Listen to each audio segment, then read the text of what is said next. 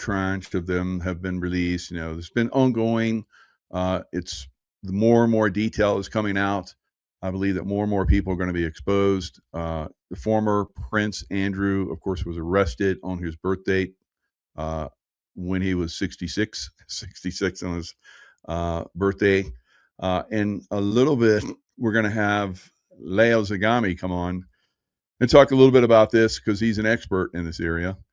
He's talked about it for quite some time, and his latest post uh, is very interesting. I'll read you a headline: Did Epstein live in the Vatican? Shocking secrets in Epstein files expose the Vatican's Sabbatean Frankist connection even further. So we'll discuss that, probably a lot of other things. He has come out about a lot of this stuff. Of course, he's been exposed to this, so uh, it's a mess. But we need to bring this out and have it exposed.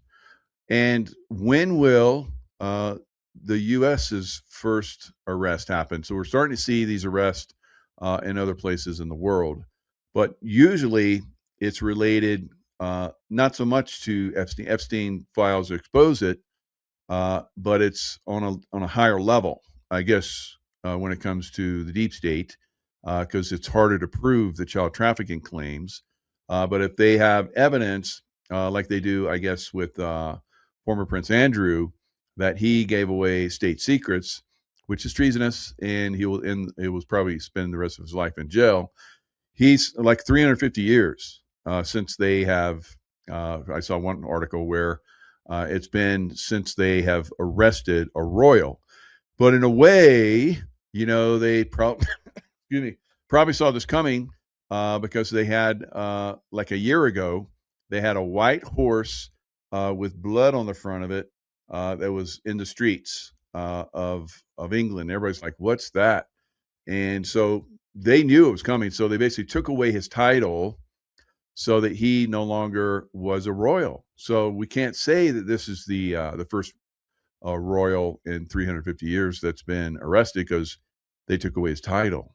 All right, so they have disenfranchised themselves and distanced themselves and let him out to dry because I guess his brother, the King of England, Prince Charles, has said that we're disenchanted with his blah blah blah, and we're gonna work with the authorities, which is basically they're gonna throw him under the bus, and come to the right legal activity that should be absolve or implicate or whatever.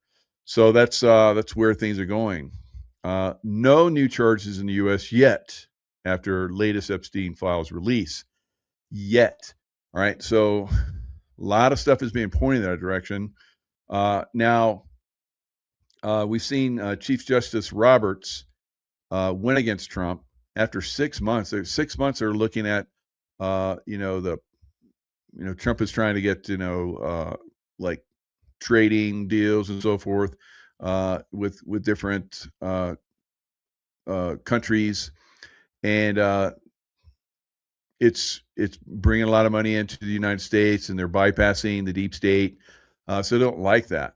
So they, had the justices go against Trump. Not all of them did, of course. The good ones voted against this, and so tariffs, I guess, are okay for China.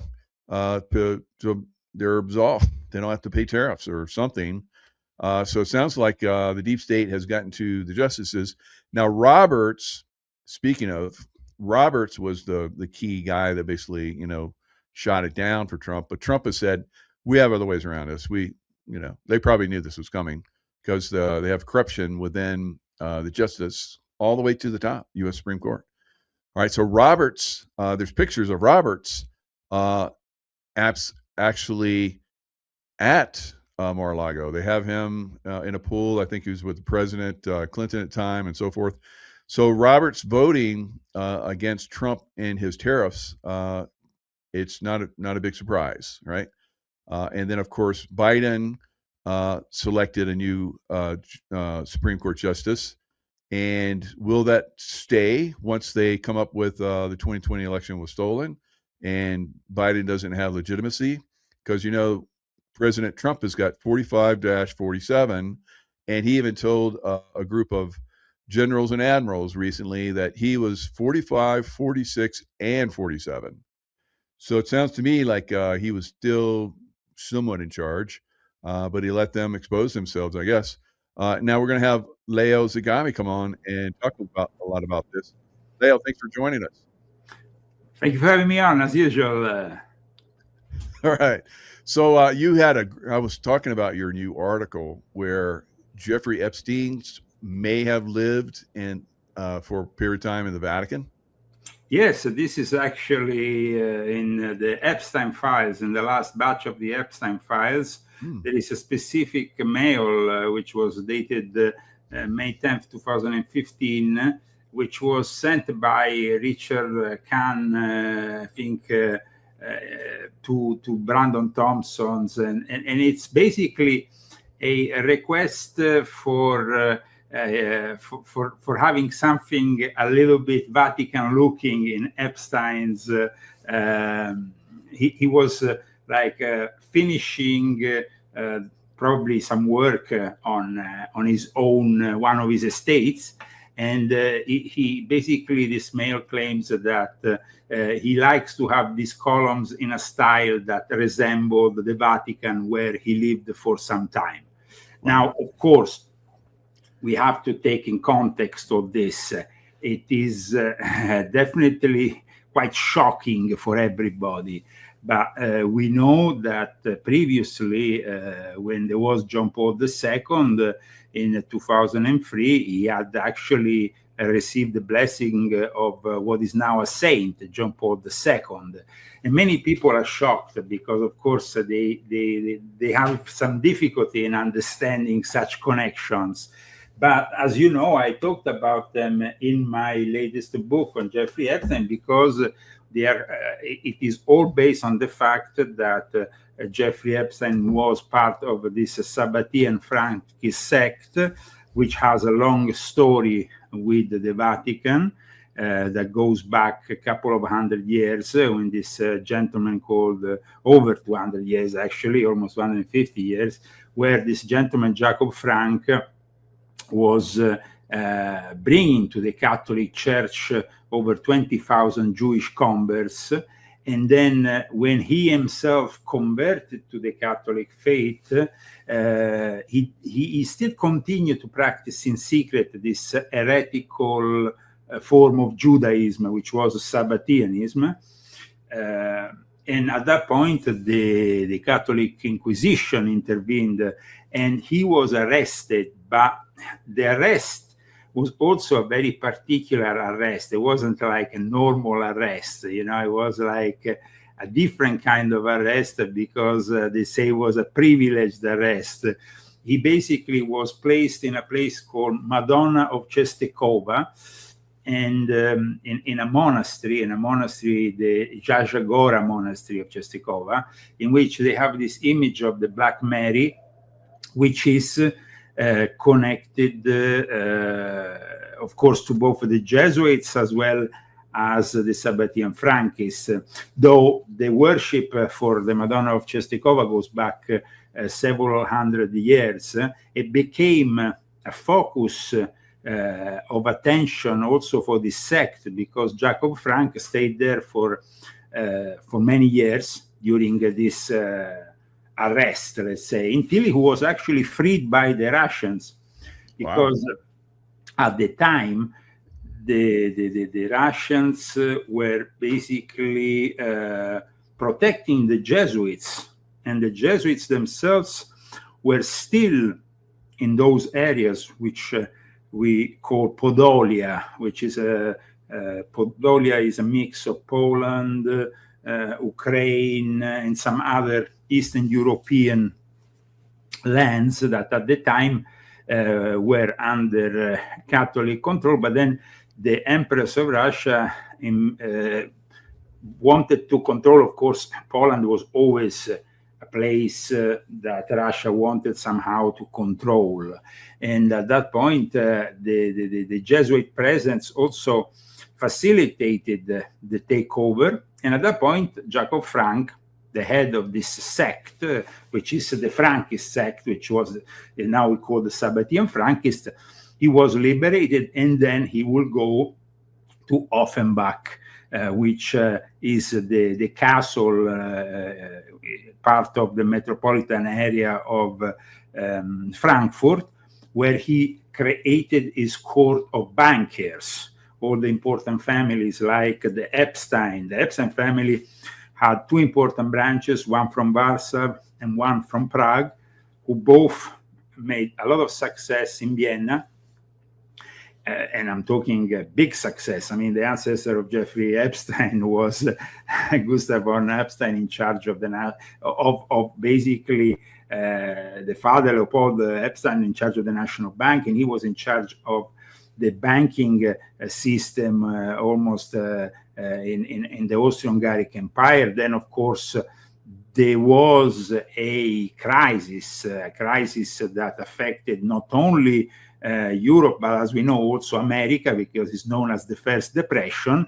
And that's where the Epsteins lose their economic prominence, let's say, and were forced to emigrate here in the United States of America. So the article that I wrote is very important because, first of all, I mean, some social media users initially, they doubted that this email was genuine, but it is genuine, and the veracity of this email brings us to the fact that apparently not only Jeffrey Epstein visited the Pope and was blessed by John Paul II, like I explain in this book, because of the connection with the Sabbatean Frankists, but he also had spent various years there.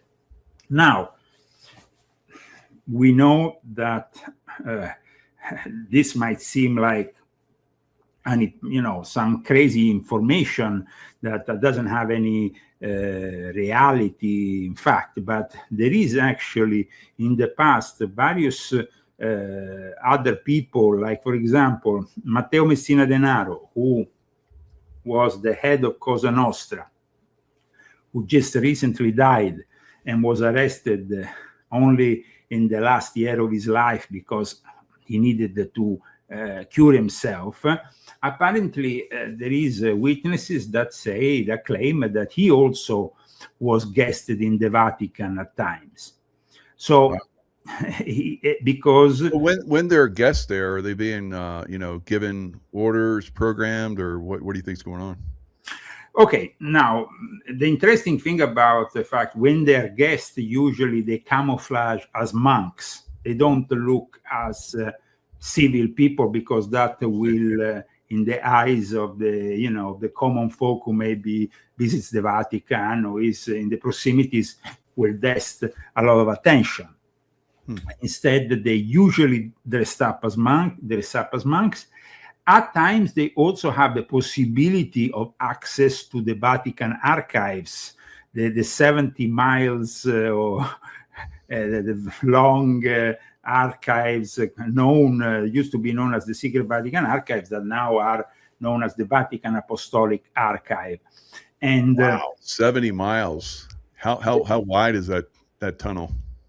It's they calculate the amount of, it's not like 70 miles straight on, it's like, if you go like this within all the various archives, you will reach this kind of, which is incredible in itself. I mean, the Vatican Library can't be still accessed, unfortunately, to this day by us, the common folk.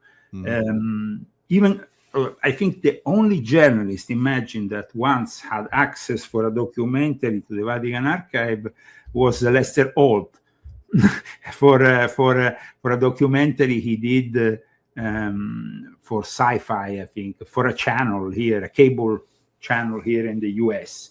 But usually they don't give access to journalists.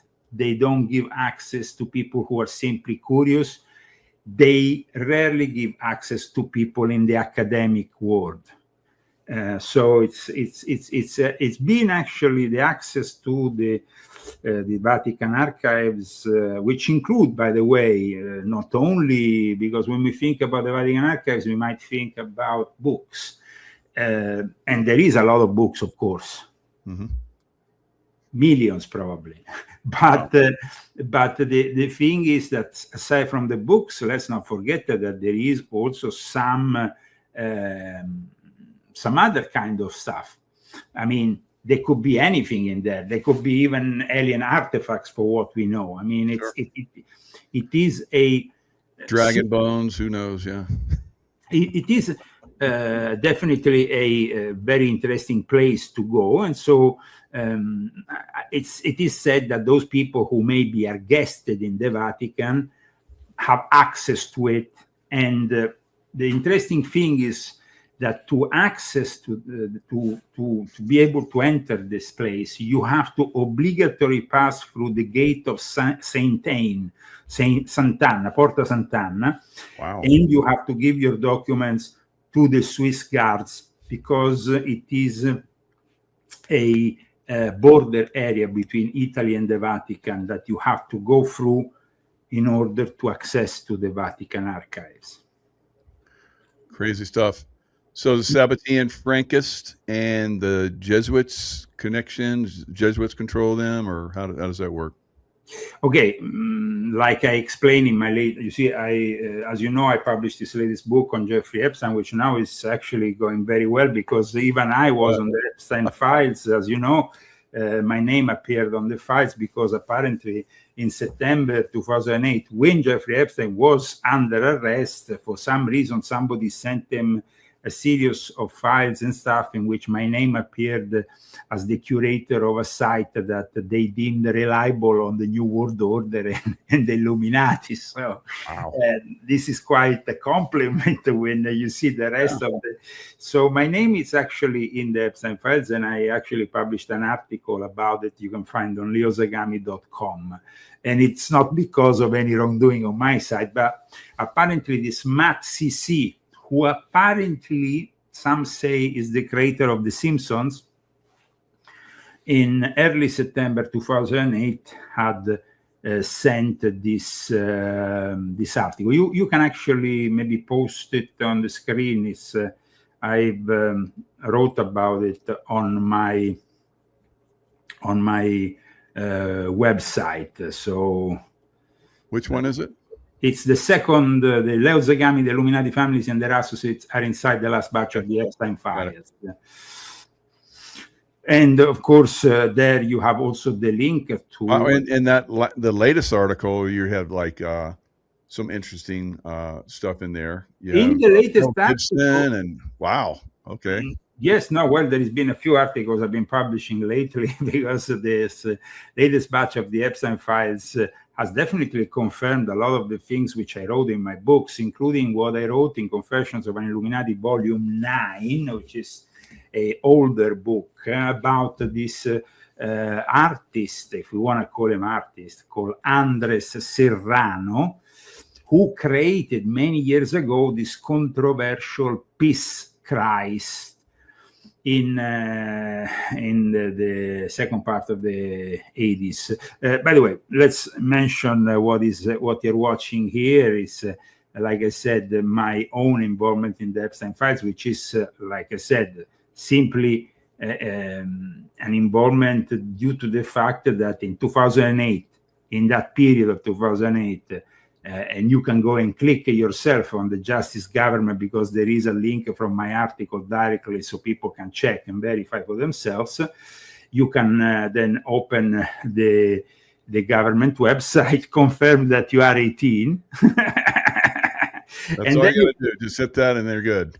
Yes, that's okay. Then you can go to the last page of this whole document. Just scroll down to the last page, make it big. Make it a little bit bigger, and you can see there it says helpful website for learning the nature of the New World Order in no particular order. Now, the first was Troy Space, who at the time was a collaborator of mine, which was helping me out mapping all the various secret societies and knighthoods and other group think tanks of the New World Order. And then, of course, there was the Leo Lion Zagami WordPress. Now, these sites, I don't think they're even they're no longer in existence, because they're not the leozagami.com site. That was actually at the time hacked and unfortunately closed down temporarily. And so, but the interesting thing is brought to you by Matt of CC. Now, that Matt of CC could be the creator of The Simpsons. So it's possible. There is, of course, as you know, other names that at the time, because at the time there were very few people talking about these kind of subjects. So there was Freeman, of course. In the rest of the Epstein files, of course, we have also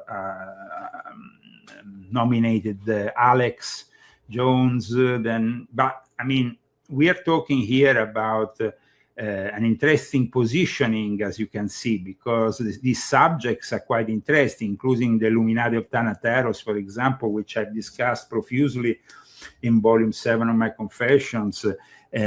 Also, which is another interesting thing. I mean, there is a whole page about Rockefellerism, defined like this. I mean, about Rockefeller. And we know that in the interview with Steve Bannon, he discussed the Trilateral Commission, his involvement, and his involvement with Rockefeller.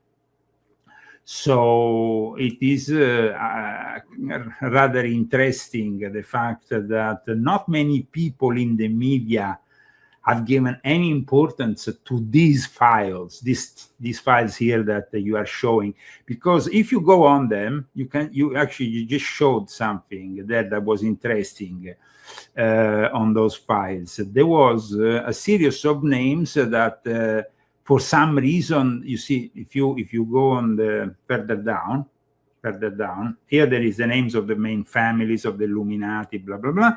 Go down. And here you start having stuff which for some reason is omitted. I mean, and then you go down, down, and you start having more omissions. Oh, yeah. Redacted. Redactions, heavily redacted all the way, which is kind of interesting. Yeah, especially when you look at the names like Jamie Dimon, JP. Yeah. Yes. So the fact is that what does this prove? I mean, definitely he had interest in these topics. He had interest in the Illuminati, and he had interest in secret societies.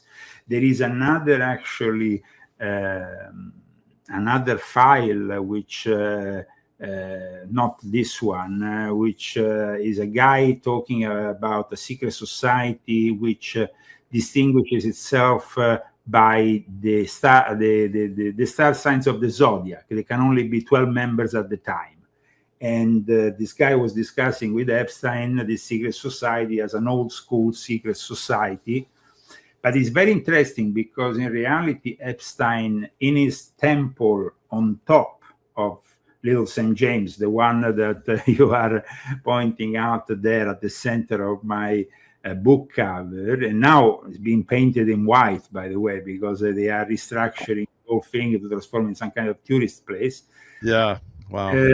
But that place, of that, yeah, no doubt. Inside there, the vault of the place is made up of zodiacal signs.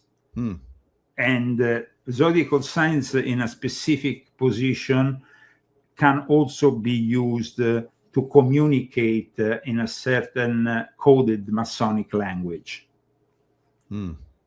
So Epstein also, in the interview with Bannon, talks about the Illuminati. He mentions the Illuminati when he mentions the Trilateral Commission. He mentions his involvement with this idea of an elite that controls the governments, that the governments themselves can't really control anything because they have to change. Every 4 years we have to change a president. Every 2 years we have. So this, the fact that these politicians change, apparently from what Jeffrey Epstein stated, of course, in the interview with Bannon, forced Rockefeller, the late David Rockefeller, to create the Trilateral Commission.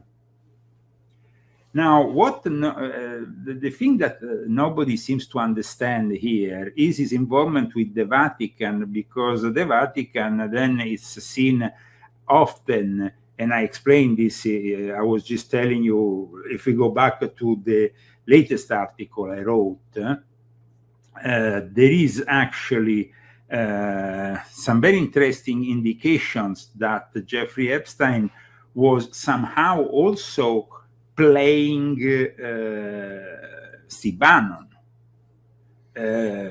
because they were, in a way, they were trying, in a series of email exchange, it seems like Steve Bannon was involved at the time with this group of people in Trisulti, with this monastery, which is not so far from Rome, in the Lazio region. It's a historical monastery which was being restructured, in which Steve Bannon was taking over to create some kind of think tank for traditional Catholics or so. And there seems to be, in this exchange of emails between Jeffrey Epstein and Steve Bannon, the intention of bringing down Pope Francis. However, when you see the emails instead than Jeffrey Epstein exchange with another guy, which is this artist which I cited earlier, the guy who created the Peace Christ, which is this heretical small plastic crucifix submerged in a small tank of the artist's urine. This artist, who is a Catholic, called Andres Serrano, who, by the way, invited in 2012 to his gallery in Manhattan Jeffrey Epstein, because he wanted him there as a guest. And it seems like when you study these emails of Jeffrey Epstein, we are still really scratching the surface, because we are talking about really millions of files, and we are also not being able to access the entirety of these files. But for what we can access, we can definitely notice that Jeffrey Epstein was no friend of the Catholic Church. He was non-pro-life, because, of course, he supported abortion. He even practiced forcibly abortion on many of those victims in the Little St. James, or in the other place, which is in New Mexico, the Zorro Ranch, as well as we really have to understand that at the moment, what we have seen yesterday with the deposition of Les Wexner was completely outrageous, and there can't be any tolerance. We have to wake up. We have to wake up beyond their political colors, beyond their factions. The enemy is whoever is covering the pedophiles. Remember that. And I'm gonna wage war to whoever covers for the pedophiles. I don't care if they bring us the best economy on the planet, but if they cover up for these people, they are my enemies. So this is my realization, and that's what has pushed me to work for 20 years exposing these people, which previously I used to work with. So the fact that yesterday Les Wexner had the courage to say he had nothing to do with it, that he was actually naive enough to fall for Epstein, and I wrote about what happened in Albany's mansion of Les Wexner in my book. I wrote about that in my book. So, Oh, good. I think he's going to be one of the ones that really gets exposed, or they take him down. now the thing is this: if they take him down, that's a good sign. Yeah. And at that point, I have some hope that this DOJ is not Yes. completely corrupt. Because if after what happened in England with the arrest of Prince Andrew, though a temporary arrest of 12 hours, it was very symbolic, and it was a 400-year kind of event. I mean, it didn't happen for hundreds of years. And then Right. somebody Well, like 350 years since they've arrested. Yeah. that, since they arrested But, they took away his royalty, his princedom. So, yes, of course, they had to. Probably they knew it was coming, and are they going to throw him under the bus, whatever? Well, that is possible, but what is interesting for us here is that nobody has been arrested here, nobody has been investigated here, and there is. You wrote about this in your article, which Yeah. is interesting. But first, I want to here's Andre Serrano. Hi, Jeffrey. I'll be having an opening this Thursday. If you're in town, the Catholic League will be there protesting. Now, why would they be protesting? Because he has a crucifix that's submerged in his urine. And like I explained already in my book from 2023, the Confessions Volume 9, after what he did, the Pope actually blessed him. And I had a photo, if you go back. Right there, yeah. I'm like, what? What the heck? So that demonstrates the Satanism of that Pope, which was the late Pope Francis. I mean, the guy was the first and only Jesuit Pope, but also a Satanist who didn't care about the fact that an artist had submerged in his own piece the crucifix of Jesus. For a Christian. For a Catholic, should be the epitome of their faith. I mean, it's of course a symbol. It's something that is material, but still it represents a much holier thing, you know. For Christians, I mean, you submerging a crucifix in urine is more than an insult. Imagine if you, I make this example. Imagine if you submerge in a thing of urine the Quran. What will happen? Oh God, yeah, dude, there would be such an outrage. It would be unbelievable. Because when I was in Afghanistan, there was a base there, and they found that they had taken some of the Qurans that they had, like some of the prisoners that they had on this one base. They basically took all their effects and they threw it in a dumpster and lit it on fire. And they found out about that. Oh my God, they like almost stormed the base, or they tried to. It was crazy. So I mean, imagine what could have happened with an art exhibit. It will not exist. You know, if you remember, Michael, Volume 10. I wrote about the fact that after they found this crucifix with the image of Mohammed on the cross, which was an heretical belief practiced by the Templars following the Assassins, they left that discovery of great historical importance because it was discovered in a Templar church in Turkey. So it was important, has an historical relevance. Did they show it in a museum? No, it's still locked up in a vault somewhere in Istanbul or somewhere in Turkey without the possibility of being shown to historians or to anybody else. I had the possibility of having a photo of it, and I showed it in Volume 10 of my Confessions from my late friend Gabriele Mandelkam, who was a Sufi grandmaster who actually was the head of the Sufi Gerai Helveti from Turkey, and so he had access to it, and he published it on a encyclopedia of Islam that was published also in Italy. So, but this gives you an idea. I mean, they don't even accept the idea of an heresy portraying Muhammad on the cross. Imagine if I put Muhammad on the cross immersed in piss. No way. I mean, there would be no stopping them. They were not stopping. I mean, we know what happened to Salman Rushdie for what he did with his book and his position. But now, going back to Richard Kahn, and Richard Kahn is the guy who is involved in this email. And this email which claims that basically Jeffrey Epstein was residing at the Vatican. Now, if it was another guy, this is an email sent by Brandon Thompson to Richard Kahn. Richard Kahn is Epstein's accountant, and I mean he's a big shot in Epstein's. I mean Richard Kahn is the Epstein estate co-executor. He's been subpoenaed now by the House Oversight for a deposition, and he's a big shot. So I mean, to have somebody discussing with him the fact that Jeffrey Epstein liked this big, he want them like the Vatican where he actually lived.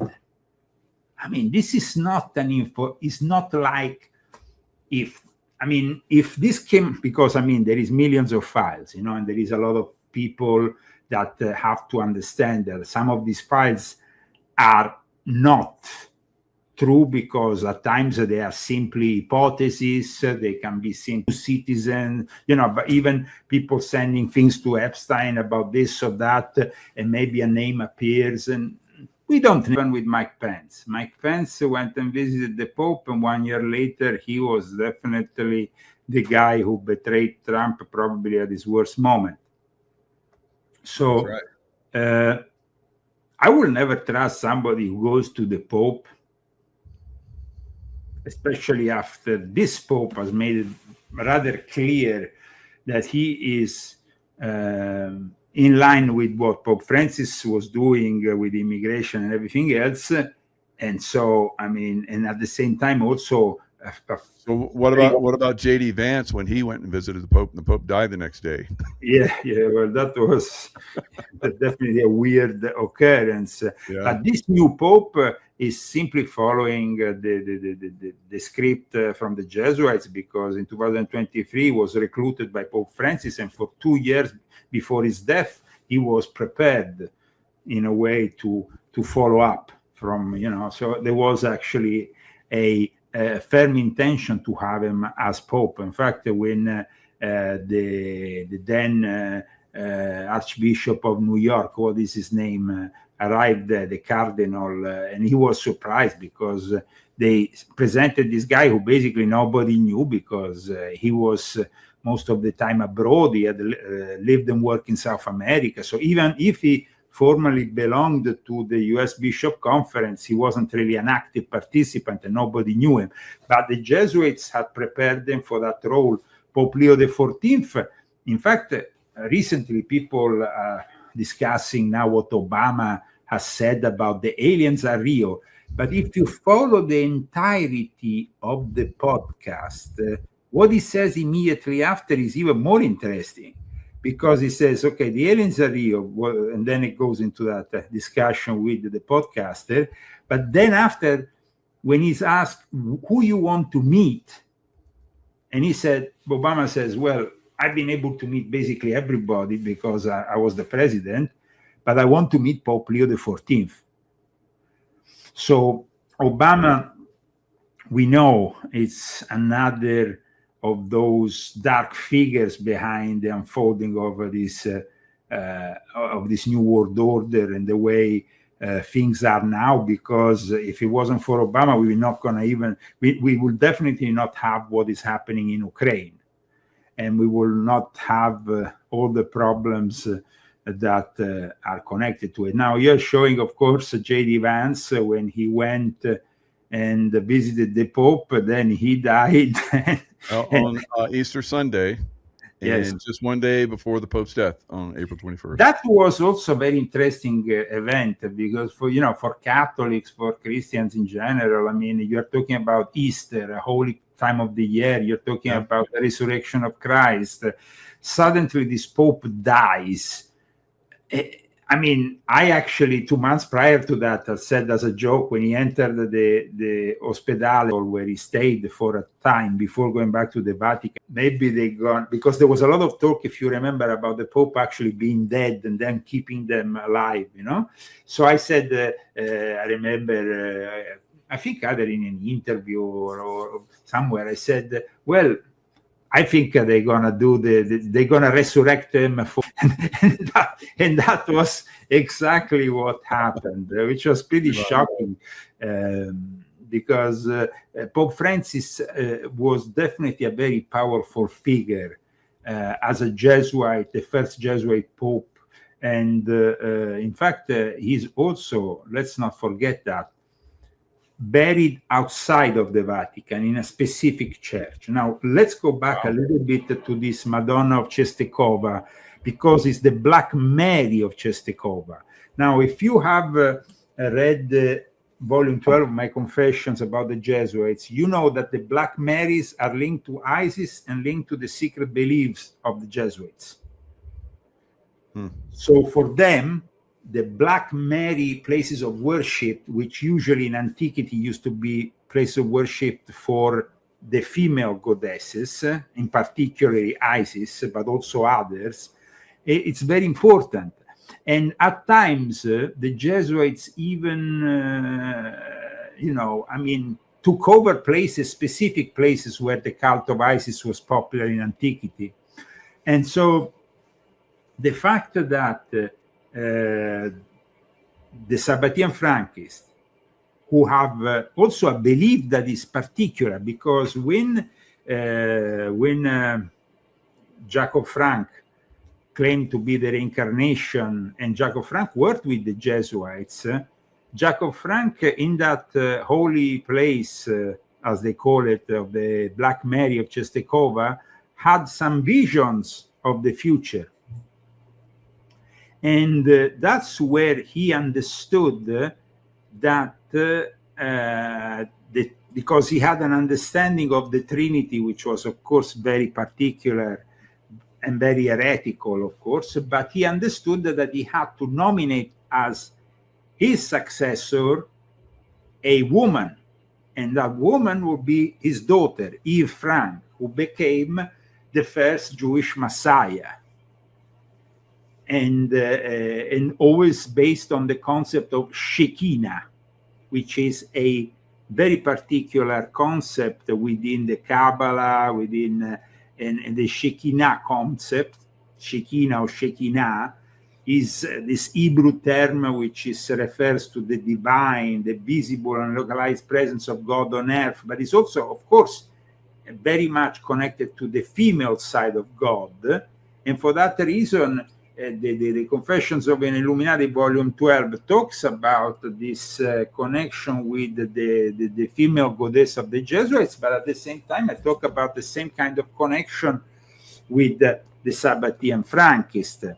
So there is a lot of interesting elements also in regards to these emails exchanges with Steve Bannon, talking about, of course, the Vatican Bank, which, by the way, is called the YOR, and a lot of the media, the mainstream media, has focused mainly on the Vatican Bank, on the economic, let's say, interest of Jeffrey Epstein. They have never really discussed, if you think about it, Michael, nobody has ever discussed the religious identity of Jeffrey Epstein, or if he had a religious identity. And we know that in those emails, the last batch especially, he was very insulting towards Catholics. He was always, and when you read before, the invitation that guy gave to Epstein, and, almost mocking the Catholics because of this crucifix, that is a very important thing, because it shows that they have no respect whatsoever. But at the same time, Andres Serrano, in another email, asks Jeffrey Epstein if he can go and see the Pope. He's actually asking Epstein for the possibility to visit the Pope. Before that visit, if you scroll down, you see the blessing that Pope Francis gave him. Before that, Andres Serrano had actually asked Jeffrey Epstein if he could access to the Pope. And we don't know if maybe this blessing that came many years later, in a way, somehow was also facilitated by Epstein. It is kind of strange Michael, it's kind of strange that on one side he was talking with Steve Bannon about bringing down Pope Francis. On the other side, this guy is asking him for a favor to see Pope Francis. You see, Yeah. it's a Yeah. So, okay. disinformation, I think. Yeah. It is disinformation in the sense that all of what went on with the Trisulti, with Steve Bannon, with this, I would say that this whole Catholic traditionalist movement has been duped into believing that people like Bannon were true allies. Or Bannon himself has been duped by Jeffrey Epstein that he could be an ally in bringing down. But you see, with Bannon, there is one interesting thing which I have actually signaled in a prior article on leozagami.com. He was the only one in the whole entire world, in the media, who a week before the elections of Pope Leo XIV said that Pope Leo XIV would be the Pope, that he will be the Pope. It's the only journalist, to my knowledge, that had this information from somebody prior, and then I saw that he was linked to a Jesuit, important Jesuit, and also to an important member of the Opus Dei that could have given him this information. I mean, he actually, Steve Bannon said, and you can go back and see it yourself. I mean, it's public knowledge, public information. I mean, you can go and scroll it and find it for yourself. But he said 1 week before he was elected that Robert Francis Prevost will be the Pope. Who told it? I didn't know. I mean, we all thought it would be. Yeah, we're all like guessing, definitely. Well, we were all guessing. We were also pushing for the other names because they were more familiar or more kind of probable because they were pushing those names. Yeah, it was that one black cardinal, I think, from Africa. Yeah, there was also that Chinese one, if you remember, Chinese Filipino and the black cardinal. These were the two possibilities. But Steve Bannon instead went and suddenly showed this name, and we were like, how the heck does this guy come out with this name? Well, it's from Chicago. That's where Obama was from. You know, it's like it just all kind of fits. Remember that if you go back, I mean, I'm going to give you the link here, maybe in private, and you can show it. I've been talking about the involvement that Steve Bannon had at the time he was, here it is, on the 5th of March, on March 5th, 2018, I published this article, Bannon Meddling in Italian Politics. Mm-hmm. Okay. Now, this was the time in which Bannon was dealing with Epstein, talking about Matteo Salvini, in fact. And everything that we see here is linked to Jeffrey Epstein because they were discussing all this in their mails. And so now that we know this connection, we have to really ask ourselves, what kind of manipulation games is Steve Bannon playing here? Or, I mean, how is it possible? I mean, we know that the other guy who was involved in Trisulti, that British guy, was involved with the intelligence and with British politics. So there was definitely, I remember myself even, because I know people from MI6, from England, who were pushing this whole project of Steve Bannon in Trisulti. But with me, they had to do it in the open because I know who they are. So they were like, you know, I remember I was in Italy and they said, oh, Leo, why don't you give a hand to Steve Bannon in Trisulti? And because, you know, the guy who told me, I don't want to say who, but it's a guy who worked for the British intelligence from London, who I knew from Freemasonry, of course, from my time in Freemasonry, because we were in the same lodge.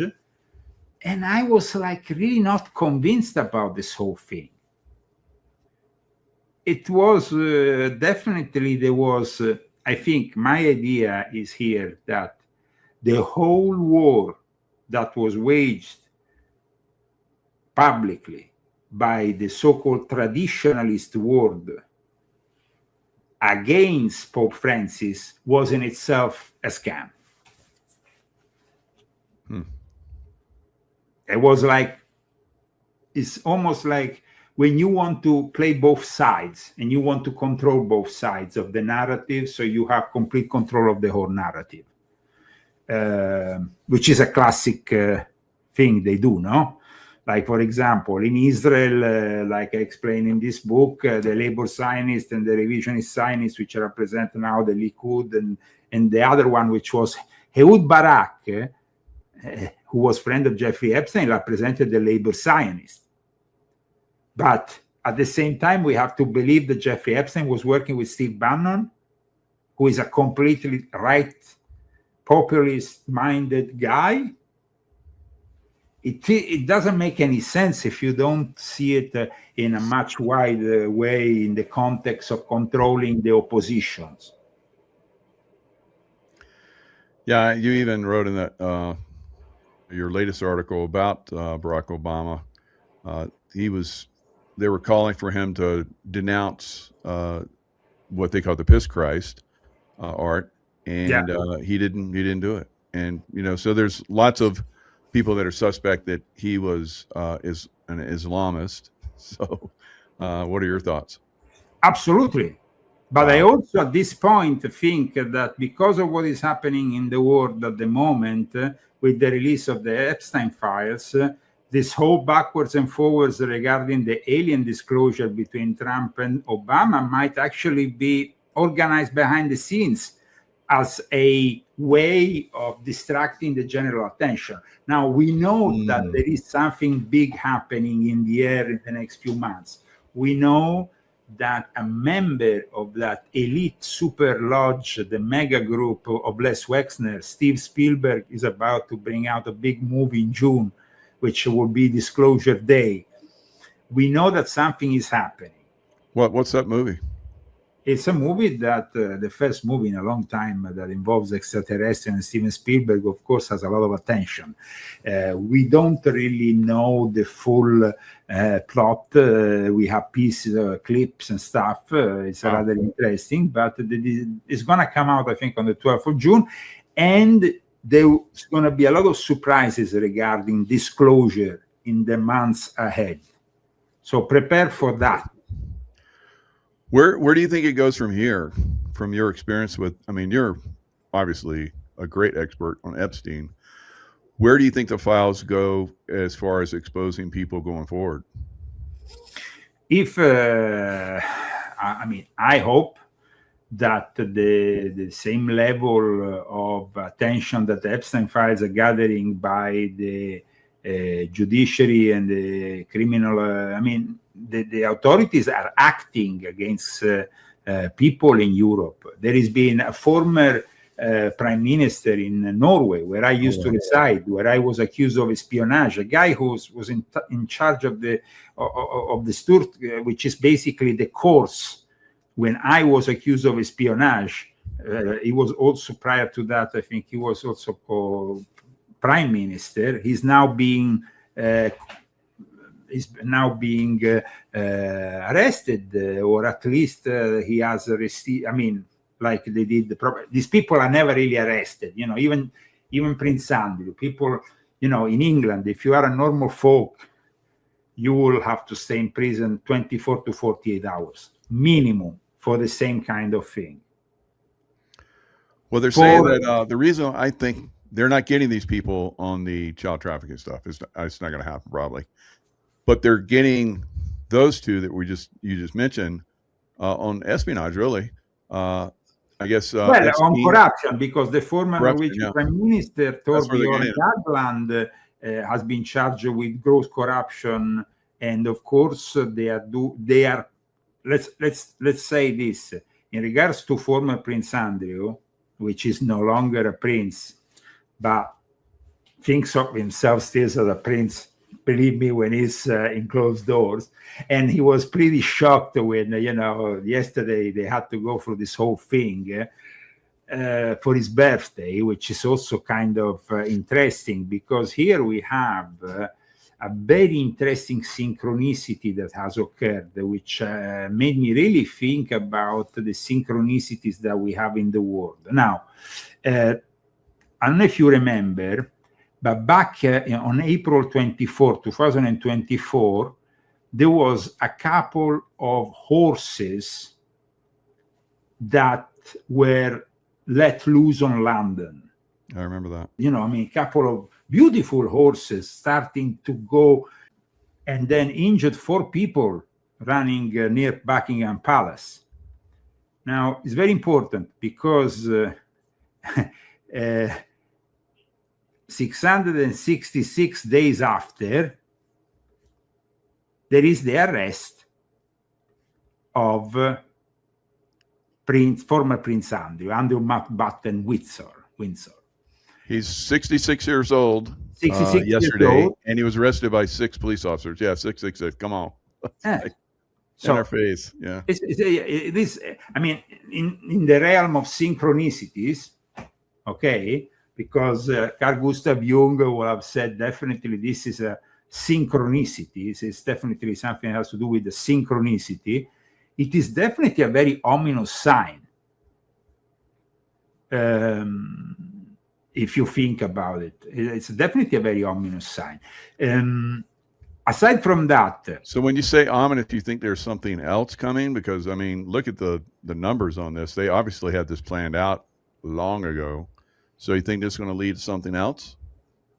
Okay, this is. I tell you what's happening here. I think that definitely they will have not arrested and brought down former Prince Andrew, if it wasn't also to create a reaction here in America. Mm-hmm. Okay. Yep. We don't really know yet the accusation. Yeah, we are talking about espionage. In regards to the former Norwegian Prime Minister, that is a different thing, because we already have, by Norwegian law, the accusations by which he is in trouble now. No? While instead, in regards to Prince Andrew, we don't have disclosed yet the accusations. So we are speculating.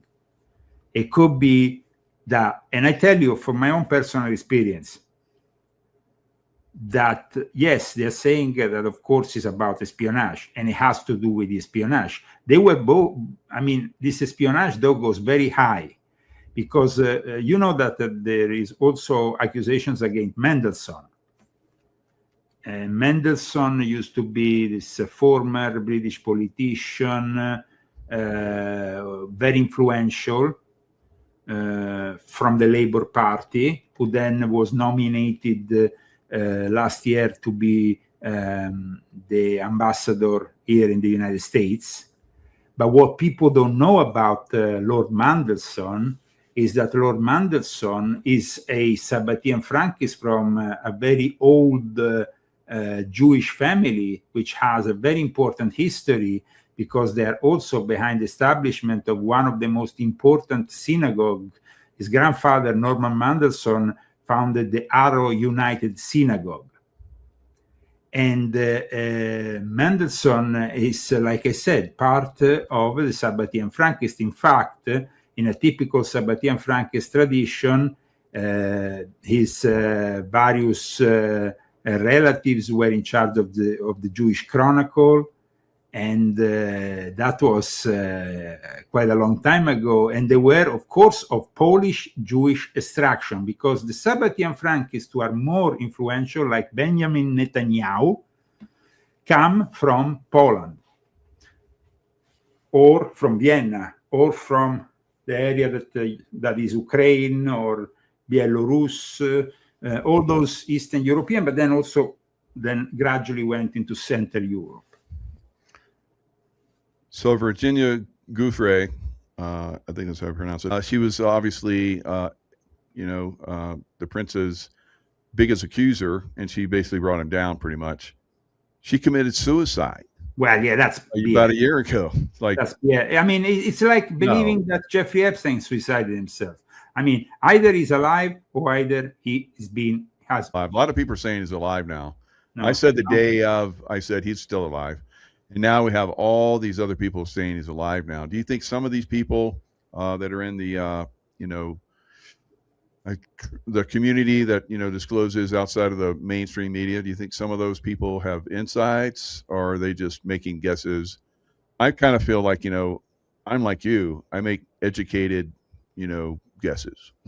So yeah, no, I mean, we can only make educated guesses when we don't have. I mean, the certainty though that we have from the Epstein files that came from the last bunch at least confirmed what I said in this book. Jeffrey Epstein was an asset for the Rothschild. There was actually, you see, when it comes to Lord Mandelson and Prince Andy, do you think they were working for somebody else than wasn't Rothschild? They might now accuse, oh yes, maybe there is espionage stuff that is being passed to China and stuff. Well, maybe people need to know that the Rothschilds own 20% of the Bank of China. So, I mean, the link with the Rothschild, and in fact, if you go and check Mandelson, who, by the way, people think, because we're always talking about Jeffrey Epstein giving the girls, and we see a picture of this Mandelson in his knickers, photographed, where next to a girl. It's quite odd because the guy is an homosexual, declared homosexual. So what he's doing next to a girl, it's weird.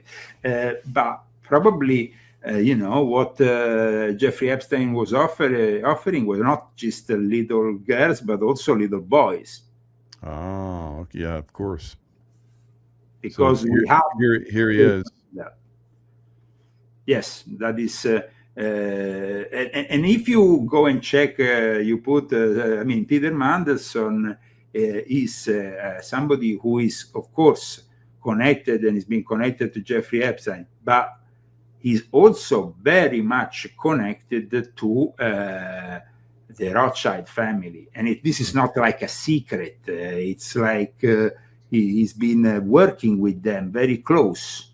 So Jeffrey Epstein was working with the Rothschild branch, that is the Rothschild and Co. branch, the branch that unites the French and English branch, and he was working with the Swiss branch of Ariane de Rothschild. So he was working with both branches, Linde Rothschild, Ariane de Rothschild, the English branch, as well as and French branch, as well as the Swiss branch. Even when these two branches of the Rothschilds went against each other, it was Jeffrey Epstein who actually got them to make peace with each other in exchange of 25 million that then the Rothschild paid him.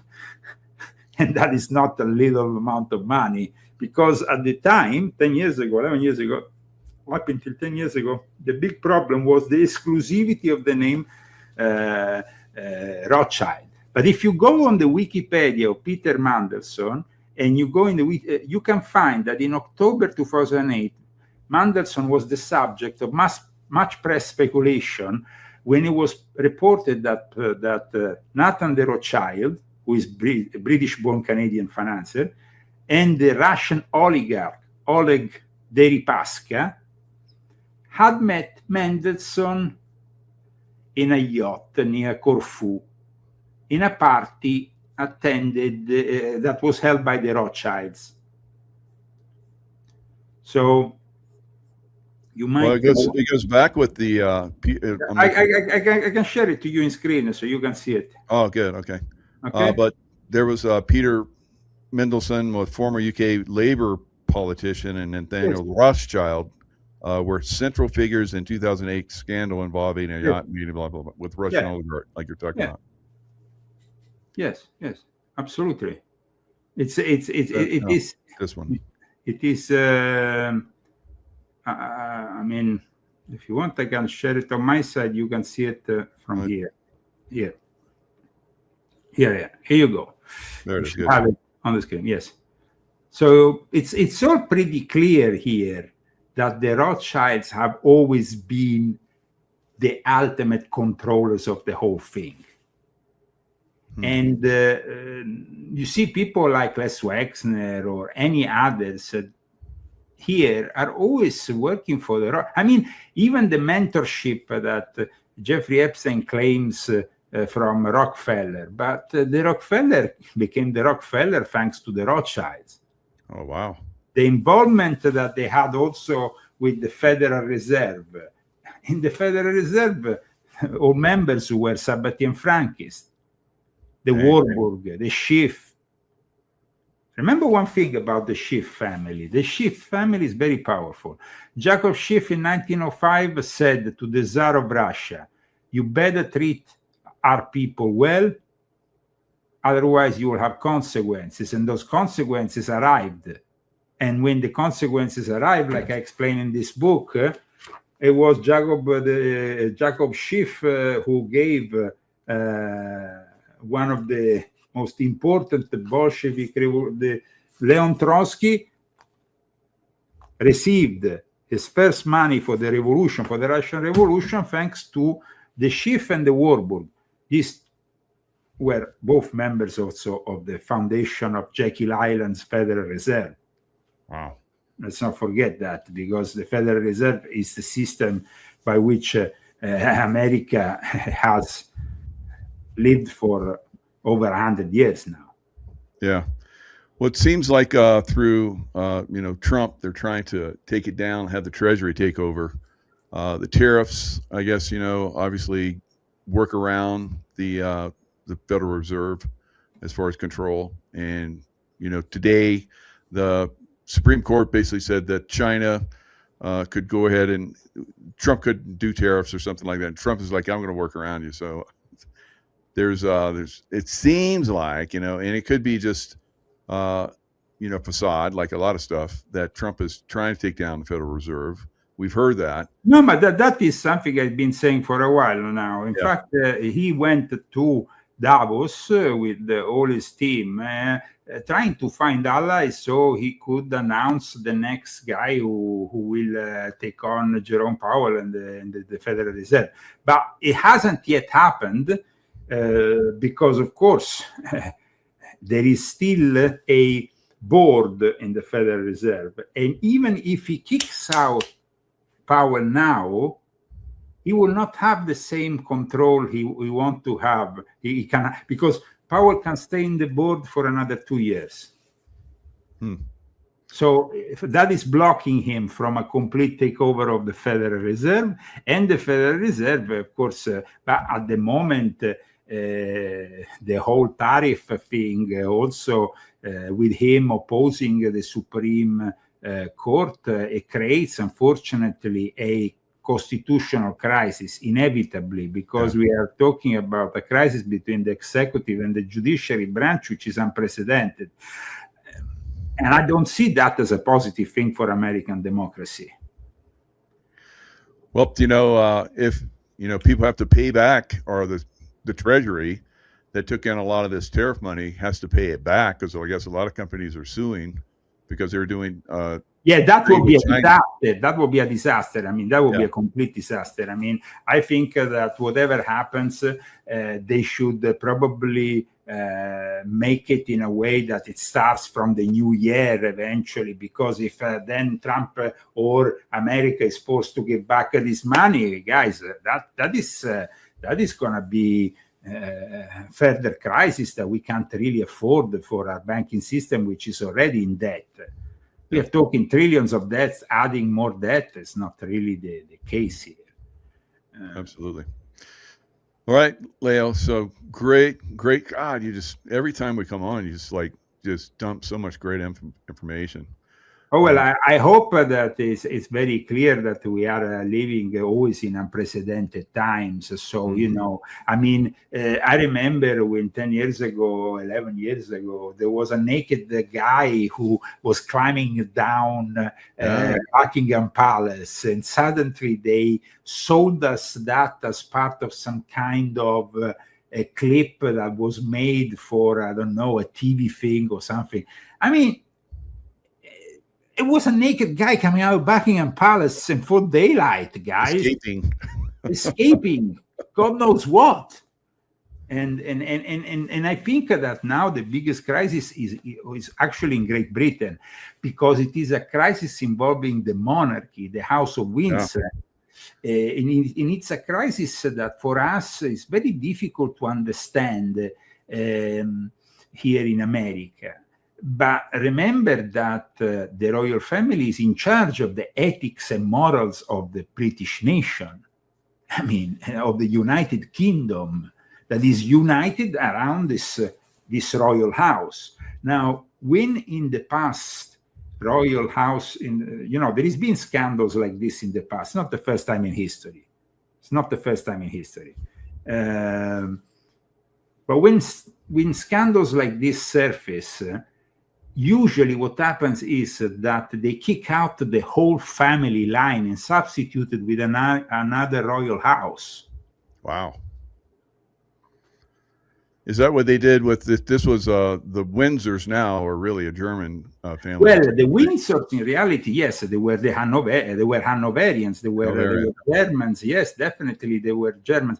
But what happened was that they managed, through a war that was fought through the whole of the 18th century between their house and the house of the Stuart family, which was opposing it and which wanted to bring back a Catholic monarch to the crown of England, and that didn't happen. But there was also an internal war between two different factions in Freemasonry that went on, and now, in regards to, for example, the birth of the so-called Scottish Rite, there was actually a speech by the mentor of Bonnie Prince Charles, Chevalier Ramsay, who in the 1730s gave this speech announcing that Freemasonry was descending from the Knights Templars, and that gave birth to the High Degrees. Now, the interesting thing is that these High Degrees then were brought here to America through Santo Domingo, through the West Indies, and through a very complex, and they arrived in Charleston. In Charleston, in 1801, they created the Supreme Council of the Ancient Accepted Scottish Rite. But amongst those 11 members who founded it, 4 were Sephardi Jews, and there were also 2 of them proven Sabbatean Frankists. So that is already a sign of things. But however, the Sephardi Jews were much more powerful until the 19th century.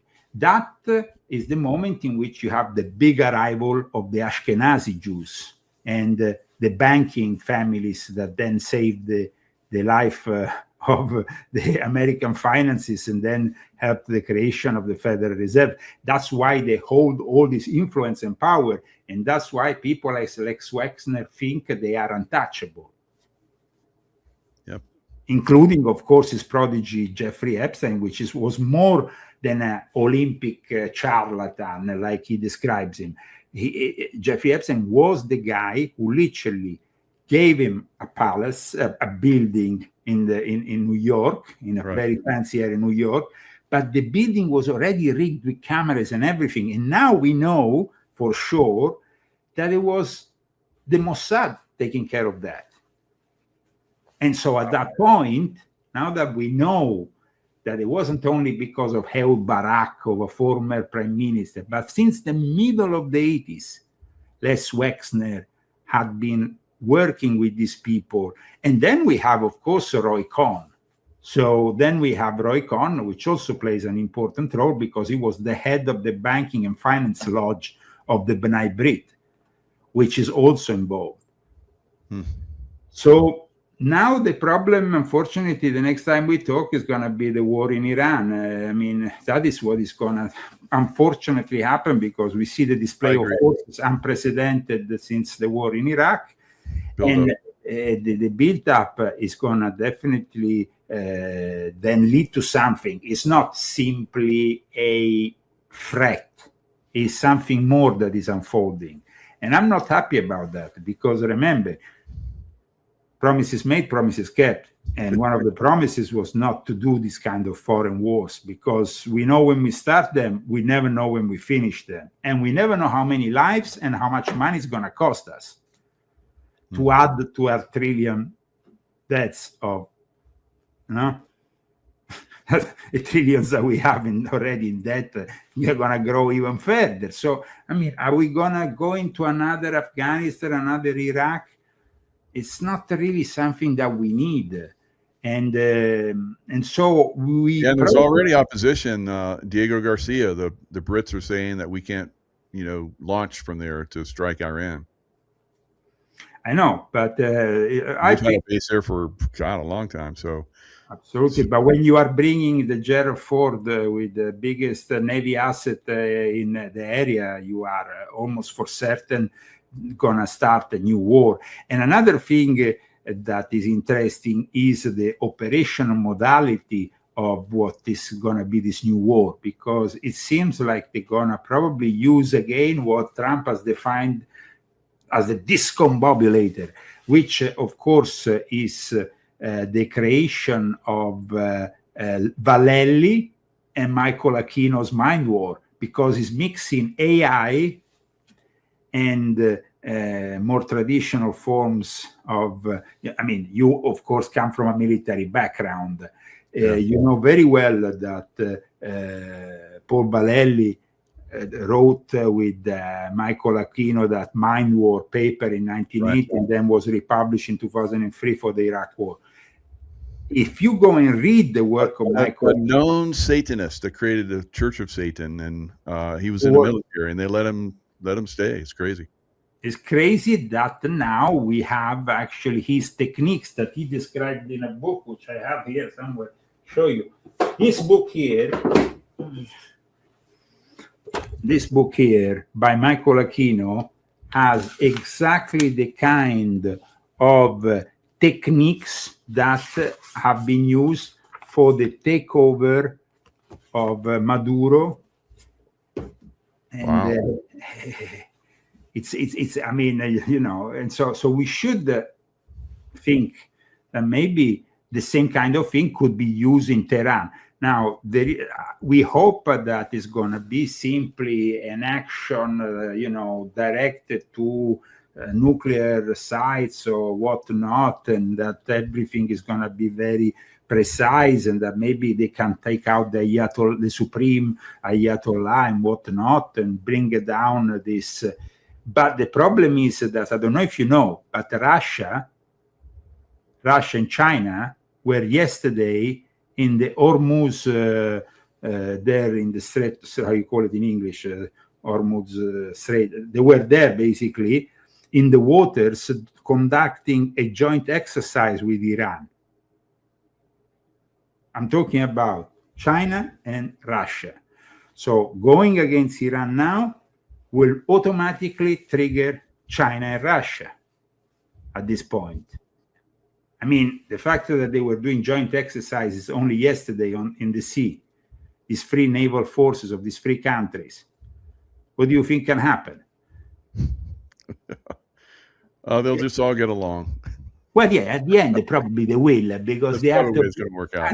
At the end, Trump is going to go to China, they have to the deal, blah, blah, blah, and everything is going to, we hope, nothing is going to degenerate, and we hope that it's not going to be the loss of hundreds of thousands of soldiers like in the past, because now with this new war economy, let's say, because in a way, the Maduro operation has showed at least that there was no casualties on our side.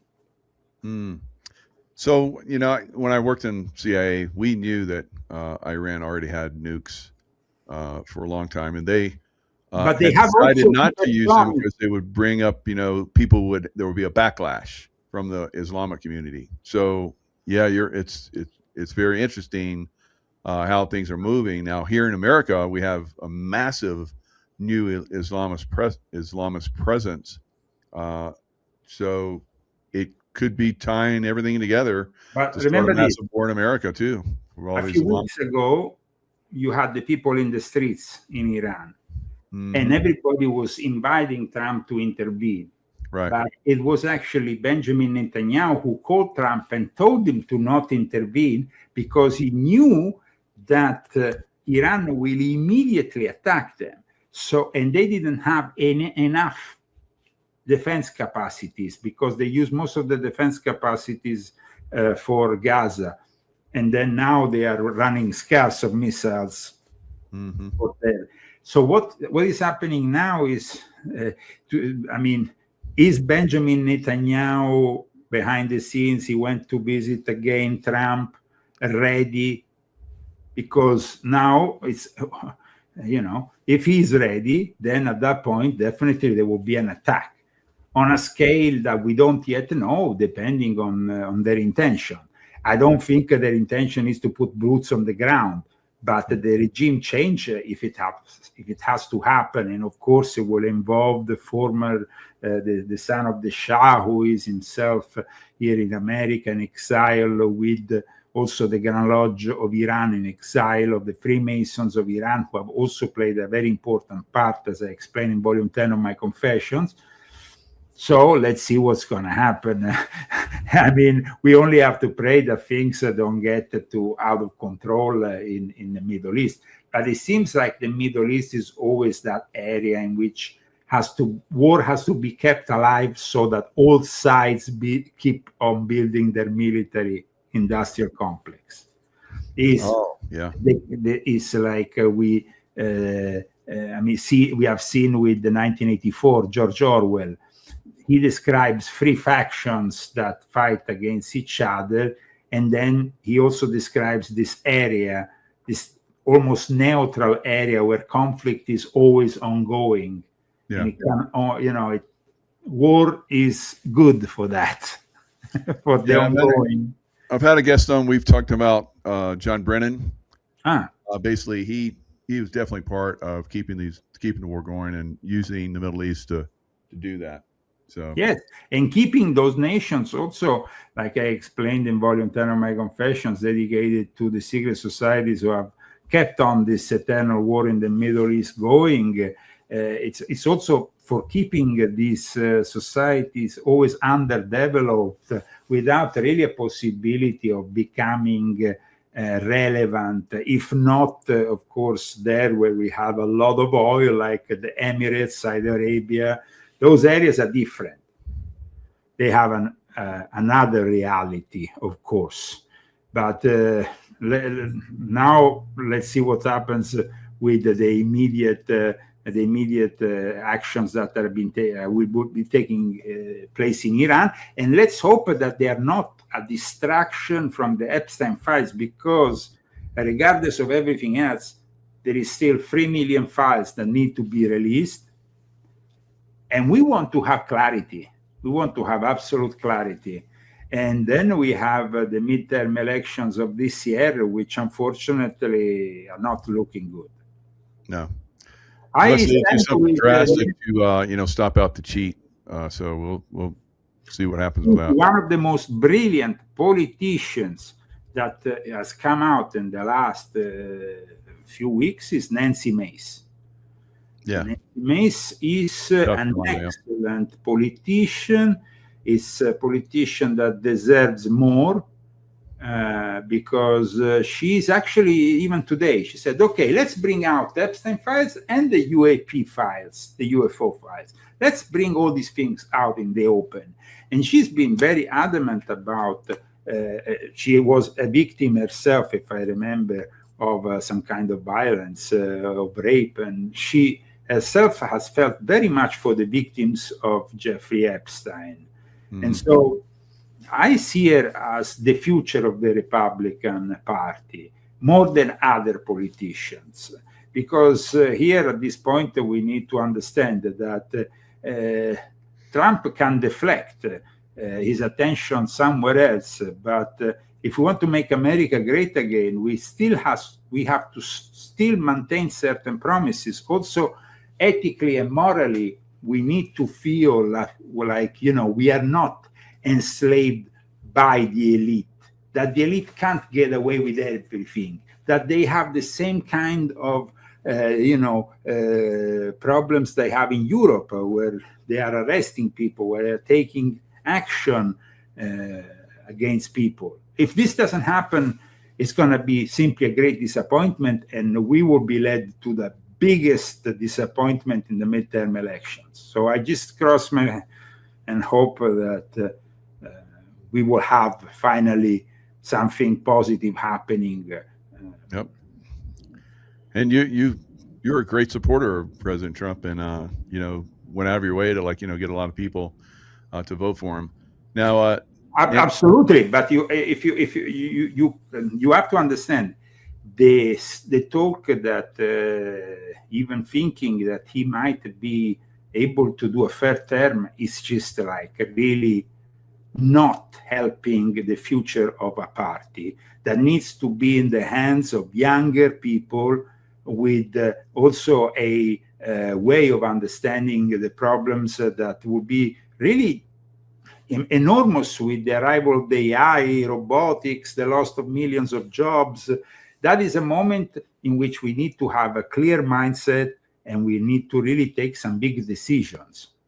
So I don't see that happening. I think that we can't, Trump is disappointing on some levels because there is, of course, those who still think that maybe he's gonna clear up this whole Epstein affair in his favor. But I think that at this point is rather clear that this is a turning point for everybody. It's not about Democrats, it's not about Republicans, it's about the swamp of DC, of Washington. And that swamp can't be cleared with compromises.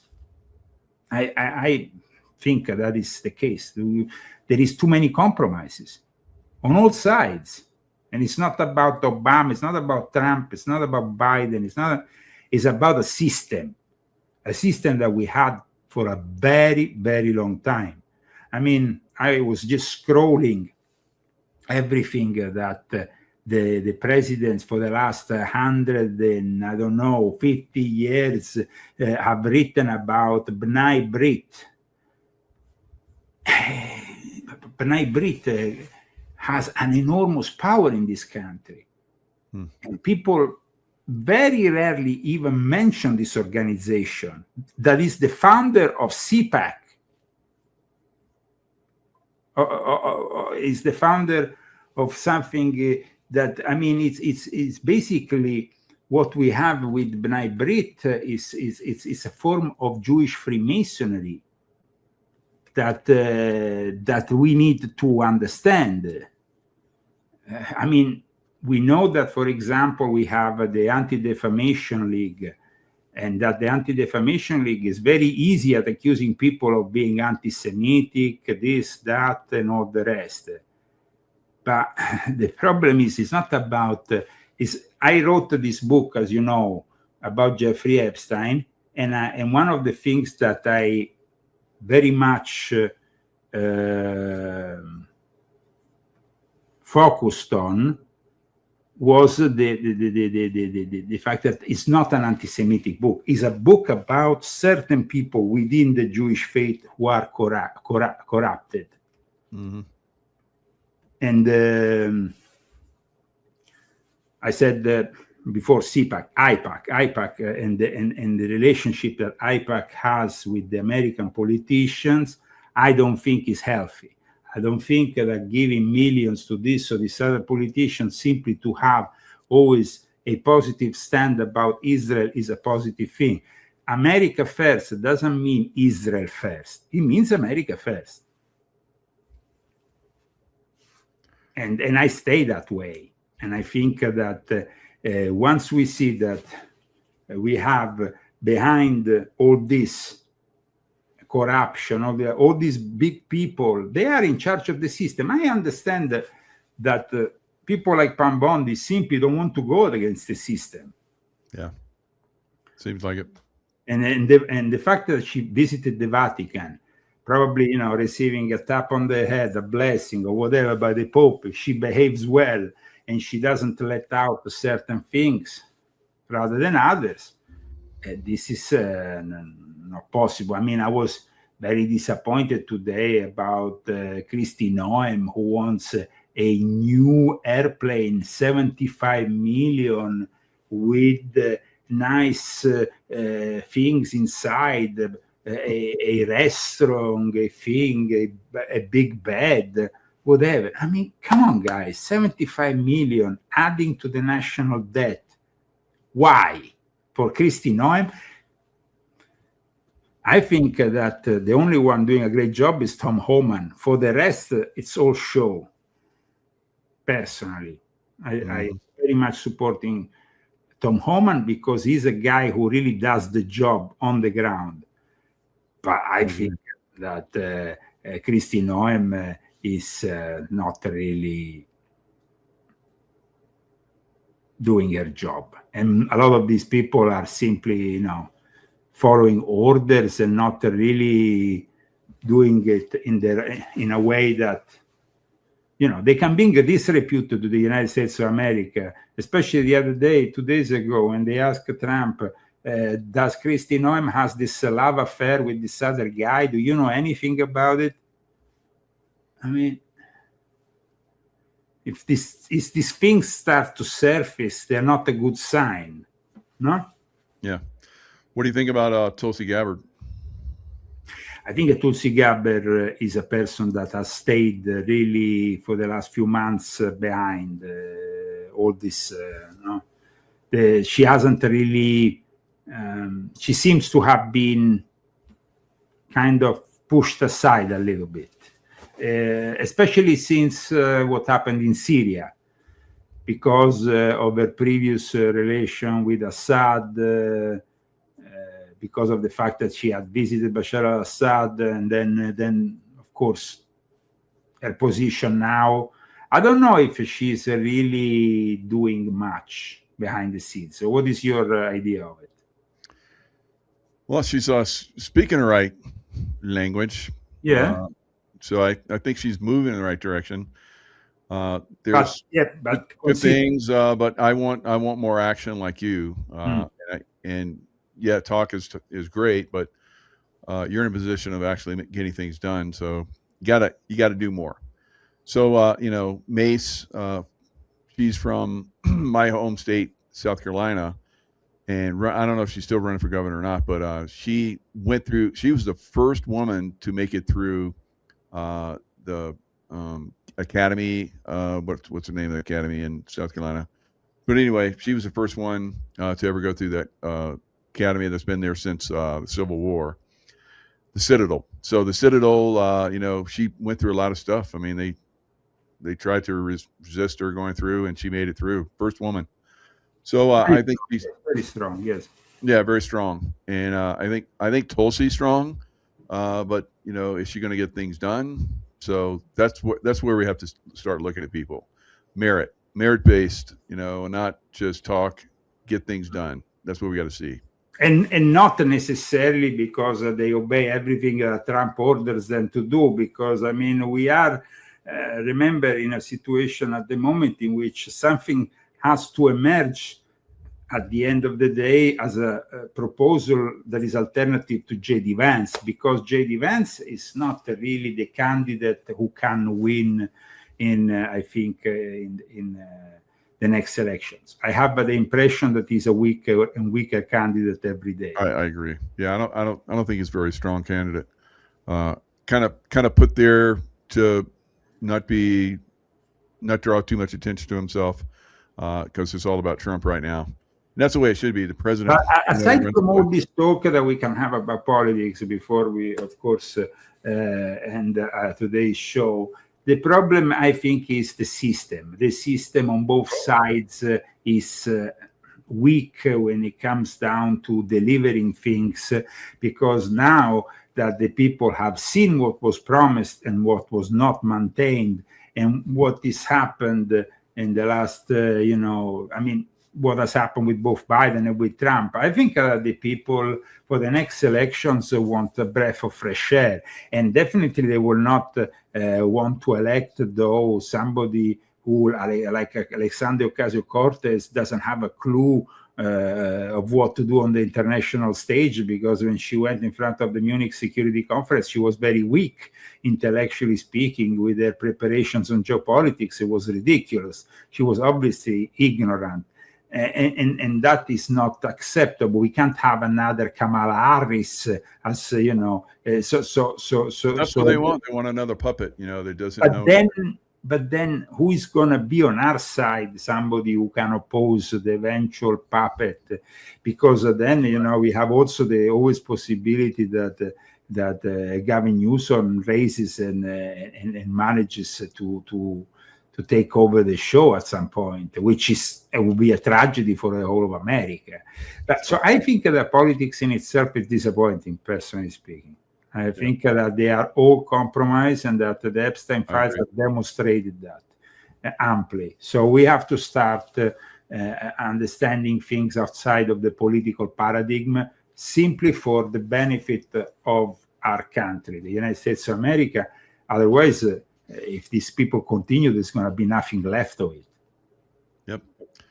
So, Leon Zagami, thank you so much for having me on again, and thank you for your audience. That is always great, and we hope to meet soon with some good news of sorts. I mean, at least we will be probably commenting on some other bad news, but I mean. Hello, Patriots. I'm at Restored Republic via a GCR update compiled by Judy Byington. Charlie Kirk alive? Could be. Jeffrey Epstein is, and blackmailing Congress from Israel. While Erica Kirk, who has long-term ties to Israel, was paid by Israel to assassinate her husband, all according to just-released Department of Justice files. Judy note, not only was there a possibility that TPUSA founder Charlie Kirk was still alive, but so was Jeffrey Epstein, along with FBI proof that Epstein paid deep state operative Erica Kirk to assassinate her husband Charlie for Israel, all according to recently released Department of Justice files. The FBI was in possession of the precise wire transfer that bankrolled a Provo hit squad. Erica has been taken to federal court on her alleged criminal ties to Jeffrey Epstein. Evidently, Charlie knew that Epstein was still alive and living in Israel, where he was blackmailing politicians in the U.S. Charlie suspected his own wife, Erica Kirk, was involved and ordered an internal audit of TPUSA donations. There were many indications Kirk at Utah Valley University last September 10, 2025, was set up by the Israeli Mossad, and his perhaps escape into a victim witness program was set up by Trump's global military alliance. Under the table where Charlie sat was a trapdoor leading into a room or perhaps an underground tunnel. This trapdoor was at the exact spot where Charlie Kirk was gunned down. Days later, the entire crime scene area was demolished, cleared, and rebuilt, wiping away critical evidence before anyone could even ask questions. What was under that door?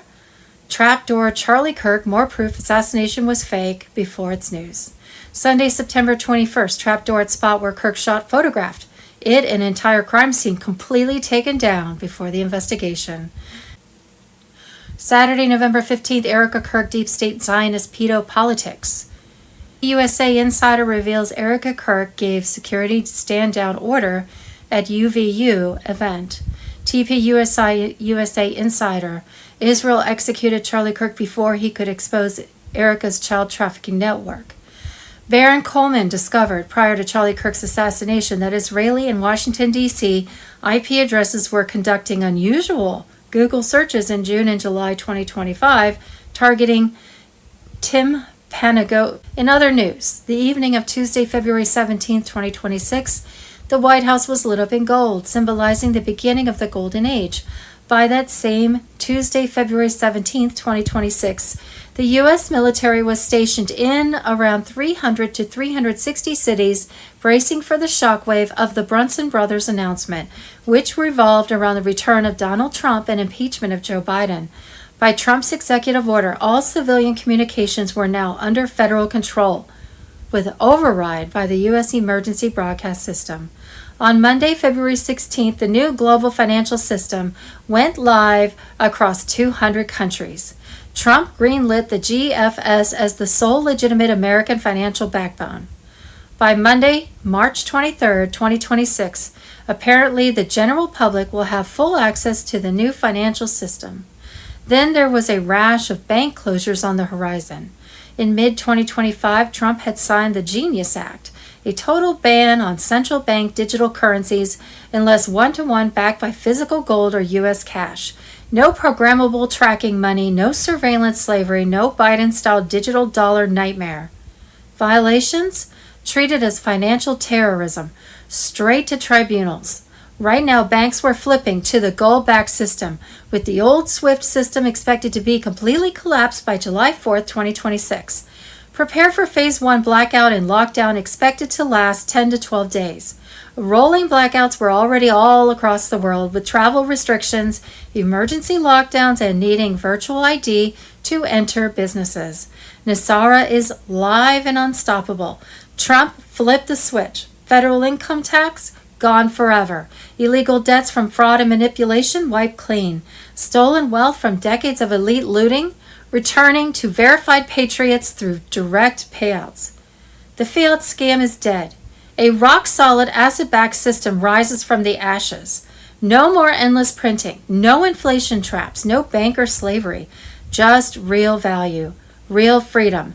And backing it all, a jaw-dropping 147,000 metric tons of elite gold recovered by military ops from Geneva, Zurich, Abu Dhabi, London vaults starting early 2025. The largest gold haul in history, now secured under U.S. control, dwarfing China and Russia combined.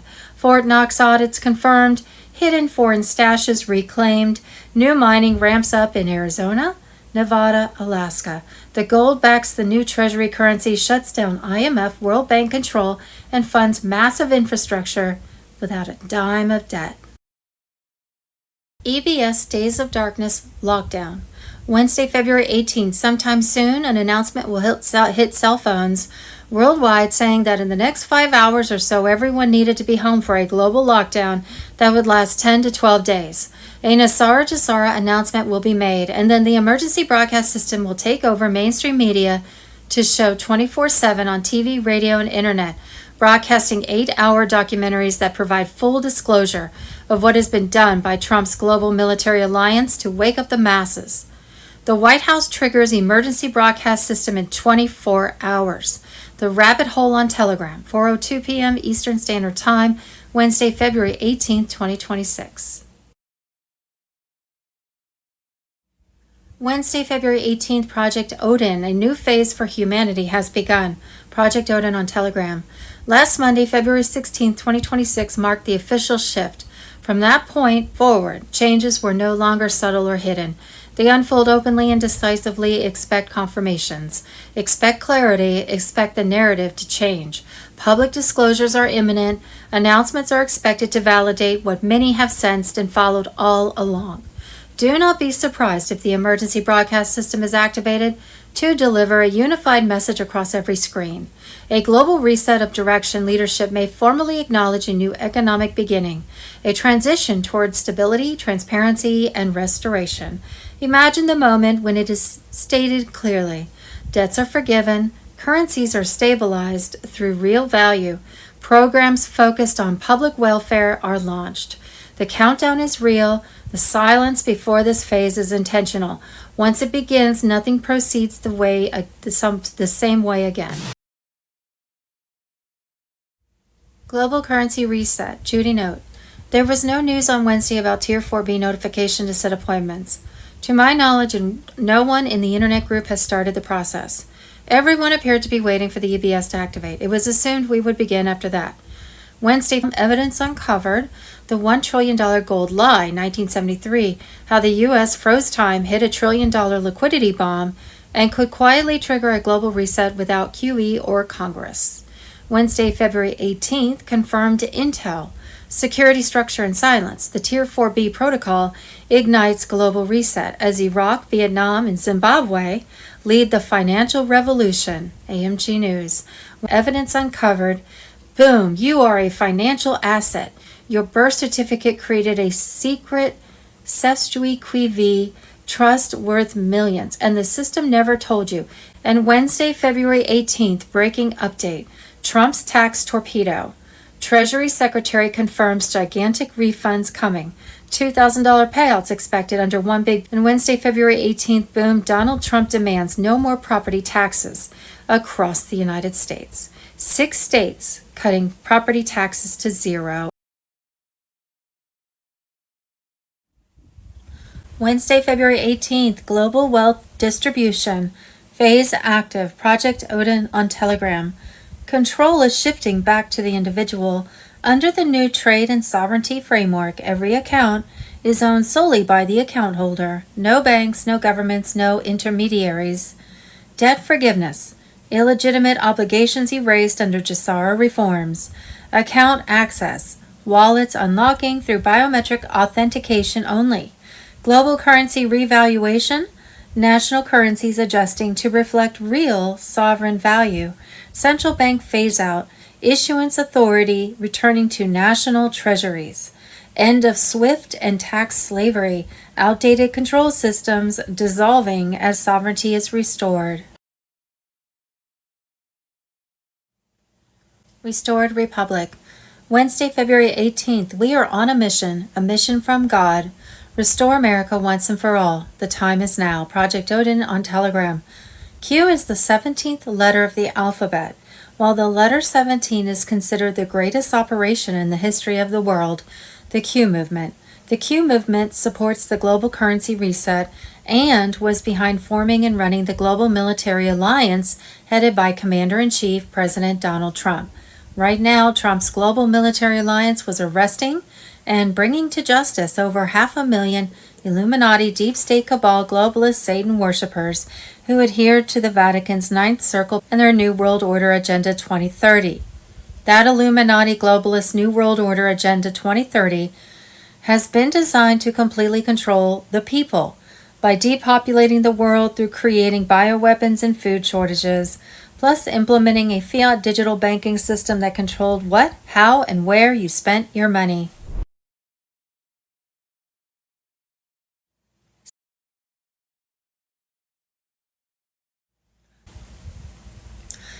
Oprah's facade is crumbling fast. Her alliances with Harvey Weinstein, John of God, who she hyped until his baby trafficking empire was exposed, are no accident.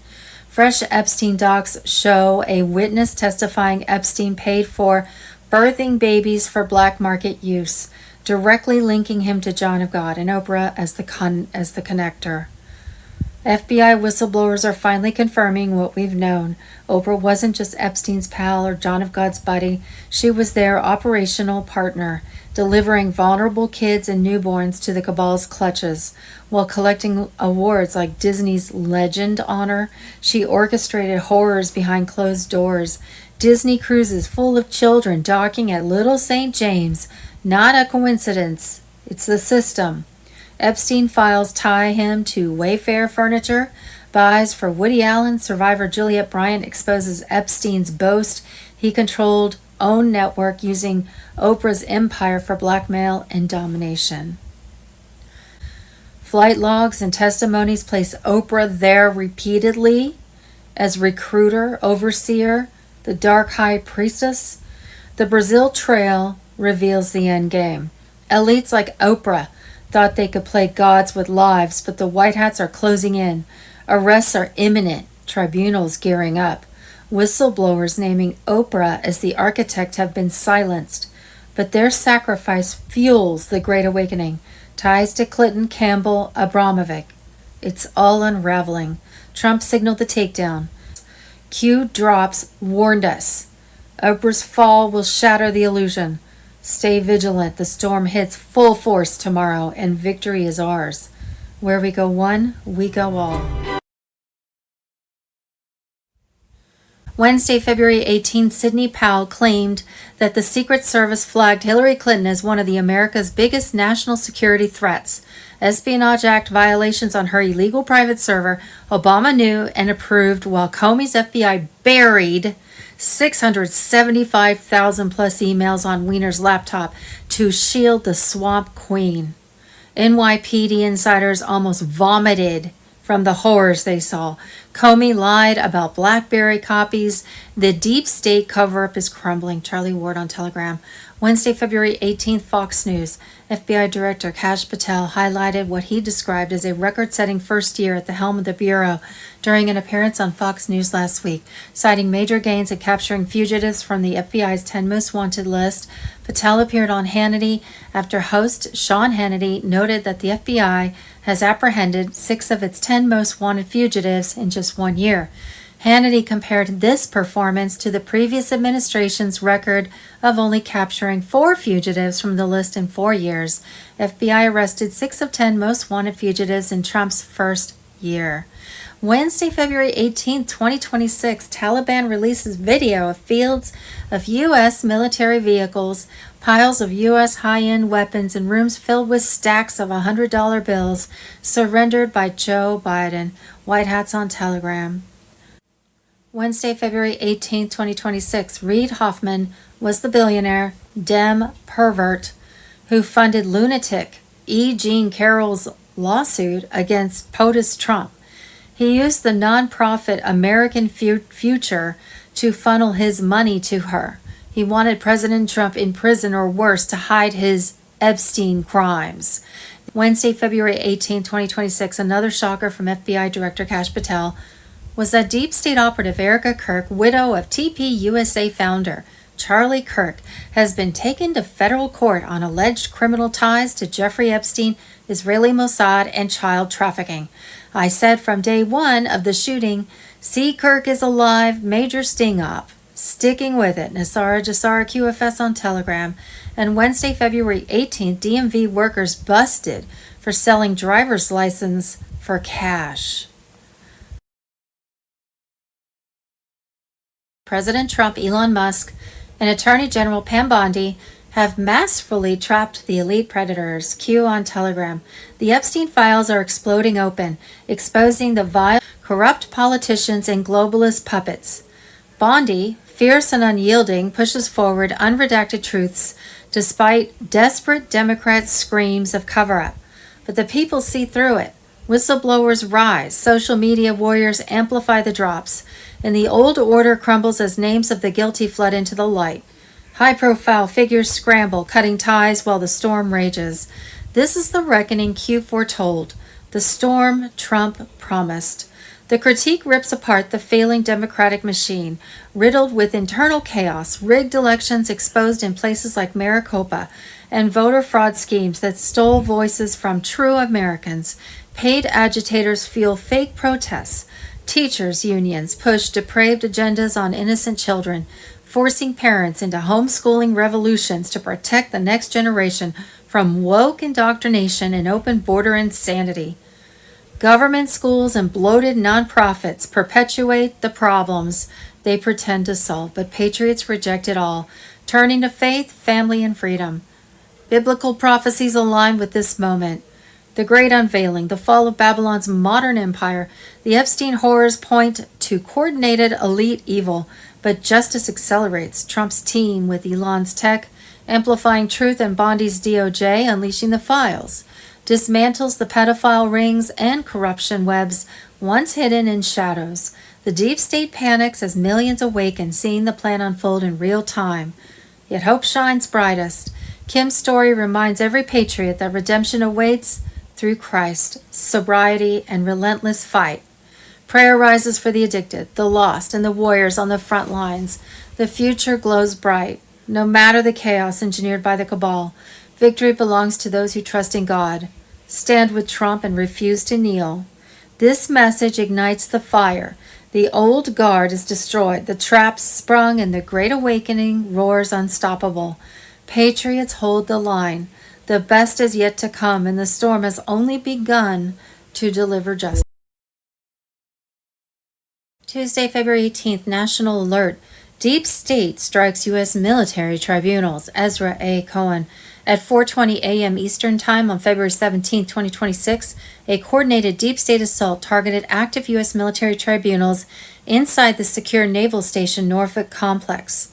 The objective was clear and urgent: stop testimony, erase evidence, and protect elites whose crimes were being exposed under renewed wartime tribunal authority. Armed teams moved with insider precision, using stolen federal credentials, encrypted radios, and suppressed weapons. The operatives breached a compromised maintenance gate and advanced toward tribunal rooms 3 and 4. These rooms housed high-value cases tied to financial crimes, trafficking networks, and covert intelligence abuses. A cyber component attempted to blind cameras and trigger a systems blackout to cover the incursion. The attack was not random. It was designed to silence witnesses and extract detainees, whose cooperation threatened globalist power structures built over decades. Minutes after the breach, the commander-in-chief was briefed. Fast, Marines, military police, and intelligence officers were deployed immediately. This marked the most direct assault on U.S. military justice since full tribunal authority was reinstated in 2025. What they were trying to stop, Tribunal Room 3 held defendants linked to defense contractors who built unauthorized data centers and laundered funds offshore. Tribunal Room 4 contained figures tied to trafficking routes connected to foreign intelligence services. The hearings include classified evidence recovered in late 2025, raids and testimony from former intelligence officers who defected after the leadership purge. These witnesses traced criminal chains to senior political and corporate figures. Their statements mapped hidden financial systems, covert communication hubs, and infiltration across federal departments. That testimony was the real target. How the breach happened. The assault began with a stolen identity badge at Gate C, traced to a civilian contractor who vanished days earlier. Military-grade jamming disrupted internal channels while alerts were rerouted. A corrupt systems analyst had planted malware to blind key camera zones long enough for teams to move. 3 teams advanced. Team 1 toward Tribunal Room 3, Team 2 toward the Evidence Archive, and Team 3 toward detainee transfer corridors. Fast Marines intercepted Team 1 first. Heavy fire erupted near the tribunal chambers as operatives retreated. Fragmentation charges were detonated to slow pursuit. Team 2 breached the archive door but triggered a manual lockdown and was engaged minutes later. Team 3 attempted to impersonate military police. Failed radio protocol exposed them and they were neutralized in the East Wing. Seized devices included hard drive burners, encrypted storage, and accelerants. What they tried to erase, investigators secure materials the attackers aimed to destroy, recorded testimony from intelligence whistleblowers, encrypted drives detailing trafficking routes, files on foreign-backed election interference, internal memos linking former officials to classified abuses, financial records of unauthorized offshore transfers. This evidence points to networks embedded across agencies and allied foreign units for over 20 years. The strike was a last-ditch effort to kill the truth by eliminating people and data. Voter fraud. Wednesday, the 18th of February, 2026, breaking special report. Michigan 2020 testimony resurfaces. 38,004 AM ballots. 17,327 alleged dead voters. And 100% plus turnout claims back in the spotlight. American Media Group. Wednesday, the 18th of February, 2026. New York City Board of Elections admitted to registering illegals to vote. A journalist went undercover at the New York City Board of Elections, posing as a non-citizen. They say they won't report illegals registering. We accept anything that comes over the counter. Mage Voice on Telegram. Wednesday, the 18th of February, 2026, Georgia.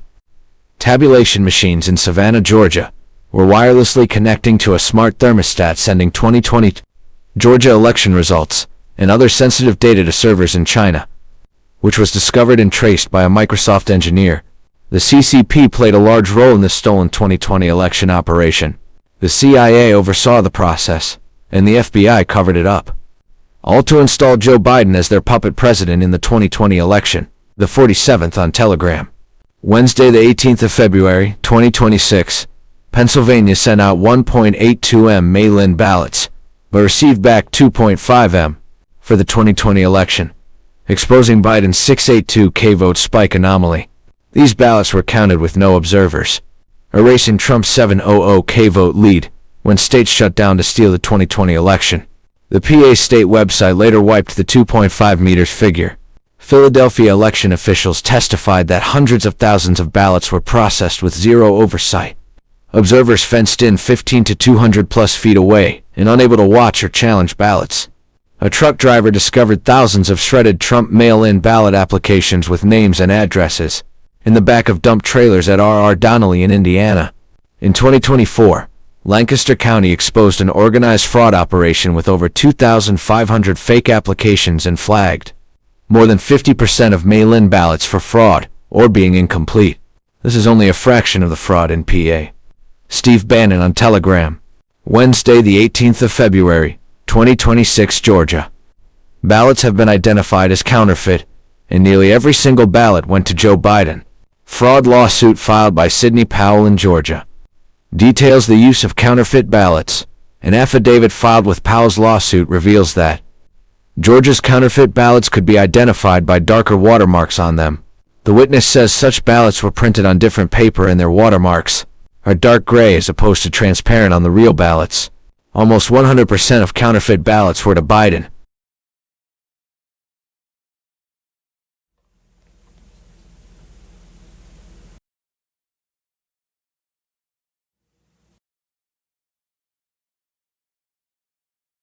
The new quantum space Q phone, or named Pi phone. Project Odin martial law on Telegram. Say goodbye to all our spy phones. Then we can get rid of those ugly and dangerous cell towers everywhere. The Q phone has been developed and manufactured in Germany and the UK, with final software updates in the US. This smartphone is three-dimensional and of the highest quality. It will become one of the main credit tools and most urgent expenditures in daily life for retail consumption and domestic and international commercial business, and is a subserver to exploit and maintain the quantum system with Stellar plus Starlink. This is a $500 billion in manufacturing operation in 3 countries, and some other countries like Japan. They are built in various warehouses around the world. Q phones will be delivered free of charge to everyone in the world. This quantum space Q phone will be used for internet connectivity, texting and calling, banking, voting, and more. It has a 3D interactive holographic display. QFS will create a private internet network running on triple code, and perhaps an 8G network for SATCOM. La La Land. So Larry Ballard was scheduled to be on, and he seems to be having some problems, maybe entered some problems. He sent me some files, so the files are incredible.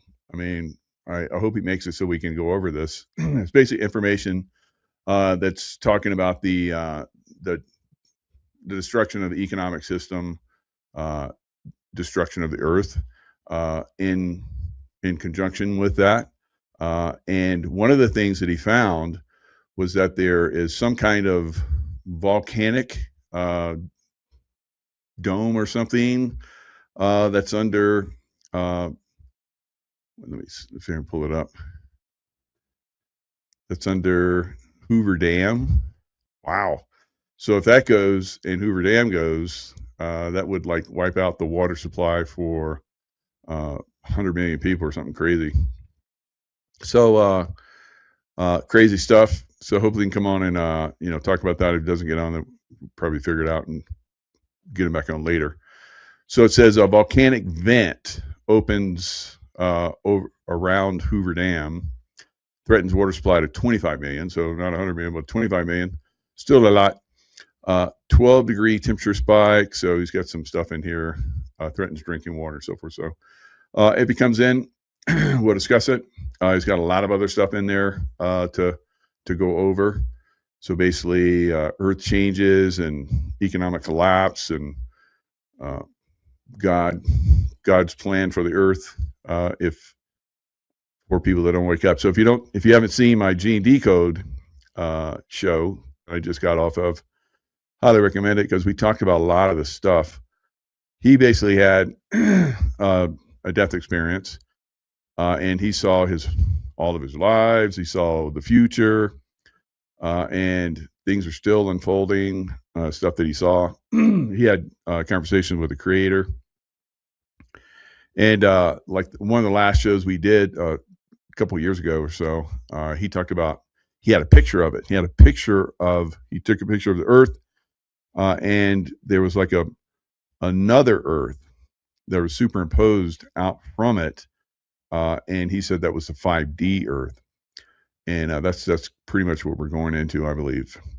So I've read some other work where this one guy, I think it's called 44 Hours, where he died on the operating table and went and saw Jesus talking to him, and then he came back to his body. Then he died again, went and talked to Jesus again. And so 3 times, his body was like completely gone. Brain, basically mush, because it had so many times that he hadn't had oxygen to his brain. All of his vital organs were done, but he came back because that's what Jesus promised him, that his body would recover. He would have a completely new body. He said, he was told, and he does. So he talked about how there would be a brand new Earth. He would not support the evil that's here on Earth by, making this Earth a heaven. He would basically separate. So there'd be a separation, and Gene Deco talked about that. So very cool stuff. All right, so The View. I'll just go into a little bit of news here, and hopefully Larry shows up. The View might be in trouble with the FCC for pretending it's a legit news source.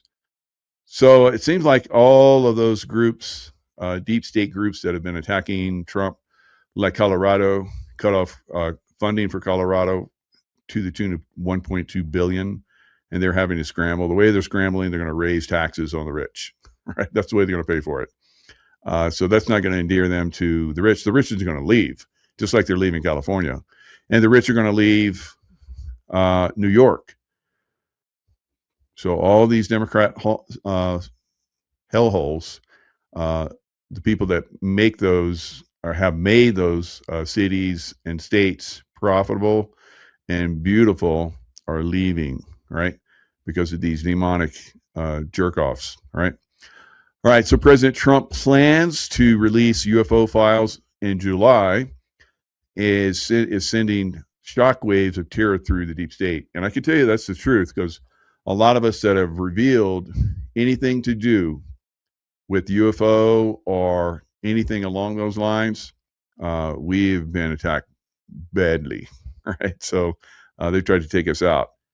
So they have this group, Majestic 12.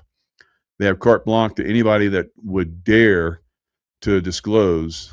They can take them out, right? So they've tried to take me out, and they have taken a lot of people out. So there's a trickle of information, but it sounds like President Trump is just going to turn on the faucet, right? Instead of the drip, drip, drip, we're going to get fire hose, and then like if you've seen like a garden hose, all the water can come out of that. You can put your thumb on it, or you can get a little sprayer and get it on the highest thing. All the water comes out of that. So I used to be a firefighter in the Navy, damage controlman, and I had to learn to fight fires. And you take these fire hoses that have like the nozzle on it. It's like that big, and it's got like a handle that you crank back. You have to have somebody behind you, 2 or 3 people behind you, because when that thing starts to put the water out, it's going to come out strong, right? So just one guy on that, you'd thrown, right? There's probably somebody out there that can do that, but even big guy like me, I had to have 1 or 2 people, 2 ideally, behind me holding the hose, and we basically are like a Spartan phalanx wall, and one behind the other, holding each other up against the onslaught of the fire. So we're going to put a lot of fires out going forward. We're not going to garden hose them. We're going to fire hose them, right? So the information that's coming out is coming out unbelievably fast now, especially with the Jeffrey Epstein files. And we're looking at probably 2% of the information that's contained within the Jeffrey Epstein files. Now, did Jeffrey Epstein, was that all his doing, or was there a larger consortium of people that were involved in this? I would say absolutely, it was a large consortium of people involved in this, but somebody was keeping tabs of all this stuff. And I've been involved in secret programs, and I've been involved in secret documentation. I was, in several commands and SEAL teams and so forth. I was the top secret documentation custodian, and so I had to make sure it was in the safe. Somebody wanted some information. They had to log it out, had to make sure they had a proper clearance and a proper, if they should be seeing the stuff. So imagine that all this stuff that's coming out with the Jeffrey Epstein files is like way beyond the stuff that I'm looking at. I'm like, geez, that's way above top secret stuff, because they're talking about looking glass technology stuff in there, and who did who is like the smallest thing. There's people being taken down because of being exposed. The top tier of the deep state, I guess, that we know of anyway, are being taken down on a massive scale. So, the Q posts were like, we have everything. So I think the Jeffrey Epstein files have proven it, right? So we only have 2% of the Jeffrey Epstein files. So that means that's probably where the reveal is going to come from. Maybe there's other stuff like underneath the Vatican, the library on the Vatican. That's another whole can of worms that's got to be disclosed as well. Ancient technologies, so forth. So the shock waves of terror through the deep state are coming because they have tried to control this, because they're reptilians. They didn't want us to know. And I've been saying this for years, and that's probably why they've been coming after me. But, that's one of the things that they have really been trying to hold back from us, that there are real ETs, extraterrestrials among us, and their offspring. And their offspring did very evil things for thousands and thousands of years, right?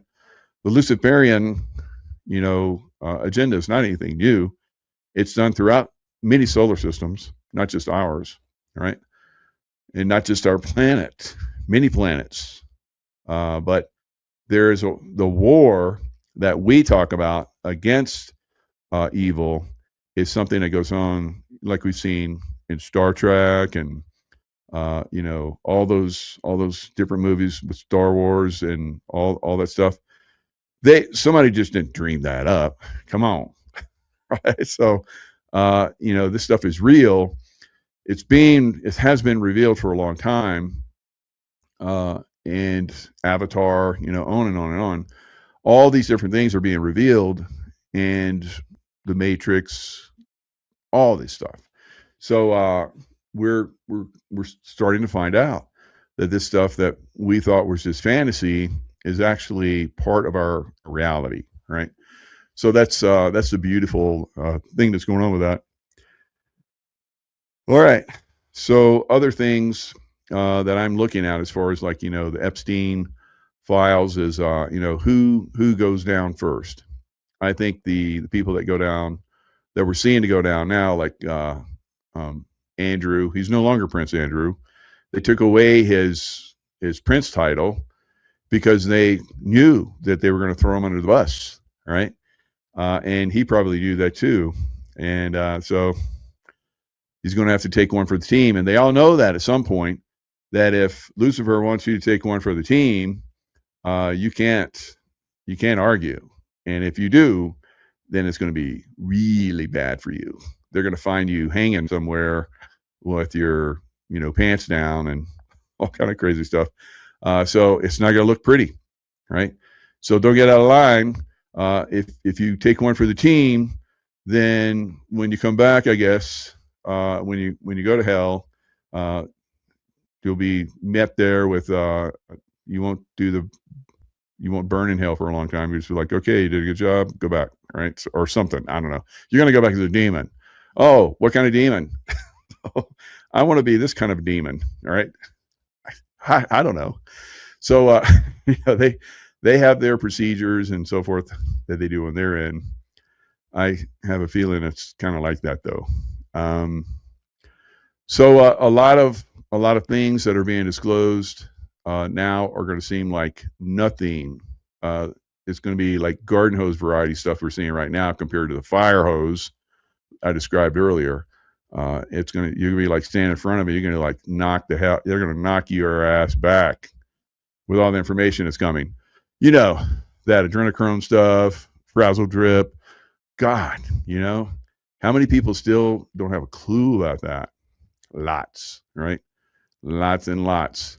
And then we're going to find out how that's tied to bringing in demonics, and demonics take over, and they're horrific things that they're unimaginable to us that they do to children.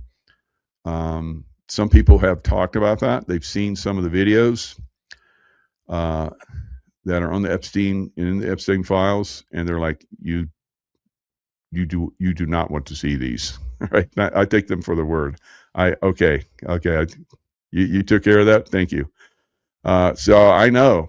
Just think about the people that chase pedophiles, and they have to look at that stuff. Oh God, I can't imagine.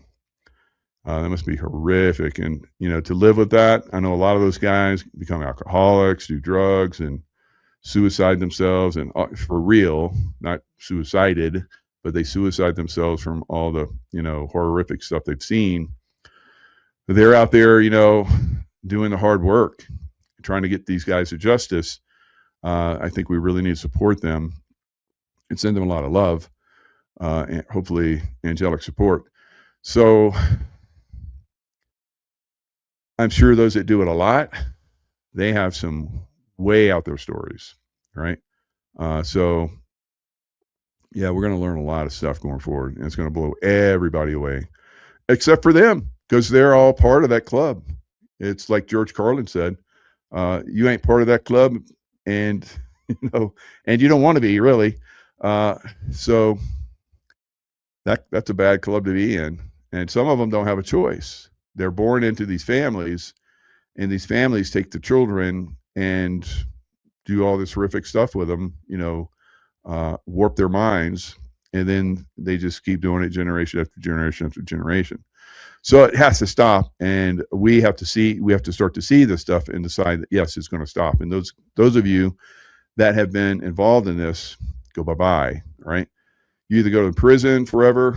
That's what they're saying with Prince Andrew, because I guess I can't call him Prince, Andrew, Mr. Andrew, right? What do they call him? They call him Andrew Mountbatten, or not Mountbatten, but Windsor. I think Windsor, because that's the house that they stole. That family stole the name of the house.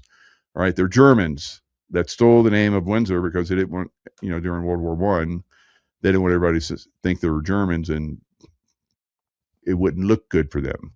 All right, people would probably chase them down the streets and sling them up in some tree somewhere. So they're like, we can't have that. We can't have that. So let's change our name to Windsor. And the Windsors are like, that's bullshit. That's our name. So you can look at all that. So all the people there that are Windsors, and then even before them, they're all suspect, for having stolen the crown. So the crown is not the crown. If you go back in time, they stole it from Richard III, right? Henry VII.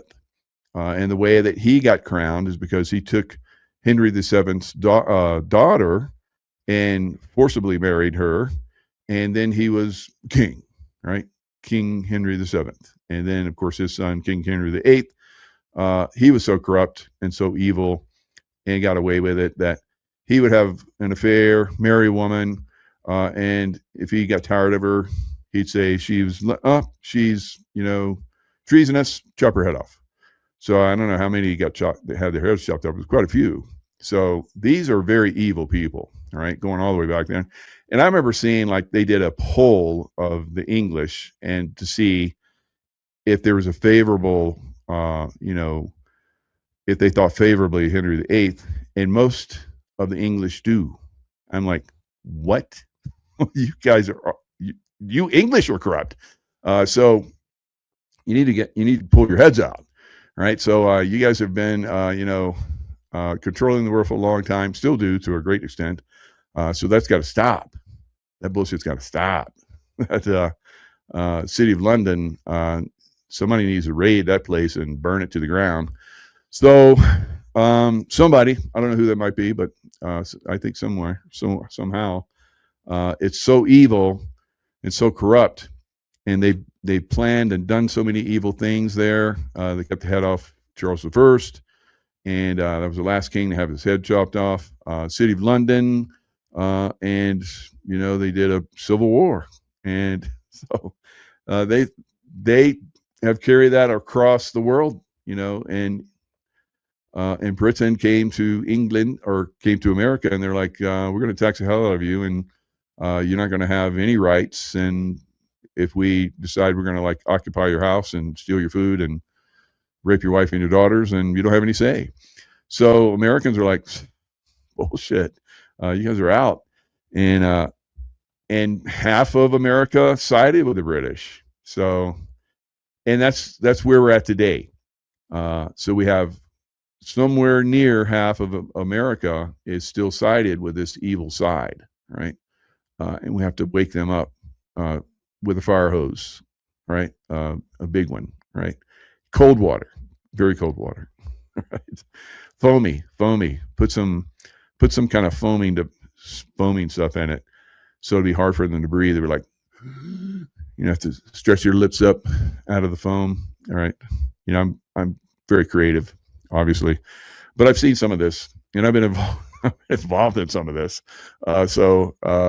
Yeah, why not have somebody else suffer like I have? Come on, right? So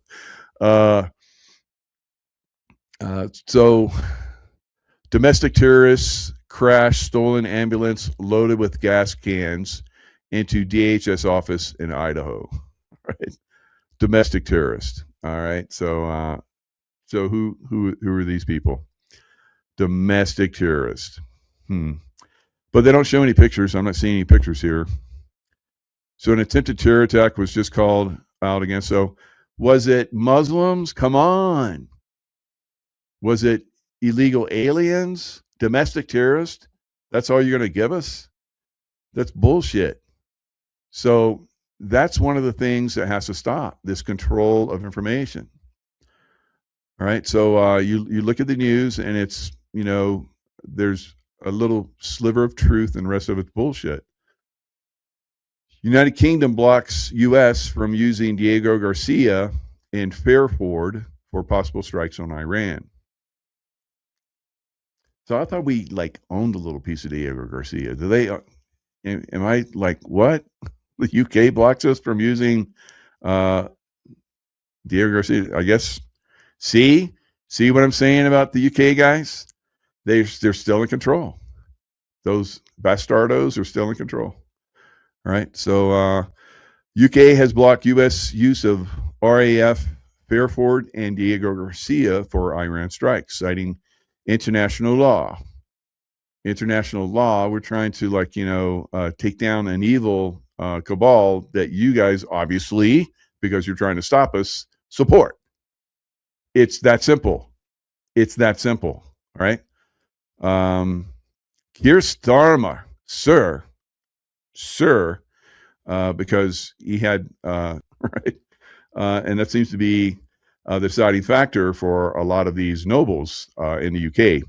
All right, is blocking a request by President Trump to allow American planes to use British bases to attack Iran, telling him that it would be in breach of international law. All right. So RAF Royal Air Force Base Fairford is smack in the middle of the Cotswolds. The British totally have the call on that one. However much we may hate it. Diego Garcia is a different kettle of fish entirely, and both parties are well aware of it. It seems the Brits are queasy about breaking international law. International law that was made by corrupt people, about God's law, where we go in and we stop evil, right? And if you get in the way, UK, which you are, then that makes you evil too, right? So maybe we should just go in and bomb that little sliver of land where the Bank of England has basically taken over the world from. So easy to like fix this stuff. So friggin' easy. Put me in charge for a day. I'll put so many things going forward. It will make everybody sense, man. All right. So City of London, bye-bye. Bye-bye, City of London. Bye-bye. Bye-bye. And all of you banksters that are in there and you evil little child lovers, all right? We don't like you anymore. So you must go bye-bye. All right, so we fire hose it information, guys. Let's not hold it back. All right, just turn it on. Let's line up, hold the hose. Somebody pull back the slide, and the water comes out and just washes it away. Bye-bye. So I wish it was that easy. I'd be like all over the place with my hose. I'd be hosing everything down. So speaking of hosing, so you see there's a lots of snow, and you're like, Mike, what do you mean? So when snow piles up on the house, sometimes it melts, and it melts down onto railings. So my lovely wife took a picture of this object that was forming on the railing, and my God, it looked like cock and balls, right? And so cold as ice. Yeah. Do you really want that? Right. So some of these elites would like, ooh, that sounds like a good idea. Could you stick that up my butt? So yeah, you probably could. All right. So yep, we're gonna have to start to get very outlandish for these queasy Brits. All right. They do these horrific things, but they get queasy when we talk about international law, right? That's not right. That's you would be a terrorist, and terrorists come from Britain. That's what they call people that don't agree with their line of ideals for government, right? So that's what we saw during the Revolutionary War. The Patriots were called terrorists. Did you know that? Yes, that's true. And so I guess I'm a terrorist because I'm talking bad things about England, the City of London. Of course, there's been, I saw somewhere where there was 1,200 people in England that are in jail for speaking their truths, right? Think of it, Ellen Johnson. Right? So speaking their truths. Are you kidding me? No freedom of speech in England, and I think they're really restricting it all around the world. So that's why they want to lean on America. These British royals. Right? So every time Trump has gone there, they're like turning their noses up because he's not one of them, but he rules them. He rules them, and they know that. That's why he walks in front of them, and he jokes them. He jokes them all the time. They don't like that because they're very narcissistic and psychopathic, right? So not a good combination. Not a good combination. So they, for Michelangelo, oh, Mary, thank you. Yeah, today is my son's, would be his birthday. So his angel birthday is today. So thank you. That was very sweet. I just cut the money, but that's perfect. 2/19. Yep, that's his birthday. So I guess yesterday was Prince Andrew's. I keep calling him Prince, but Mr. Andrews. All right, so Mr. Andrew and Mr. Andrew Windsor, which he's not. But anyway, Mr. Andrew Windsor was arrested on his birthday, and he was 66. So, wow, that's amazing. What does it mean? this evil 66 number, 666. So was it on a 6-day?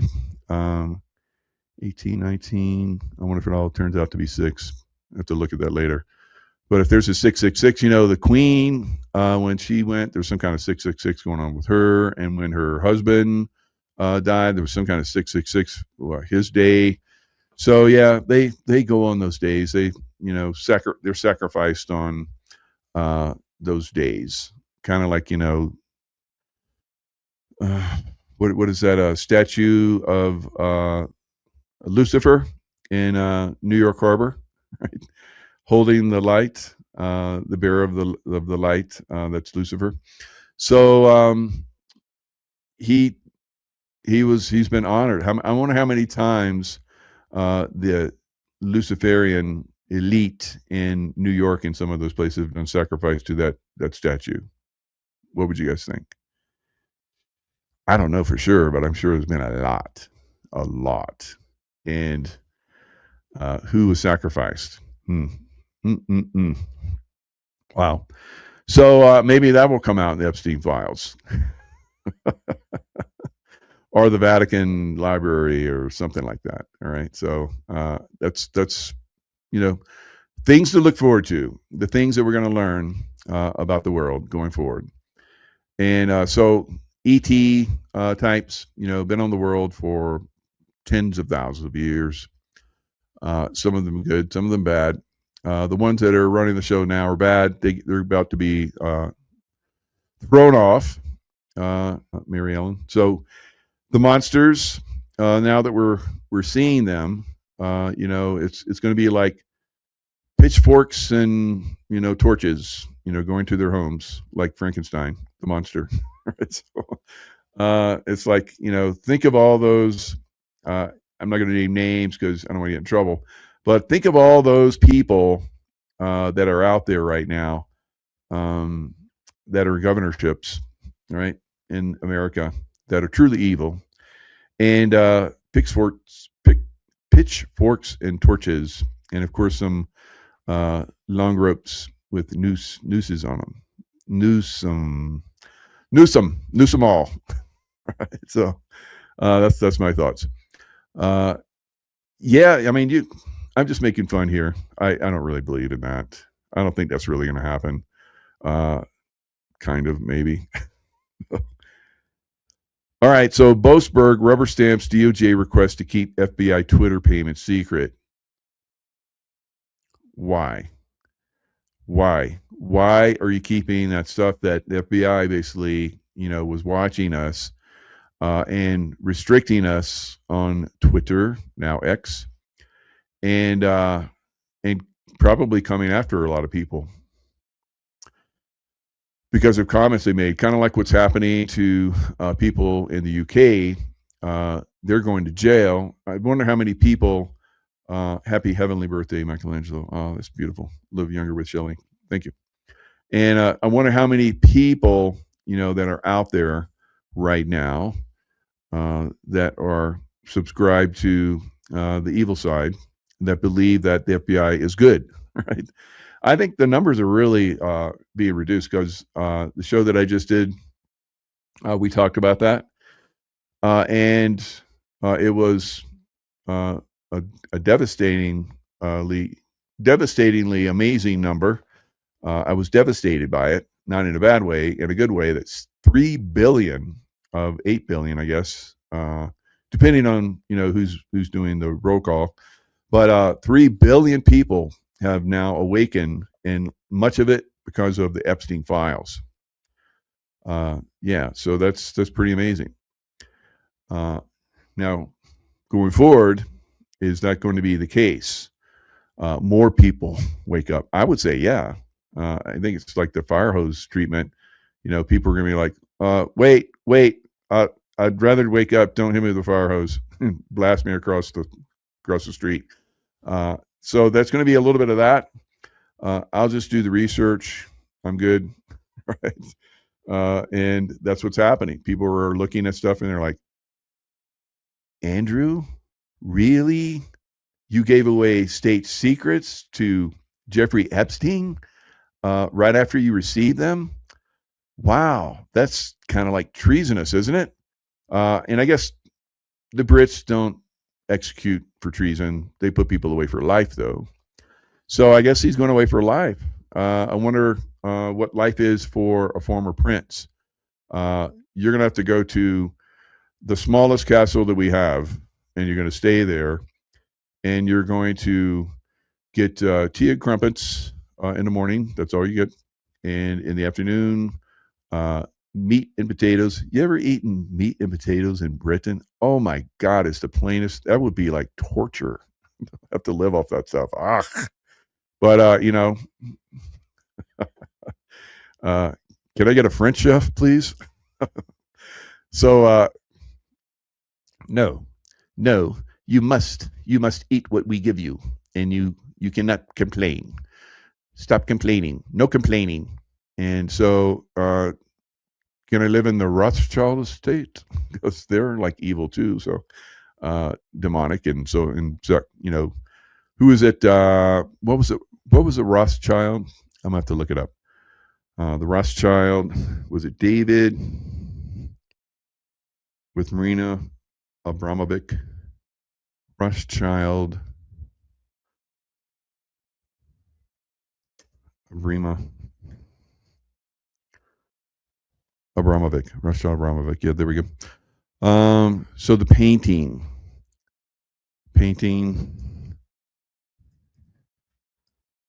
of Lucifer.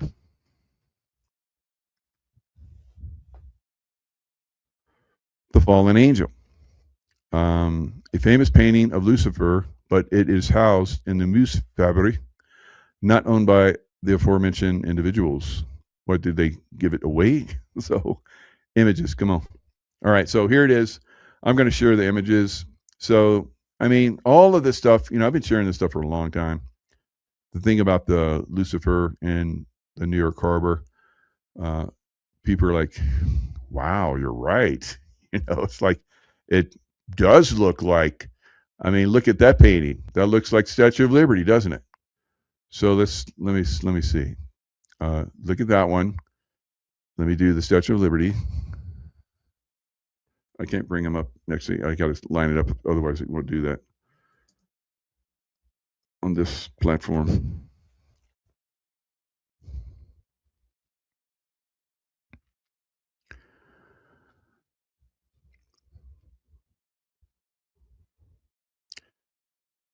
So you got so let me like zoom in on that one. And once you look at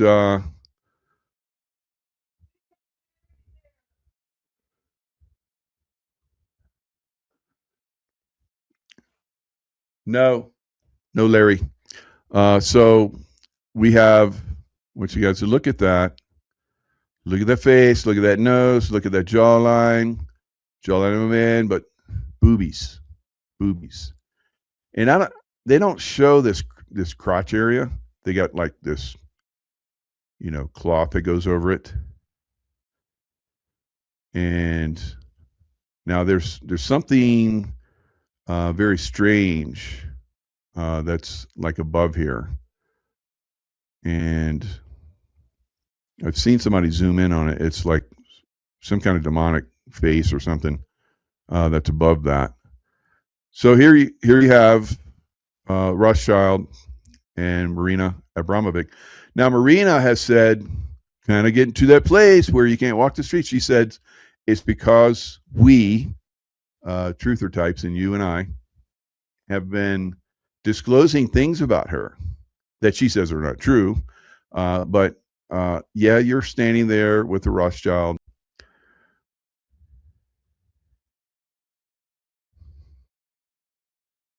Where is that? Statue of Liberty. That statue of Lucifer, Liberty. Liberty not at all, because there's a chain around his ankle. Lady Gaga, you win, Lois. Very good. Lady Gaga. So Lady Gaga is a man, and of course they like to do that because Lucifer is kind of looking like in this we called it Lady Liberty, right? That's not a lady, that's Lucifer. Right? See that jawline? See those little boobies? Remember the little boobies that were on Lucifer? Same thing. Hello, hello, hello, hello. And holding the lights, the bearer of lights. That's Lucifer. See if we get a little close up of that. So if you look at that, it looks like a penis, right? So hot penis, right? Because it's burning on one end. I don't know. Somebody told me that, and I'm like, yeah, I can see that kind of. But so, yeah, Lady Gaga, and there's lots like that, of course. You got Big Mike, that was married to Obama, and Obama, that's probably already gone, and Big Mike's probably already gone. As people play those roles, a lot of stuff we're seeing right now, I think, is movie. Justice has already been served on them.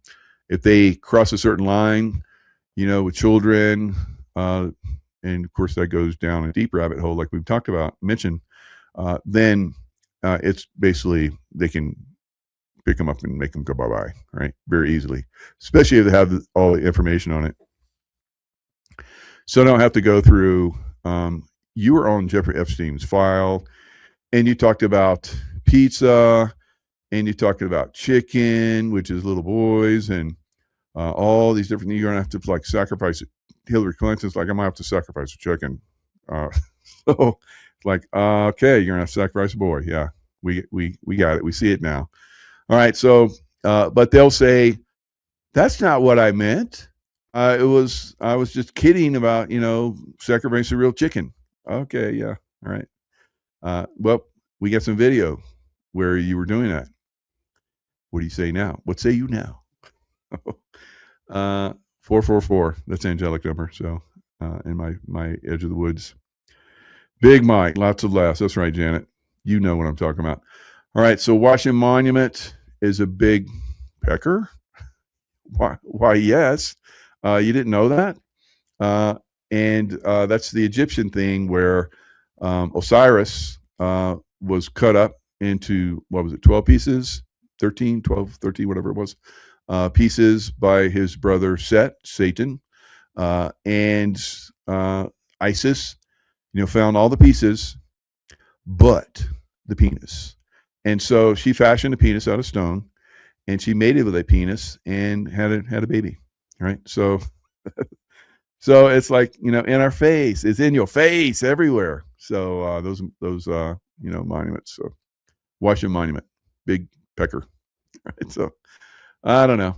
So some people are like, can we just think of it as something else? You can think of it as whatever you want, It's like my wife saw the ice dripping on the railing. She saw a penis with balls, and I'm like, yeah, it looks like it.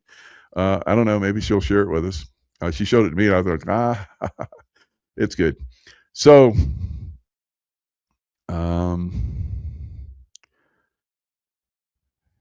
yeah, the big star, it stand on the island. So, that's so Lucifer supposedly came to Earth as a fallen star. So good point. So that let me see if we can find that. So that the foundation, the star, is basically another very good point, another indicator that that's Lucifer, the star, and so forth, fallen star. And what's that one movie company that has like the stars that fall down? It's like the fallen angels, Lucifer and the fallen angels. So so we have a lot of those stars of Hollywood. Very good. See, I love this audience. You guys are like, thinking, right? And you're adding to it. Tom Hanks, yeah, another baddie that's gone bye-bye.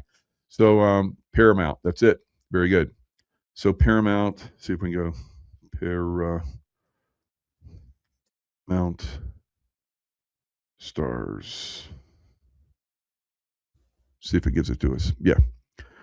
So there's like they come gliding in over the water in that one thing. I'm just going to show what I just pulled up real quick. I'm not going to dig for it, but you guys are very intuitive in your first level thinkers. All right, so there it is. All right, so is that going to show us the? No, it's not going to show us the stars traveling. So anyway,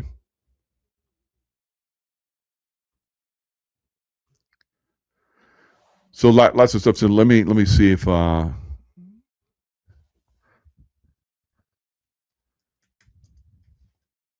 see what says Lucifer star.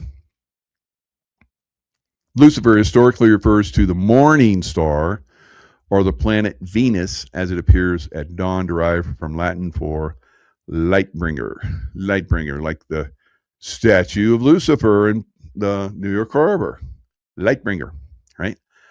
So let's look at some of these pictures. Now, Venus, of course, is a planet of love, and so they try and misrepresent anything that is that's positive.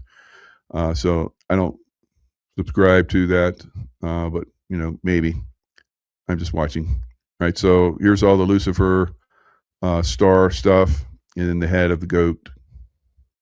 All right, it's anytime you see the star,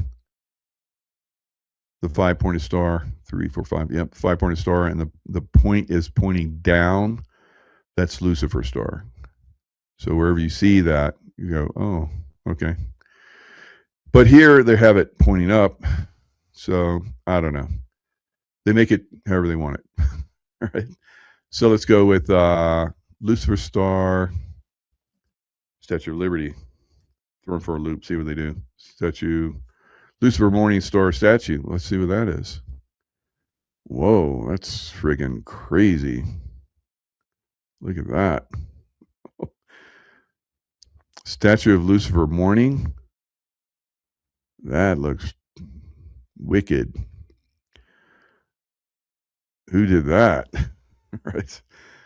Something about this statue, which was called Morning Star. What is that, in a church? Stained glass windows? They put that in a church? Of course they would put that in a church. Wow.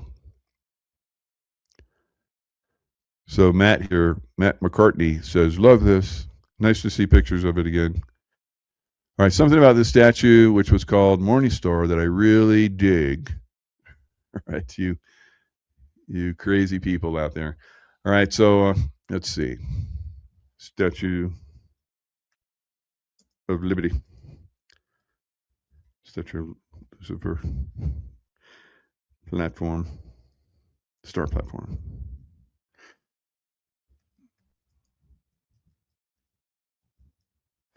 So there's something else on this that I want you guys to see. And hopefully we'll be able to see it. So I'll just bring this up.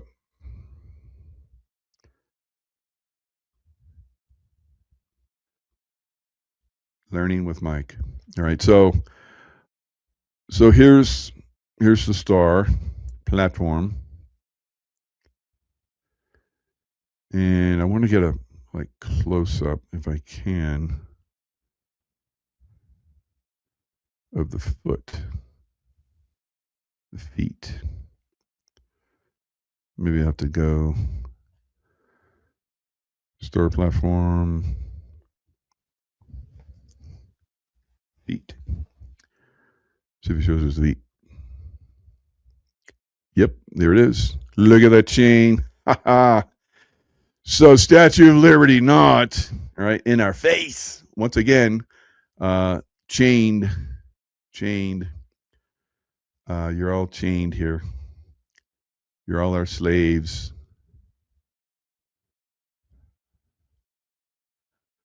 And look at that. It's a man's foot. Come on. What woman would wear a shoe like that? None. It's some high heels. All right.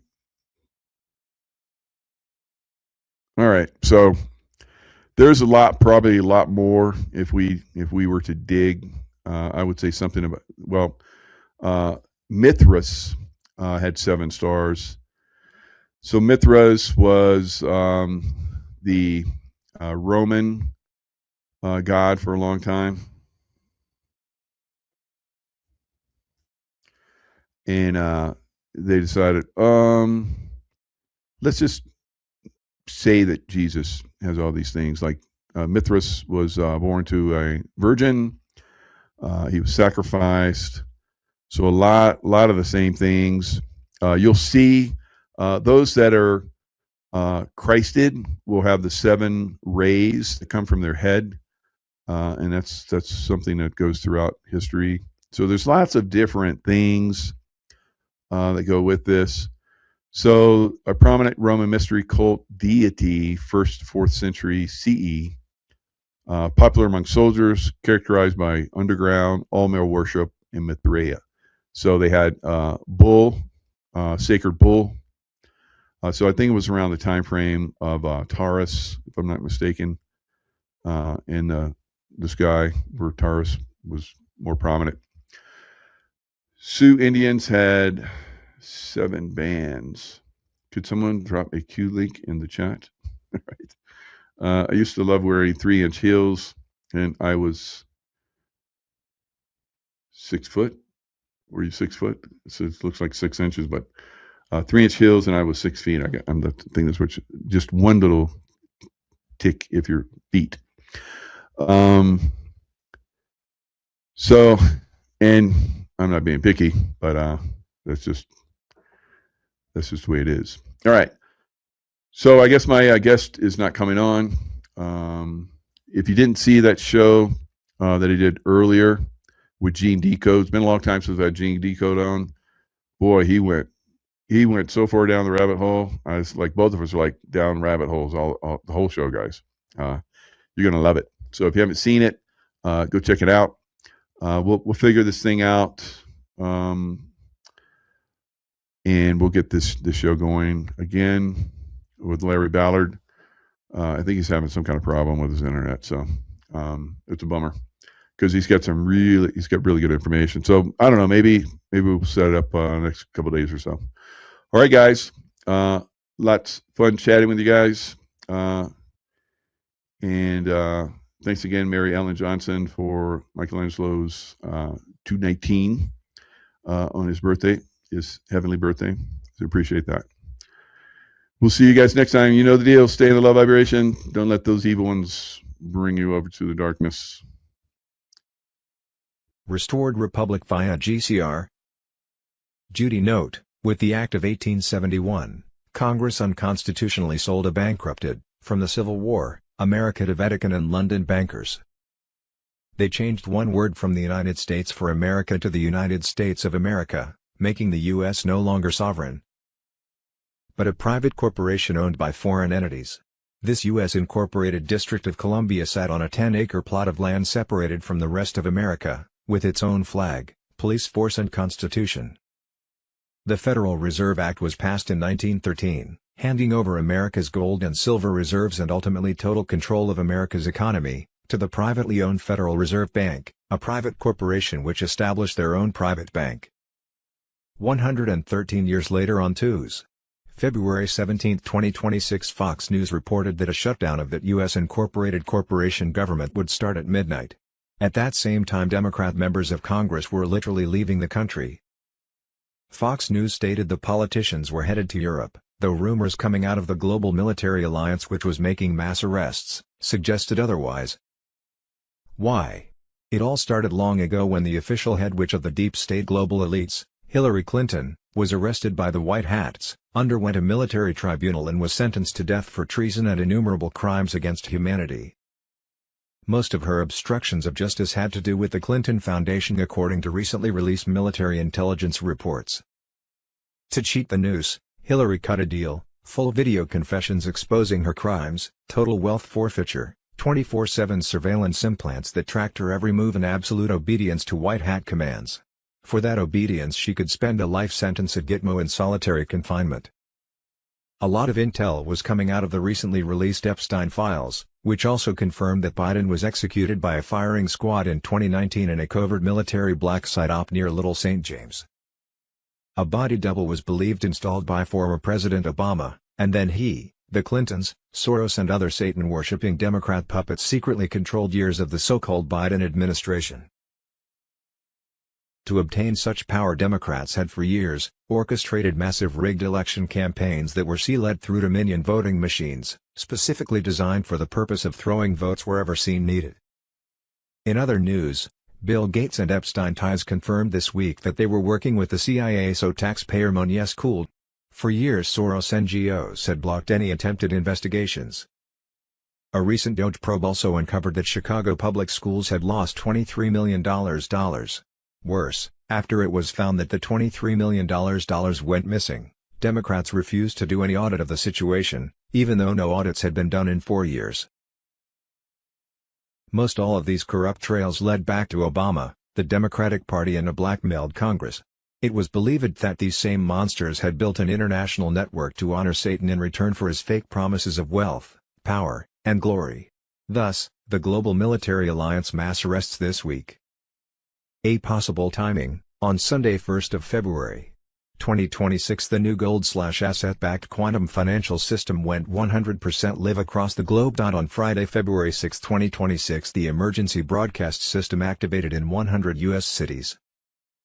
With a global rollout of the EBS expected soon in other areas, depending on what the Global Alliance military is doing, along with power fluctuations, internet blackouts in select zones and cell service interruptions, all part of the controlled takedown to protect civilians during Trump's global military alliance mass arrests.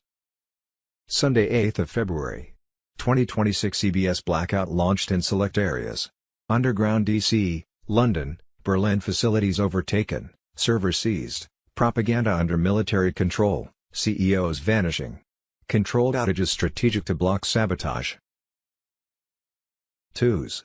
February 10, 2026 at 7:07 a.m. EST, military commands in 27 countries received their last confirmation messages. Trump approved the Global Restoration Accord. Sovereign councils were being set up in every territory.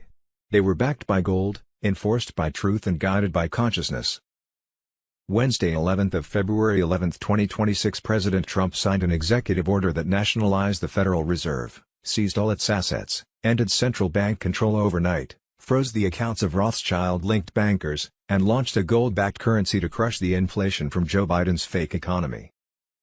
On Thursday, February 12, 2026 as the Democrats voted to shut down the government and an EBS alert countdown to martial law began. EBS test signals confirmed in multiple regions, stay vigilant for activation. No exact timeline was public, but secure briefings indicate readiness. At midnight Saturday 14th of February, 2026 the cabal-owned U.S. Incorporated would shut down, thereby ending their debt-based control. Sunday 15th of February. QFS set to become fully operational with intense military operations against Satan-worshipping elites. It was a green light moment with a global financial collapse imminent. The quantum computer has been activated. We are go. Digital war. Remember why we started. If we fail, then freedom fails. Tier 4B ISO 20022 on Telegram. On Monday, February 16, 2026 the quantum financial system digital gold/asset-based currency called ISO 20022 went live and was currently operating on XLM Lumens and XRP Stellar blockchain. Monday 1 Feb. 2026, gold/asset-backed global currency reset to be implemented. No more fiat currency manipulation. Monday should be a go for Tier 4B, us, the Internet Group, to set redemption/exchange appointments according to a high-up source. By 2s. February 17, 2026 MedBeds go fully operational worldwide in 205 nations. On Sunday, March 1, 2026 the deep state cabal's Federal Reserve fiat US dollar would no longer be accepted for payment according to President Trump on Truth Social 21 Jan. 2026. Since then the deadline appears to have been changed to the end of April. Sunday, May 17, 2026, President Trump leads a rededication of America on the National Mall. Trump to make a formal announcement of the constitutional republic restoration, that common law has been returned to the people and personal and national sovereignty was installed. Sat. July 4, 2026. The Illuminati deep state cabal's fiat US dollar system officially collapses. Prepare for a 48-hour communication blackout, along with lockdown. No more deep state censorship, no more fake news feeds, only documentaries expounding truth across every TV, radio and internet broadcast worldwide. Expect 10 days of media silence as the military now controlled communications, while spitting out emergency broadcasts revealing everything. This was a time of communications reset, with cell towers neutralized as weapons, banking system froze and ATMs, credit and debit cards would not be working. EBS, 10 Days of Darkness. 2s. February 17, 2026. Starlink satellites are ready to send emergency alerts to all mobile phones worldwide, just waiting for the green light. In a simultaneous scenario, global martial law has begun with mass arrests of more than 500,000 global and political elites who have been indicted by state grand juries. Project Odin martial law. 2s. February 17, 2026. Breaking, EBS going live in minutes in Texas, Florida, Arizona, Pennsylvania. This is the emergency broadcast system. The cabal is finished. Truth is coming. The storm is here. The Almighty directs the first strike. Final warning, emergency broadcast system on Telegram. 2s. February 17, 2026. Repari for Phase 1. Blackout. Rolling blackouts all across the world happening now. Travel restrictions. Emergency lockdowns. Virtual ID to enter businesses. You are not ready for what comes next. This night will be biblical, emergency broadcast system on Telegram. C2s. February 17, 2026. A worldwide EBS announcement will hit everyone's cell phone and say that sometime in the next 5 hours or so, everyone needs to be home for a global lockdown for the next 10 to 12 days.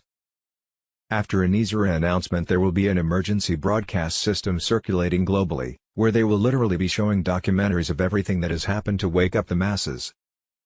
During the lockdown, ID will be broadcast on every station and there will be documentaries to provide full disclosure for everyone to see everything that has been happening. D2s. February 17, 2026. U.S. military alert, all military forces worldwide are preparing to suspend all media, internet, phone, and TV services. Nizar and Jazara connected on Telegram. During this time, no internet, no ATMs, and phones. Only working for 911 calls. This is the global martial law we've been talking about, and it comes with a 10-day communication blackout. The emergency broadcast system will be activated worldwide. Non-stop, 24/7, 8-hour documentaries exposing the darkest secrets of the elite, fraud, corruption, pedophilia, and their arrests, will play 3 times a day.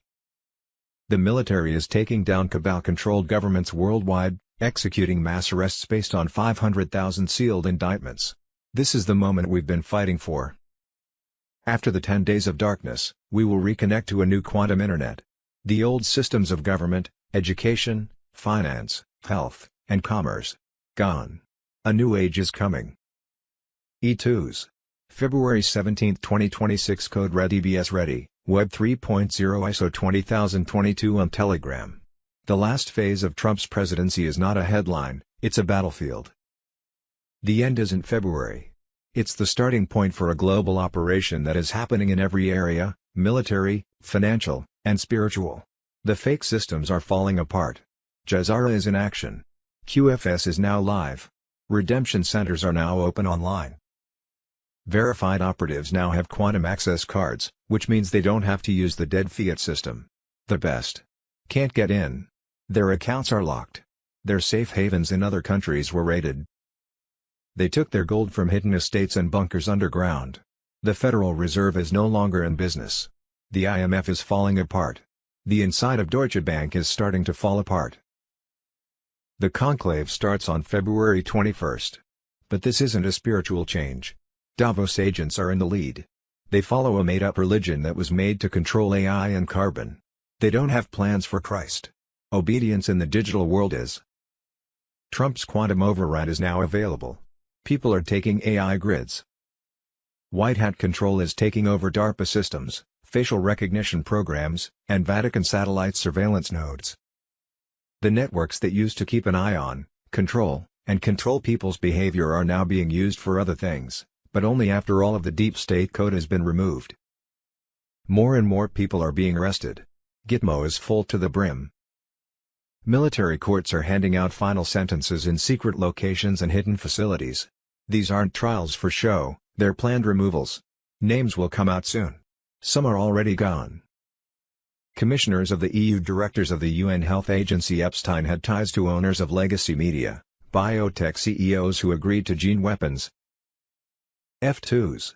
February 17, 2026. The U.S. military is stationed in around 300 to 360 cities, bracing for the shockwave of the Brunson brothers' announcement, which revolves around the return of Donald Trump and impeachment of Joe Biden. Project Odin martial law on Telegram. We are on a mission. A mission from God. Restore America once and for all. The time is now. Q is the 17th letter of the alphabet, while the letter 17 is considered the greatest operation in the history of the world. The Q movement supports the global currency reset and is behind forming and running the Global Military Alliance. Right now the Global Military Alliance is arresting and bringing to justice over 500,000 Illuminati deep state cabal globalists. That globalists' New World Order Agenda 2030 is designed to completely control the people by depopulating the world, creating bioweapon, redacted, and food shortages, plus implementing a fiat digital banking system that controlled what, how and where you spend your money. G Banks. 2s. February 17, 2026. Breaking QFS operating at full capacity. Chase, Bank of America, Wells Fargo, Citibank all offline with account balances zero and bank cards declined. Bank app not connected. Currencies are adjusting to zero. Banks are adjusting to darkness. Carolyn Bessette Kennedy on Telegram. 2s. February 17, 2026. The deep state's corrupt financial empire is crumbling. The quantum financial system, #QFS, and digital assets like $XRP and $XLM are obliterating outdated systems. Cesar Nizera is here to dismantle corruption, redistribute wealth, and unleash unprecedented financial freedom. Q on Telegram. 2s. February 17, 2026. The banking system has collapsed. All major banks have ceased operations. Project Odin martial law. Global currency reset. On Monday, February 16, 2026, the quantum financial system digital gold/asset-based currency called ISO 20022 went live and was currently operating on XLM Lumens and XRP Stellar blockchain. This indicated that they have switched to the new gold/asset-backed quantum financial system from the previous Cabal Swift fiat currency system. On March 1, 2026, the worthless fiat dollar will cease to exist worldwide. Donald J. Trump on Truth Social. I2s. February 2026. Bruce, the big call. A lot of things are going to happen by the end of this month, like zeroing of credit cards, mortgages, debt. A lump sum payment of hundreds of thousands of dollars from Doge payments. By the end of the month, tariff dividends could be between $2,000 to $5,000 that would come in as a direct deposit for a year. Also, Social Security payments will be increased by the end of the month. Around $3,000 cash of the new USTN currency can be received at the Redemption Center. Nizera and Cesar were supposed to be announced at the same time. Tier 4B, US, the Internet Group, could receive notification to make foreign currency and ZIM exchange/redemption appointments by Thurs, free, or SAT 19, 20, 21st of February 2026 depending on when Cuba and Iran settle their problems. We could start exchanges immediately thereafter. J2s. February 17, 2026 Nizera and QFS plan, Web 3.0 ISO 20022 on Telegram. What you need to know. Reclamation, the return to a better state. This is about more than just land or money, it's about restoring what was taken by the elites through their criminal systems. Nizera will do that for U.S. citizens. Restitution/reparation, compensating for the years of illegal taxes, loans, and the financial enslavement we've suffered. The income taxes, mortgages, and credit cards. They've been used to keep us as chattel, with bonds taken out against our very lives from birth certificates to social security numbers. Who's eligible? Those aged 24 to 61 plus are in line for massive lump sums depending on their age group: 61 plus, up to $61 million 45 to 60, up to $38 million 24 to 44, up to $23 million. This payout is reparation for the wrongs committed against us. Nizera and QFS plan, The process of RV redemption started. Actual signature forms like NDA and post-redemption plan documents, inside the exclusive world of redemption centers. The process of RV redemption is unfolding, and it's about more than just money. This is about reclaiming what's been stolen from us by the cabal, deep state and banksters. Redemption centers are where we take back control, where NISARA/JESARA protocols are in full effect. At these centers, we the people will receive higher exchange rates, phones, Q laptops and even rainbow currency. If you've prepared your humanitarian initiative trust, you're in prime position to benefit. This isn't just a financial reset, it's God's plan, working through us to help humanity. Redemption types, currency exchange, for those with ZIM bonds, dinar, and dong, you're looking at double-digit rates at redemption centers, with gold-backed values. The ZIM bond is 1-to-1 to the new USD dollar. You'll be asked to allocate a portion of your funds for humanitarian projects. We're not just saving ourselves, we're saving the world. XRP buyback. There's a $1 million per token value on XRP set by the QFS, already mirrored into quantum accounts. This buyback is part of a larger strategy to stabilize global markets and root out the evil. This is about more than money. This is about justice, about freedom, and about taking back what's ours. The deep state's grip is slipping, and this process is the path to redemption. The time is now, patriots. We must stand ready to rebuild and restore. Judy note, it is advised to exchange/redeem your foreign currency at an official redemption center rather than a bank. You can only redeem ZIM at RC, the dinar contract rate can only be given at RC, plus banks can only offer you lower exchange rates than what you could obtain at an official redemption center. L2s. February 17, 2026 Global Wealth Distribution, GWD, phase active. Under the new Trade and Sovereignty Framework, every account is owned solely by the account holder. No banks, no governments, no intermediaries. Control is shifting back to the individual. Debt forgiveness, illegitimate obligations erased under JESARA reforms. Account access, wallets unlocking through biometric authentication only. Global currency revaluation, national currencies adjusting to reflect real, sovereign value. Central bank phase out, issuance authority returning to national treasuries. End of SWIFT and tax slavery, outdated control systems dissolving as sovereignty is restored. MQFS, Project Odin, martial law on Telegram. The city of Basel, located in the northwest of Switzerland, is one of the most dynamic economic regions of Switzerland and home to the world headquarters of the Bank for International Settlements. The Basel Committee on Banking Supervision was created in 1974. Its 45 members comprise central banks and bank supervisors from 28 jurisdictions, the South African Reserve Bank is part of it. The Basel Accords were formed with the goal of creating an international regulatory framework to reduce various risks. Basel IV's higher thresholds will further restrict banks' ability to lend. Basel IV was originally intended to start on 1 Jan. 2022, but in March 2020 and will be enforced over 5 years, 2027.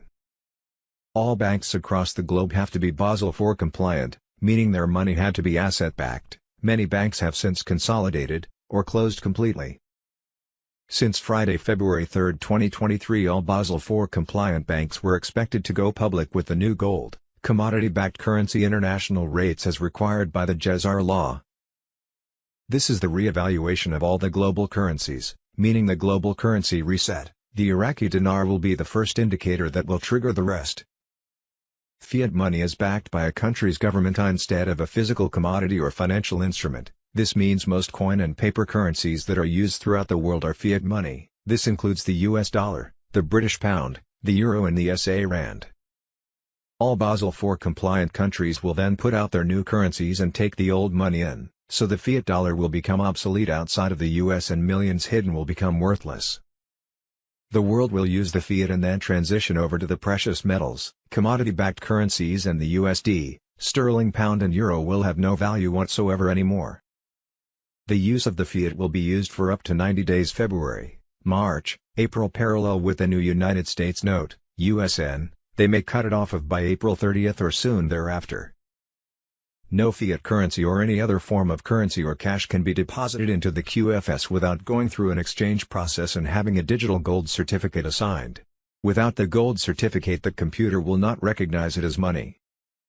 The redemption of ZIM bonds creates a transaction where the gold certificates are activated and put into your accounts in the QFS. No currency is automatically activated in the QFS.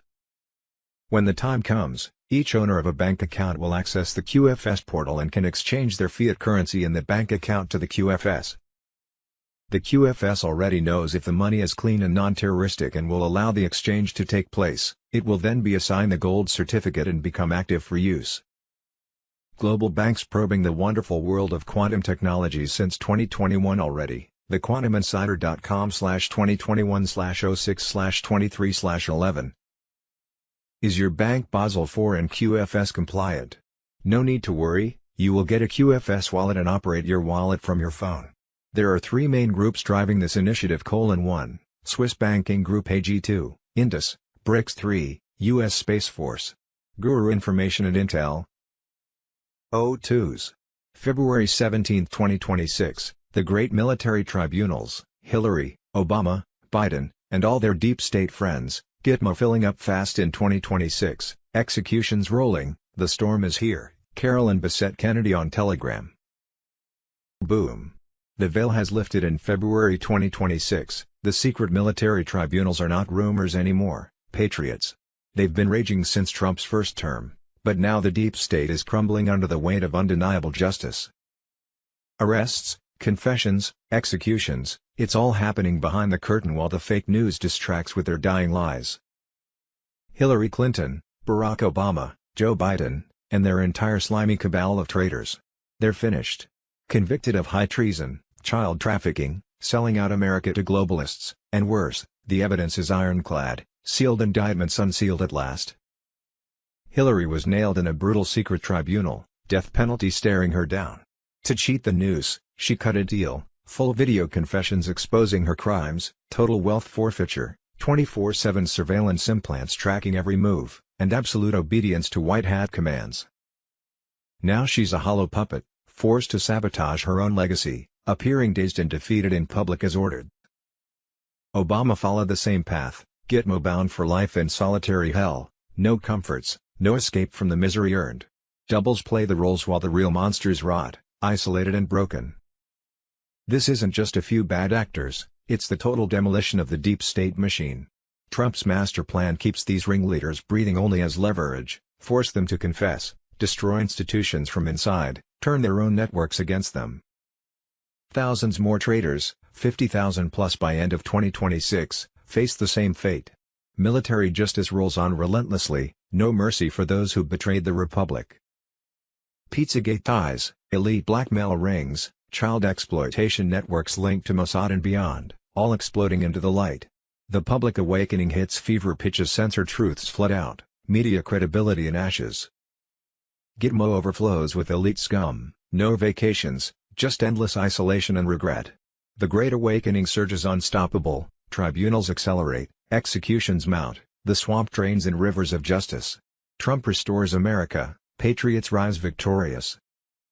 The storm rages full force, traitors tremble, hangings loom, freedom returns. Stay locked in, spread the fire, prepare for the final victory. NCSIC, nothing can stop what is coming. Imagine prompt, epic dramatic scene of massive Gitmo prison gates opening under stormy skies, shadowy figures of Hillary, Obama, Biden in orange jumpsuits being marched in chains by military guards, Trump silhouette in foreground with American flag cape.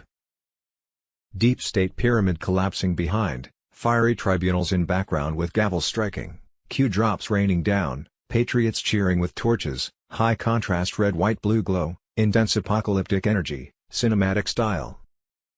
P2s. February 17, 2026 breaking, Pizzagate is real and exploding again in 2026, Hillary Clinton, Obama, Podesta emails, elephant eyes, comet ping pong. And the Epstein files connection that proves the elite pedophile network never stopped, Carolyn Bessette Kennedy on Telegram.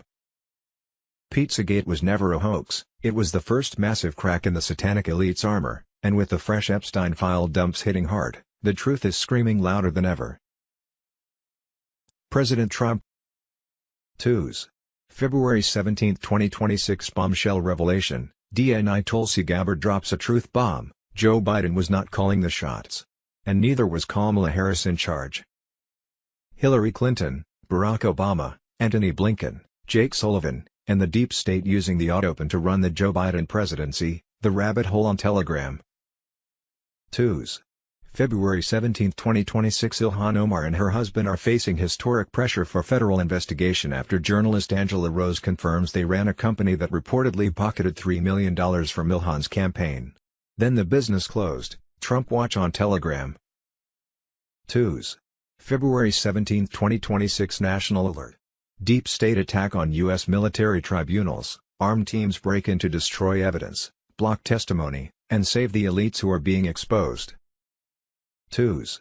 February 17, 2026. February 17, 2026. Epstein fallout count. Fake MAGA exposed. Trump warns FAFO. 2s. February 17, 2026. Exposed. Rubio confirms the 50-year plot. Deindustrialization was deliberate. 2s. February 17, 2026. Special report. Hillary Clinton lies when asked about her and Bill's relationship with Jeffrey Epstein. We have no links. 2s. February 17, 2026. Massive news. Operation Payback. Trump announces $2,000 tariff dividend checks coming for Americans. We can do it without Congress. 2s. February 17, 2026. Just in, Bill Gates responds to RFK Jr., the accountability battle just went public. 2s. February 17, 2026. Boom. Whistleblower intel. Air Force whistleblower claims government geoengineering. This is absolutely happening. T2s. February 17, 2026. Italy Gate. Barack Hussein Obama and Matteo Renzi, former Prime Minister of Italy, orchestrated the overthrow of the U.S. government on November 3, 2020. Cue the storm on Telegram. The single most damning testimonies of the 2020 presidential election. Maria Zack. Today, I'm going to play an audio tape that should shock you all. It will shock America. Stephen Serafini, along with General Claudio Graziano, a board member of Leonardo Aerospace, were involved. Italian intelligence provided the U.S. with documents, calls, and photos of CIA agents, all funded by Barack Obama, who diverted $400 million in cash sent to Iran, funneling it through the Dubai to operatives in Italy and Merrill Lynch in Switzerland. Affidavits and evidence. http://1. An affidavit delivered to the U.S. Congress from an Italian defense company employee, confessing on November 3, 2020. http://2. An affidavit provided to Congress stating, "Work to change the results of the United States election." Audio evidence was also acquired from within the CIA and the State Department. Larry Johnson. U2s. February 17, 2026. Operation Skywatch ignited. Trump and RFK Jr. unleash global crackdown on chemtrails, arrests imminent. This is Nuremberg 2.0 happening right now in 2026. Carolyn Bessette Kennedy on Telegram. Patriots, the skies are finally clearing. In February 2026, President Donald J. Trump, with Robert F. Kennedy Jr. at his side, has launched Operation Skywatch, a massive federal task force armed with full military and legal power to obliterate the global chemtrail poisoning program. What the fake news called conspiracy is now exposed as environmental terrorism and crimes against humanity. The era of denial is dead, justice is raining down hard. These monsters have been spraying toxic heavy metals like aluminum, barium, and strontium from jets, poisoning our air, water, soil, and bodies for decades. This isn't weather modification, it's deliberate population control, neurological warfare by elites, big pharma allies, defense contractors, and foreign puppets who finance the genocide from above. Pilots, scientists, financiers, government insiders, all complicit in this aerial assault on humanity. This is Nuremberg 2.0 on steroids. Global tribunals await the geoengineering overlords. Arrests are rolling out imminently, pilots grounded, scientists cuffed, elite backers dragged into the light. Citizens are the frontline warriors. Grab your cameras, document every grid pattern with timestamps and locations, upload to uncensored platforms like Soju for White Hat Intel. Your evidence fuels the takedown. Quanons, truth seekers, sky watchers, this is the victory we've prayed for. The chemtrail veil is shredded, elites panic as their poison clouds turn against them. Trump and RFK Jr. are delivering the hammer blow to the satanic cabal's aerial arm. Gitmo expands for these sky criminals, Military justice swift and merciless. The Great Awakening explodes, skies turn blue again, health returns, freedom reigns. Spread this intel like wildfire, keep eyes upward, prepare for mass revelations. The storm has ignited from above, nothing stops this reckoning. NCSIC, nothing can stop what is coming. Imagine prompt, intense cinematic scene of dark chemtrail grids crisscrossing a poisoned sky suddenly shattered by golden sunlight beams, Trump and RFK Jr. in foreground commanding from a war room with maps and aircraft intercepts. Military jets forcing suspicious planes to land, handcuffed pilots and elites in chains, toxic metal particles raining down turning to ash, patriots with cameras and Q flags documenting from ground. Burning chemtrail documents flying, global Nuremberg-style tribunal gavel striking in background, epic red-white-blue aura, high drama urgent energy. Official White House statement, a decade-long betrayal exposed. President Donald J. Trump was targeted by a coordinated political coup before he even took office. A line has been crossed. In a historic White House briefing, Press Secretary Caroline Leavitt confirmed what many suspected for years: President Donald J. Trump was targeted by a coordinated political coup before he even took office. The documents are declassified. The truth is out. Newly released intelligence, declassified by Tulsi Gabbard, shows that the Obama administration weaponized U.S. intelligence to sabotage the 2016 transition of power. This was not rumor or speculation. These are official findings. A senior voice breaks the silence. Archbishop Carlo Maria Vigano has issued a chilling public statement that refuses to play by the rules of acceptable discourse. He speaks of a coordinated elite network built on exploitation, compromise, and fear. According to Vigano, this network is not accidental. It is organized, protected, and weaponized. Pizzagate was not buried. It was defended. Vigano directly connects the effort to ridicule and erase Pizzagate with the protection of powerful figures, naming longtime political operators like Hillary Clinton and John Podesta. He points to the arrest of individuals involved in media efforts to discredit the story as proof that what was labeled a conspiracy may instead be a shield. Epstein Island as a blackmail factory. According to Vigano, Jeffrey Epstein and Ghislaine Maxwell were not operating alone, nor randomly. Epstein Island, he claims, functioned as a controlled environment designed to entrap the powerful. High-ranking politicians, businessmen, and cultural figures were allegedly recorded while committing unspeakable crimes. Those recordings were not for pleasure. They were for leverage. Vigano states that this evidence is now held by Israeli intelligence, specifically Mossad, and used to ensure obedience, silence, and compliance across the Western world. Why leaders do not speak? This is where the accusation turns geopolitical. Vigano asks a question many are afraid to even form. Why do Western leaders refuse to speak openly about civilian massacres in Gaza? Why the uniform silence? His answer is blunt. Because they cannot. Because incriminating dossiers exist. Because blackmail works. Global crises as tools of control. Vigano expands this logic further, asserting that the same mechanism of control applies to recent global events. He refers to the war in Ukraine not as an organic conflict, but as a managed crisis serving globalist objectives. In his view, crises are not merely exploited. They are staged, synchronized, and enforced by leaders who themselves are trapped.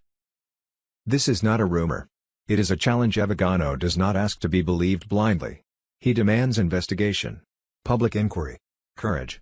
He understands that his claims are explosive, but insists that the status of the individuals involved and the consistency of global silence make dismissal irresponsible. In an era where whistleblowers are crushed and dissent is punished, his message lands like a hammer. The final line has been crossed. This is no longer about whispers or speculation. Names have been spoken. Accusations have been placed on the record.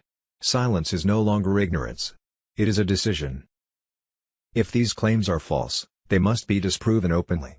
If they are true, then every moment of delay protects the guilty. History will not ask who felt uncomfortable. It will ask who knew, who spoke, and who chose to stay quiet. President Donald J. Trump has given the final order, and the Quantum Restorative Health Systems Directive, QRHS, is now in full swing. As of February 2026, Phase 2 is officially fully operational across select American states. These aren't rumors anymore, they're reality, backed by military-grade security and quantum technology that's about to dismantle the corrupt Big Pharma empire once and for all. Mobile units are gearing up for rural and off-grid drops to reach every true American who needs this. More states are coming online fast as Phase 2 ramps up toward global freedom. Trump planned this for years, retrieving the suppressed zero-point energy tech from hidden elite bunkers and putting it back in we the people's hands. The old medical system. It's done. Big Pharma's poison machine is failing because real cures exist, and they're free from their control. The quantum directive is Trump's gift to humanity, regenerative power that reverses damage, restores youth, and crushes the satanic agenda that kept us sick and dependent. This is the Great Awakening in action. The white hats are delivering, the frequencies are rising, and the deep state is panicking. Stay aligned, hold the line, and prepare, because the healing wave of truth is sweeping the nation, and nothing can stop it now. Trump is leading us into a new era. The storm is here, and victory is ours. NCSIC. WWG1G. ZD. 2s. February 17, 2026 107 drops bombshell intel, Melania's hidden messages, satanic rituals exposed, and the coming storm. 107 recently unleashed shocking revelations tying Melania Trump's symbolic mastery to the deepest layers of the global battle against evil.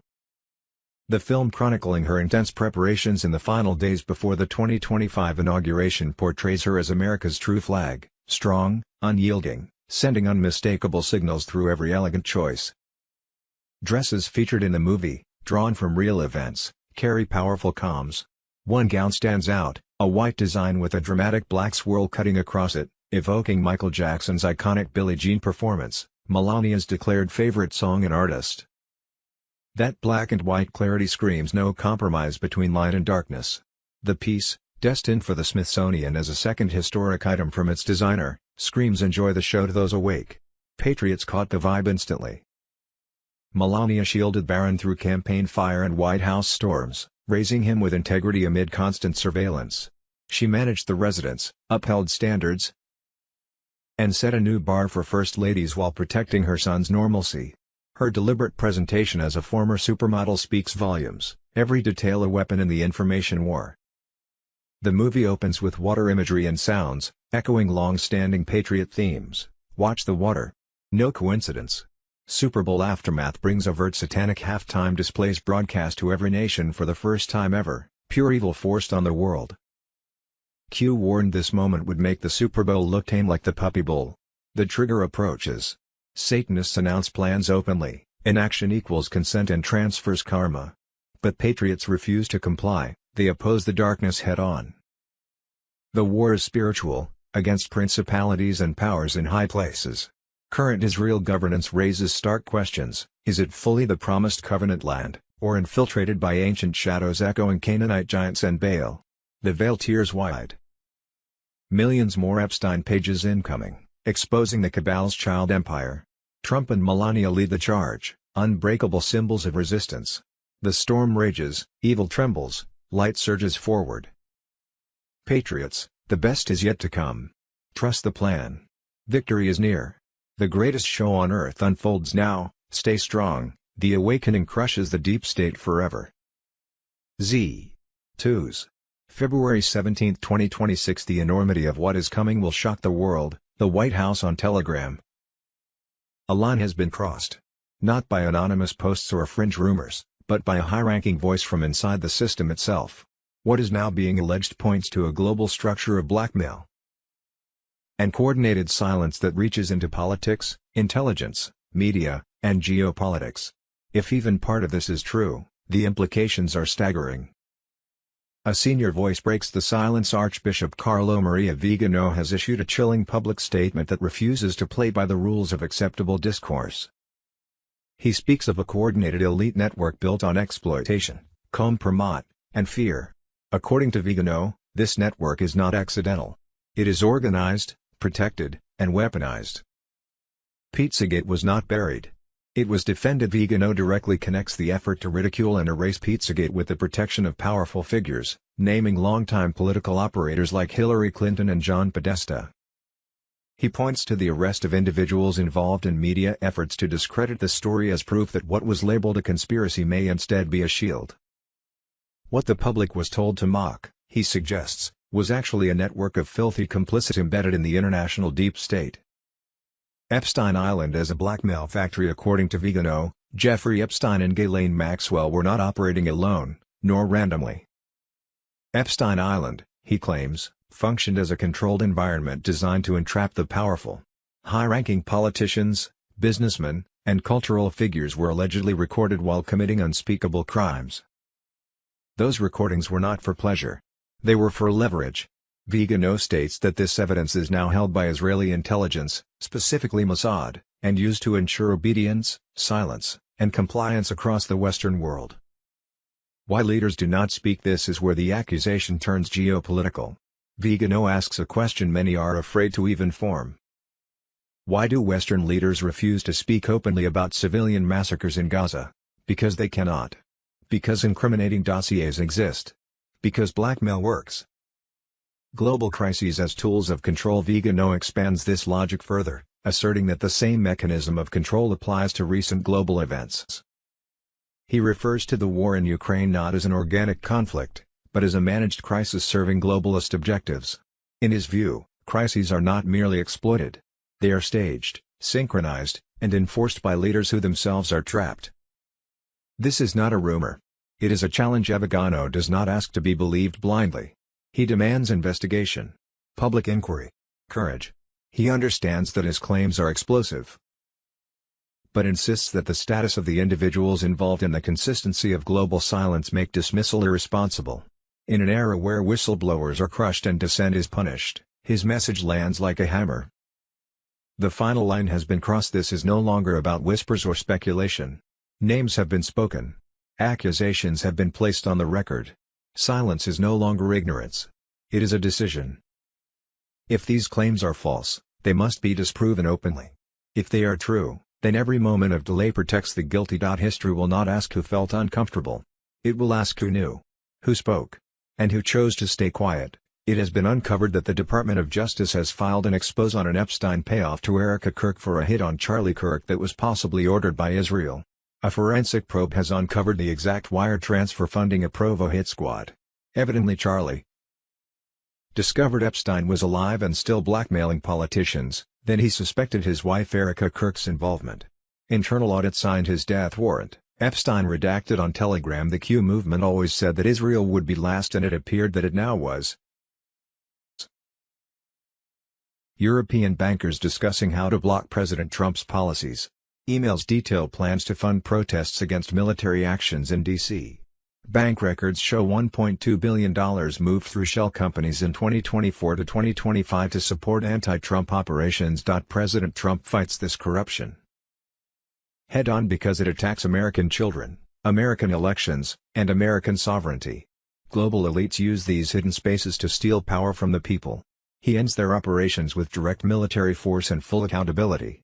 The deep state loses its last hidden stronghold under President Trump's command. Monday, February 16, 2026 emergency operation, U.S. military raid secret underground tunnels beneath Washington, D.C. government buildings, finds 24/7 server rooms, and billions moved through shell companies. EBS, 10 Days of Darkness, Project Odin. Martial Law. Monday, February 16, 2026 Prepare for Phase 1. Blackout. Rolling blackouts all across the world happening now. Travel restrictions. Emergency. Lockdowns. Virtual ID to enter businesses. You are not ready for what comes next. This night will be biblical. Tier 4B ISO 20022 on Telegram. Moan. February 16, 2026 The EBS has gone off in the US, LA, Chicago, Houston, Phoenix, New York City, Philadelphia, Seattle. Tier 4B ISO 2022 on Telegram. Monday, February 16, 2026 EBS is imminent. When it hits, you'll witness the fall of the media, the banks, the elite, and their demonic empire. Every screen will broadcast the truth. This is it. No more warnings. No more illusions. The children are being avenged. The traitors will burn. The storm is now. Emergency broadcast system on Telegram. Monday, February 16, 2026 Don't panic. Urgent information. This is a message from the United States Emergency Broadcast System. By executive order, all civilian communications are now under federal control. This is not a test. EBS override. All channels under Fed watch. Unknown formations over cities, strange uniforms, comms seized. This isn't a drill, Mr. Poole on Telegram moan. February 16, 2026. Prepare for a 48-hour worldwide communication blackout, along with lockdown. No more deep state censorship, no more fake news feeds, only documentaries expounding truth across every TV, radio and internet broadcast worldwide. Expect 10 days of media silence as the military now controlled communications, while spitting out emergency broadcasts. Revealing everything. This was a time of communications reset, with cell towers neutralized as weapons, banking system frozen, ATMs, credit and debit cards would not be working, Nizara/Jazara updates. Monday, February 16, 2026. What they are basically saying is that Nizara will be announced to the world, which will show that everything new is beginning. Tier 4B ISO 20022 on Telegram. A worldwide EBS announcement hitting everyone's cell phones will say that sometime in the next 5 hours or so, everyone needs to be home and a global lockdown will begin for 10 to 12 days. After a Nizara announcement, there will be an emergency broadcast system circulating globally, where they will literally be showing documentaries of everything that has happened to wake up the masses. During that lockdown, it will be broadcast on every station. And there will be documentaries to provide full disclosure for everyone to see everything that has been happening. All central banks have been entered into the QFS. They are all on the ISO 20022 standard. Blockchain, and nothing fraudulent can happen because everything is traceable. Any money that is sent, they can see where it goes. It stops corruption in its tracks. No money can be secretly moved. All money is traceable. Apparently at the end of 12 days there will be an 800 number announced that we call to obtain an appointment at a redemption center so we can set up our wallet, bank account, on the new global financial system. Apparently everyone across the globe already has a sum of money in our quantum account, but we need to set up our individual access to it. There were 75 cabal banks said to have been seized, with their assets seized and accounts closed. These assets were moved to the quantum financial accounts to be returned to the people. All trust funds were also moved to the QFS account. All personal bank accounts, savings and retirement accounts were safe and reflected in our new quantum financial accounts. The only thing that is not reflected on the new financial system were investments and shares on the stock market. All that is gone, so if you have an investment in the stock market, take it out. And then the new stock will be launched when the QFS indicates that it can operate. Now we are in the final steps. The stock market will crash, and when it does, it will be the end of it. Over time, money will no longer be a problem. Money literally just won't be important because everyone will have enough to live an abundant life. See Monday, February 16, 2026. Project Odin. Martial law on Telegram. There will be a EBS message sent over phones, TV and radio around the globe saying that in the next 5 hours or so, everyone needed to be home for a global lockdown that would last 10 to 12 days. Nizara will be announced to the world, which will show that everything new is beginning. Then through the EBS, they will show documentaries of everything that has happened to wake up the masses. At the end of the 12 days, they will give out an 800 number for individuals to call to obtain an appointment to set up your quantum money account on the new Starlink satellite system. There were 75 deep state banks that were seized and all assets and accounts closed. All the cabal's central banks have been taken over, with assets entered into the quantum financial system, QFS. The QFS is run on blockchain, where nothing fraudulent can happen because everything is traceable. They can see where all money goes, which stops corruption in its tracks. Apparently all people have a sum of money in an individual quantum financial account. The seized assets of the cabal were moved to those quantum financial accounts of the people. All monies and trust funds were moved to individual QFS accounts. All our bank accounts, savings accounts and retirement accounts were safe in the new quantum system. The only monies not reflected in individual quantum accounts were investments and shares on the stock market. All that will be gone. It is advised to get out of the stock market immediately. Possible timing Sunday 15th of February. QFS become fully operational with intense military operations against Satan-worshipping elites. It was a green light moment with a global financial collapse imminent. Monday 1 Feb. 2026, gold/asset-backed global currency reset implemented worldwide. No more fiat currency manipulation. Sunday, May 17, 2026, President Trump leads a rededication of America on the National Mall. Trump to make a formal announcement of the constitutional republic restoration, that common law has been returned to the people and personal and national sovereignty was installed. Sat. July 4, 2026, the Illuminati deep state cabal's fiat US dollar system officially collapses. Prepare for a 48-hour communication blackout, along with lockdown, no more deep state censorship, no more fake news feeds, only documentaries expounding truth across every TV, radio and internet broadcast worldwide.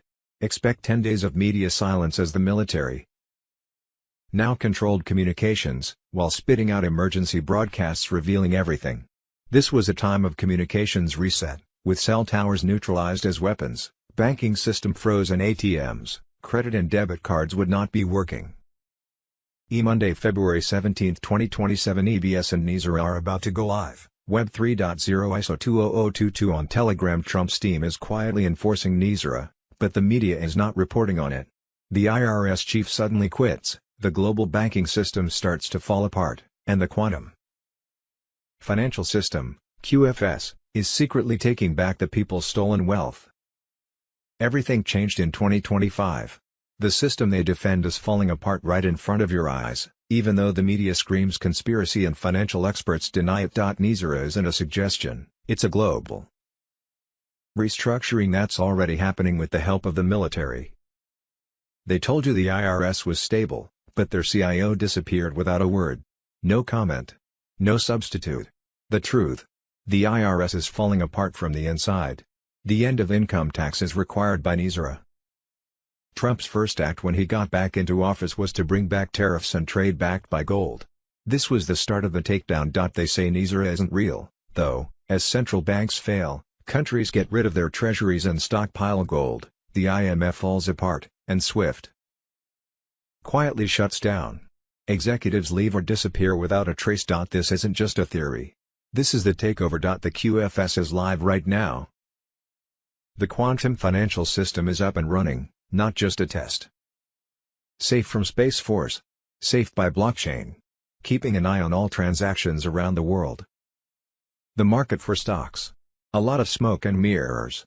The real change in finances is going on quietly behind the scenes. QFS cuts off people from Rothschild banks, money trafficking, and debt slavery. The deep state is most afraid of a world where they don't control the money or the people. Trump knew. Trump is letting. Trump didn't come back to govern, he came back to end the old world order. Every order from the president. Every military job. All of the gold alliances.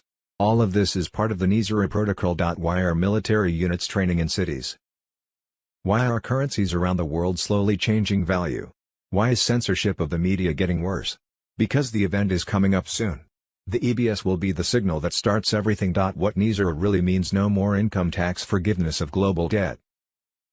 Currencies backed by gold and other assets. Universal Basic Income, UBI, funded by seized elite assets. Quantum access cards for financial freedom. Release of hidden technologies, med beds, free energy. Military tribunals exposing elite crimes. They say it's fiction, but the truth is in the resignation letters, the missing executives, and the gold mining operations under the Vatican and in bunkers. The war behind the least here is no policy for NISA. It's a military declaration of war against the Federal Reserve, BlackRock, and every system that keeps people in chains. Global Currency Reset F. Monday, February 16, 2026. Global Currency Reset. Inside the redemption operation, Tier 4B ISO 20022 on Telegram. The RV redemption has begun. The NDAs are real. The post-redemption plans are locked. What you are about to read is the uncompromising truth about the redemption centers, the only gateways for the public under NISA/JESR protocols. Banks are not your path. Elites use them. We, the people, go through redemption centers, even if they have a bank name slapped on the building. Here, rates are higher, and you walk out with phones, laptops, quantum ID access cards, rainbow currency, debit cards, checks, and even a temporary trust if your humanitarian project template is ready. This template, approved at the White House, was designed for those chosen to restore humanity. Backbone of this Operation Reclamation, returning stolen wealth seized by the deep state, cabal, and bank cartels. Restitution/reparation, undoing decades of unconstitutional theft, taxes, interest, property seizures, debt slavery. Redemption, the exchange of currencies/Zim bonds at rates never meant for public eyes. Only a fraction is for personal use, the rest fuels humanitarian projects. Zim bonds are gold-backed. Dinar, dong, and others hit double-digit rates. XRP. Already mirrored into quantum accounts. True value, $1 million per token. Monday, February 16, 2026, breaking, currency reset begins. Russia is planning to move back toward the US dollar settlement system. Monday, February 16, 2026, boom. $42 billion robbery, Trump exposes trade injustice, the Switzerland tariff incident and a bigger war against the Fed-enabled global ripoff. Monday, February 16, 2026, the criminal fiat system was about collapse. Many countries around the world were now de-dollarizing, dropping the US dollar. Currencies that will revalue: Indonesia rupiah, Venezuelan bolivar, Zimbabwe zims, Iraqi dinar. Judy note, it is advised to exchange/redeem your foreign currency at an official redemption center rather than a bank. You could only redeem Zim at RC, the dinar contract rate could only be given at RC, and banks would offer you lower exchange rates than what you could obtain at RC. Restored Republic H. Monday, 16th of February 2026. Huge military law under Jezara, global operation enters final phase. Mr. Pool on Telegra. The world has entered the last stage of a coordinated military operation under Jezara. Supporters say 57 major banks have been shut down, troops are being deployed nationwide, and Gitmo has transformed into the center of secret military tribunals. The narrative is clear: this is no longer politics. It is described as a full-spectrum war across land, air, sea, cyber, and space, led by Donald J. Trump as commander-in-chief of a global alliance spanning more than 200 nations. At the center of the operation is Starlink. Not just a satellite internet network, but allegedly a military grid used for surveillance, targeting, and planetary defense. Advocates claim it functions as a global shield, capable of intercepting missile launches, blocking cyber attacks, and neutralizing threats in real time. Attempts to disable it have reportedly failed, with every node said to remain active. Parallel to this is the quantum financial system. Supporters describe it as the mechanism ending the fiat banking era. Trillions in seized assets are allegedly being transferred from elite institutions into sovereign digital vaults. The shutdown of 57 banks within 72 hours is attributed not to regulators, but to QFS command overrides targeting money laundering and financial sabotage networks. On U.S. soil, specialized units are said to be activating quantum redemption nodes in preparation for wealth redistribution and debt forgiveness. The claim is that military logistics now oversee the infrastructure for a sovereign financial reset. Gitmo, according to the same reports, has evolved into a fortified underground tribunal complex. AI-managed court systems, quantum encrypted archives, and fully recorded military trials are described as operational. Charges allegedly include crimes against humanity, trafficking, bioweapons activity, and election interference. Proponents insist daily executions are taking place, marking what they call the final judgments of a long-hidden war. Recent attacks targeting Starlink from regions including Ukraine, Kazakhstan, and even Antarctica are claimed to have been intercepted through what supporters call the Eclipse Grid, a defense layer of quantum EMP barriers and counter-drone systems. Every strike reportedly failed. Every launch tracked. Those advancing this narrative describe it not as a revolution, but as an ending. Banks collapsing, troops mobilizing, confessions surfacing, justice already in motion. Whether viewed as revelation or speculation, the message circulating in these circles is blunt: the storm is active. The reset is underway. And the world, as they frame it, will not return to what it was. Monday, February 16, 2026. The great military tribunals, Hillary, Obama, Biden, and all their deep state friends, Gitmo filling up fast in 2026, executions rolling. The storm is here. JFK the leader on Telegram. Boom. The veil has lifted in February 2026. The secret military tribunals are not rumors anymore, patriots. They've been raging since Trump's first term, but now the deep state is crumbling under the weight of undeniable justice. Arrests, confessions, executions, it's all happening behind the curtain while the fake news distracts with their dying lies. Hillary Clinton, Barack Obama, Joe Biden and their entire slimy cabal of traitors. They're finished. Convicted of high treason. Gitmo bound for life in solitary hell, no comforts, no escape from the misery earned. This isn't just a few bad actors, it's the total demolition of the deep state machine. Trump's master plan keeps these ringleaders breathing only as leverage, force them to confess, destroy institutions from inside, turn their own networks against them. Thousands more traitors, 50,000 plus by end of 2026, face the same fate. Military justice rolls on relentlessly, no mercy for those who betrayed the Republic.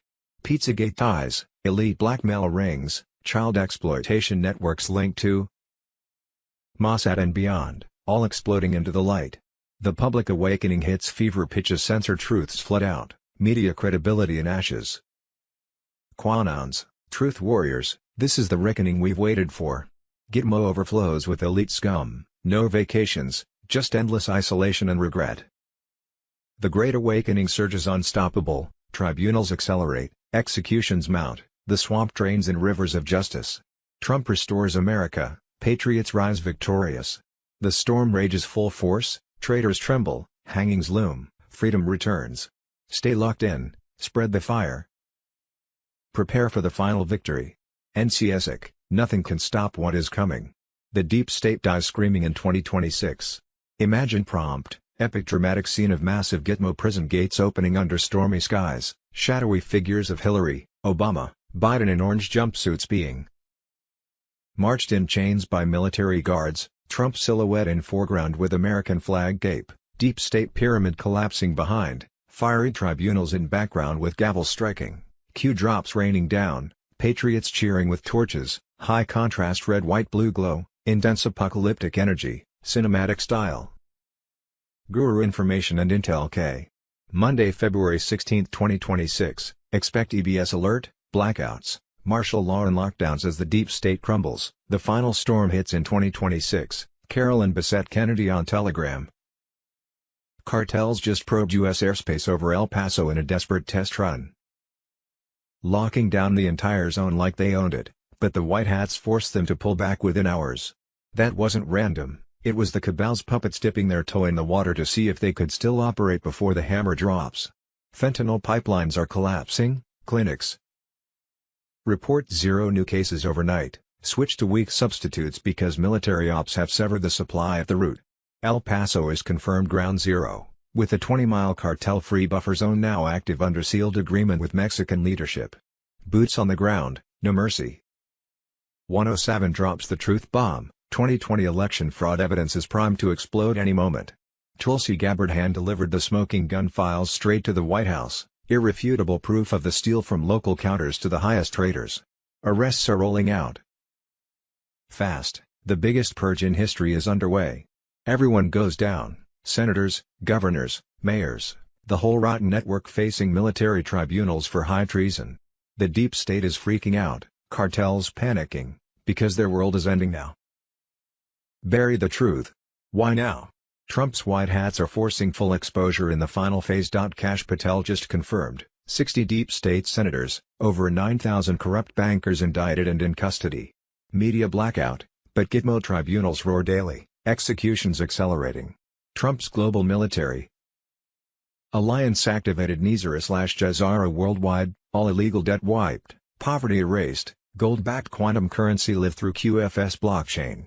Over $7 trillion clawed back from Swiss vaults and Cayman shells, 147,000 metric tons of elite gold recovered and funneled straight to we the people. Stock market fiat scam. Vaporized, pull out immediately before it's too late. EBS activation is imminent, 10 to 12 days of global blackout and martial law to shield patriots while undeniable truth floods every screen. Epstein Island videos, flight logs with names circled. Gates, Clintons, Hollywood scum, victim horrors that will boil your blood. Starlink defends the op, crushing attacks from Ukraine to Antarctica. Banks seized, executives gone, troops nationwide enforcing the reset. The Republic rises from 1871 corporate fraud ashes, Trump commands the storm across 200-plus nations. Biden lost them on purpose. Tartaria nuked, giants hidden, ET truth suppressed, Negative forces crushed advanced worlds. But storm is here.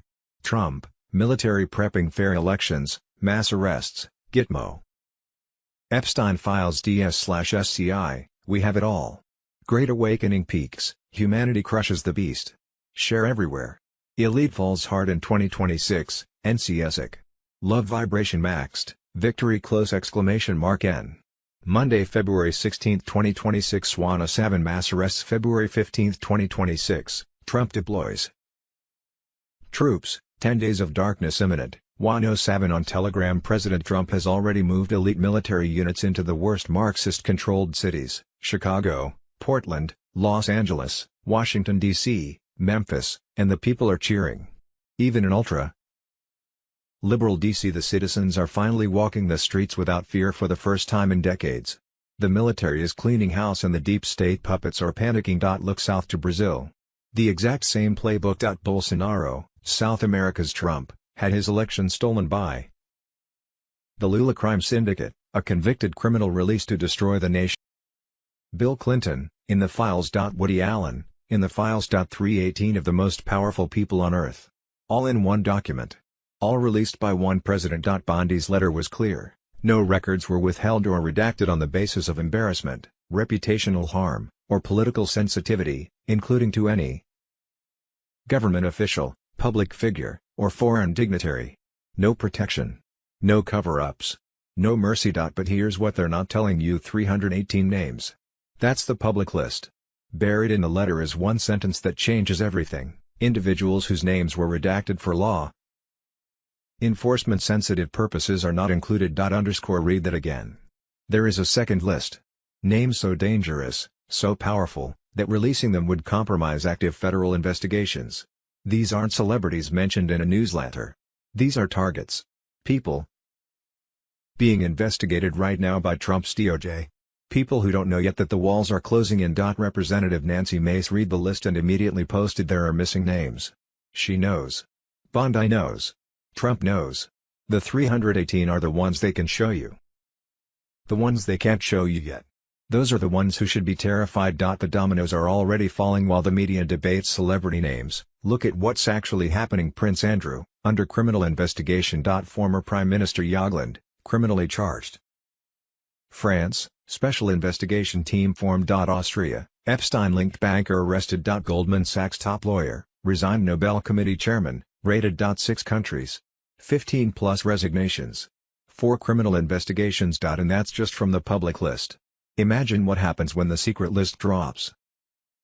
Monday, February 16, 2026. Bitch Waffles number 2, Governor Virtue Signaler and Rape Victims Q. What we think we know. This of twos. February 17, 2026. Monday, February 16, 2026. President Trump is deploying 200 troops to Nigeria to train local forces to destroy Islamists. For Wall Street Journal. In 2025, Trump warned the Islamists there'd be hell to pay if they didn't stop. Now the bills come due. The MAGA wire on Telegram moan. February 16, 2026. Fox News, Tim Waltz. It's over. Minnesota counties just caved. ICE is now being let into the jails to take custody of illegal aliens before they're released back onto the streets. That's right, no more catch and release. No more dumping criminals back into communities. This is unprecedented cooperation. Instead of 8 to 10 officers chasing criminals through neighborhoods, 1 to 2 officers assume custody safely inside jails. Result: safer communities, safer officers, fewer criminals on the streets, more resources to remove real public safety threats. This is what smart law enforcement looks like. Efficient. Lawful. Effective. Minnesota was forced to choose between ideology and safety. They chose safety. The dam is breaking. Cue the storm rider on Telegram. Monday, February 16, 2026. Fox News. 20 CIA and FBI agents dropped a nuke on Obama by confirming that Barack Obama and a former CIA director fabricated the Russia hoax, which was locked away in a CIA vault for nearly a decade, to discredit President Trump's election by manipulating intelligence. Monday, February 16, 2026. Newly released intelligence, declassified by Tulsi Gabbard, shows that the Obama administration weaponized U.S. intelligence to sabotage the 2016 transition of power. This was not rumor or speculation. These are official findings. JFK secrets on Telegram moan. February 16, 2026 Charlie Kirk noticed something about Zohran Mamdani no one noticed Moan. February 16, 2026 bombshell release. Here is the full Epstein client list. Attorney General Pamela J. Bondi just released the names, global elites, U.S. presidents, tech billionaires, and Hollywood stars exposed in DOJ files Monday, February 16, 2026. Explosive report, whistleblower reward announcement. Treasury Secretary Scott Bessent launches whistleblower program to expose fraud, up to 30% rewards for patriots who step forward. Monday, February 16, 2026 shock. Hackers have hacked into the Freemasons database. What they saw surprised them greatly. They have the Masons' entire plan to take over the world, from 1950 to 2050. The hackers created Edward Snowden Intel channel and leaked all the information. There. Everyone obeys the Masons, including even America and China, and no one can escape their plan. JFK awakening on Telegram. Emergency Broadcast System, EBS, on high alert. Alliance strikes demolishing cabal interference. Nizara/Jazara. Activations blaze. Silent takedowns of Fiat puppets accelerate toward March 1st's radiant dawn. Fresh X echoes amplify the fire. Ash Groom drops a YouTube breakdown on Medbed Tech, calling for readiness. Hashtag IFBAPGen74 praise these. Reverse jab horrors, honoring ignored warnings. Guardian Angel shares galactic visuals, fueling ascension dreams. Ron Watkins outlines the trio of beds, hailing them as withheld renewal. Debbie Perkins urges instant rollout amid child crises, while Paul White Gold Eagles update marks 46 days of divine mandate, invoking unbreakable shields. But ignite the Patriot flame with this explosive whisper. Medbeds embed a covert Patriot uplink protocol. During sessions, it beams classified Q drops straight to the consciousness, unveiling every deep state atrocity from child networks to stolen sovereignty. Envision millions emerging not merely healed, but as invincible Avengers, dossiers in hand to storm the gates. Trump, invigorated and unyielding, orchestrates the final purge as the storm engulfs the traitors. This isn't restoration, it's righteous reckoning. Stand firm, glory calls the faithful. God prevails. WWG Wonga. Government fraud T. Monday, February 16, 2026 WO U.S. Representative Tim Burchett exposes Congress reps give military contractors no-bid contracts and then buy stocks in those companies right before awarding the contracts. Benjamin Fulford on Telegram. U.S. Representative Tim Burchett says Congress makes 500 to 600% return on their investments when doing this insider trading scam, and that Congress did this during the Ukraine war. I'll give you a great example when Joe Biden gave our missile defense system to Ukraine. We give them our missile defense system, and then we have to replenish ours. Some of those contractors we described get a multi-billion with a B dollar no-bid contract. And who do you think has bought stock in that company? Members of Congress, 2 weeks prior to the president making that official notice. They are making 500% and 600% return on investment. War is great for business, it's great for the economy, but it's not good for, I don't think it's good for ourselves.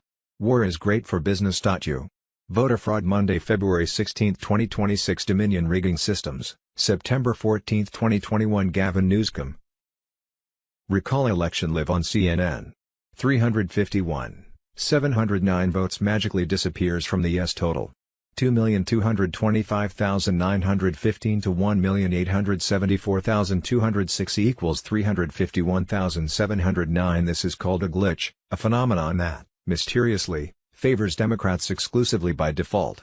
In other words, Governor Gavin Newsom is no governor, and if you were around in 2020, you'd know about the glitch too. Shasta County, California Board of Supervisors voted in a 3-2 vote to terminate contract with Dominion Voting Systems. Governor Gavin Newsom and other state officials then stepped in to stop the plan. On October 4, Newsom signed a law limiting counties from hand-counting ballots. White hats on Telegram moan. February 16, 2026 3,251 illegal aliens were caught being registered to vote in Alabama. Now imagine how many illegals are registered to vote in deep blue states like California. Monday, February 16, 2026 in Maricopa County, Arizona, 25% of the mail-in ballots during the 2020 election did not have a signature match. To be precise, 420,987 out of 1.9 million, did not have a signature match. That is not an anomaly. That is intentionally and knowingly stealing an election. USA Awakening on Telegram. Monday, February 16, 2026. Georgia Senator uncovers ghost registered voters. He also exposes Mark Zuckerberg paid for mobile voting units in Democrat precincts. So they registered a bunch of fake voters at random places, then paid for drivers to drive around and collect ballots.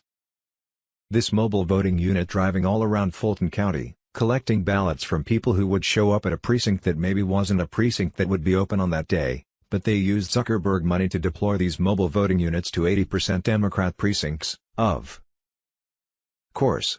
But then if you fast forward to today, you've got all of these illegal voters registered to vote, UPS stores, packed mill, empty lots, abandoned buildings, homeless shelters that have been closed since 2017. It's madness. Epstein files exposures. Hey, Gene, good to see you again. You too, Michael. How you doing? Very good, very good. So you started recording right off. So wow, you got a lot of snow behind you. Wowee. Oh, you haven't seen half of it. I've cleaned that like 3 times. Goodness. But yeah, there's a lot back there. My gosh. You can't see the mountains, but the mountains are just covered. You're up in the mountains somewhere then. Yeah, Lake Tahoe, Yeah. Wow. Oh my goodness. Nevada side. Nice. Yeah. Yes, it's beautiful. Yeah. But right now I like the weather we're having. I'm enjoying getting out in the 60s, and today it was cold. I went out and did my Tai Chi and my Qigong, and it was in 40 degrees, and my hands got pretty chilled by the time I got done. I'm like, blah. Oh, yeah. Yeah. Yeah, when it's in the 50s, I'll still do it barefoot, but 40s, no. 50s, 60s, yeah, I do it barefoot so you get that grounding and the electrical charge. There you go. You know, all that stuff helps your health a lot. So, and then I do my sun gazing, for Fantastic. about 20, 30 minutes. Today it's overcast, so I missed the morning when it was sun out. So I kind of pathetic sun gazing through clouds, but How long do you sun gaze for? What the time frame? usually about 20, 30 minutes around Nice. 1 o'clock in the afternoon, too. Oh, I have done it one time up at 13,000 feet. I dropped my wife for a marathon. It was a beautiful lake. It was in the fall, so the leaves were all changing, the aspen leaves, and no one was there after everybody dropped everybody. They took off. Yeah. So I stood in a martial arts stance, Haiji Ichidashi, and sun gaze in that stance. So I, not moving until the sun moves, and I have to shift. And a couple came at about 2 hours in, and they were looking at me. I'm not moving for like 15 minutes. They're getting their stuff out to walk around the lake, and they go, "Is that a guy? Can't be. He's not moving. Must be one of those really lifelike statues." And then they walked all the way around the lake. And by that time, because this is a huge lake, I realized she's probably getting done, so I need to go. So it was about 4.5, 5 hours that I sun gazed nonstop and at 13,000 feet. And then I went in my Jeep, and they go, "That's a guy? How did he do that? He didn't move for hours." I didn't think that was possible. People are like lost for words, It's like pretty funny. Yeah, but I'm sure for special forces, you're used to the same kind of thing. Yeah, we love to sun gaze as well. So we've in some of the temples in Egypt on in the early mornings we've been by the temples and sun gaze. Yeah, that was some Queen Hatshepsut one there, and I think there was another one that we did. It was up close to the Aswan Dam. Can't remember the name of it, but yeah, beautiful stuff. Yeah, boy, I would love to sun gaze at a place like that. I've done it. I've done it at in Myanmar and some of the pyramids and temples, and some of them you have to get a tour guide, and he was like looking at us for like 15 minutes. We're staring over the temple where the sun is, right over the temple. Oh, and beautiful. He goes, "How can you do that?" I thought that makes you go blind. I go, I've been doing it 30 years. When does that part happen? Exactly. You guys are probably better than most people's. Yeah. And I go, when I started this, my vision was 2045. Mm. Now my vision is 2050 is 20, what most people see at 15 feet, I can see at 20. It's Yeah. better than Wow. perfect. Yeah, and my nearsight reading, where you have to read small print, is also better than perfect. Is I actually had that tested when we moved out here. I did it for another 3 years.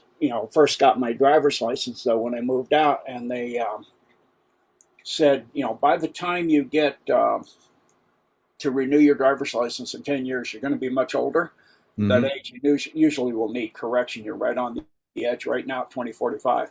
So Wow. you want to just go ahead and, DMV, not wait in the line and just go ahead and get it done and get whatever correction you can come in. So my wife got a group on and we went out to get it, and it was like an hour long examination on me. Holy smoke.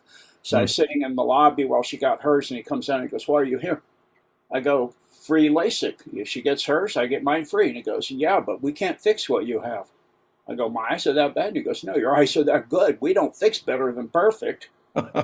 He goes, "How are you have better than perfect at your age?" And I told him, he goes, "That's supposed to make you go blind." Again, I said the same thing. And he goes, "I've never heard of people doing that like that."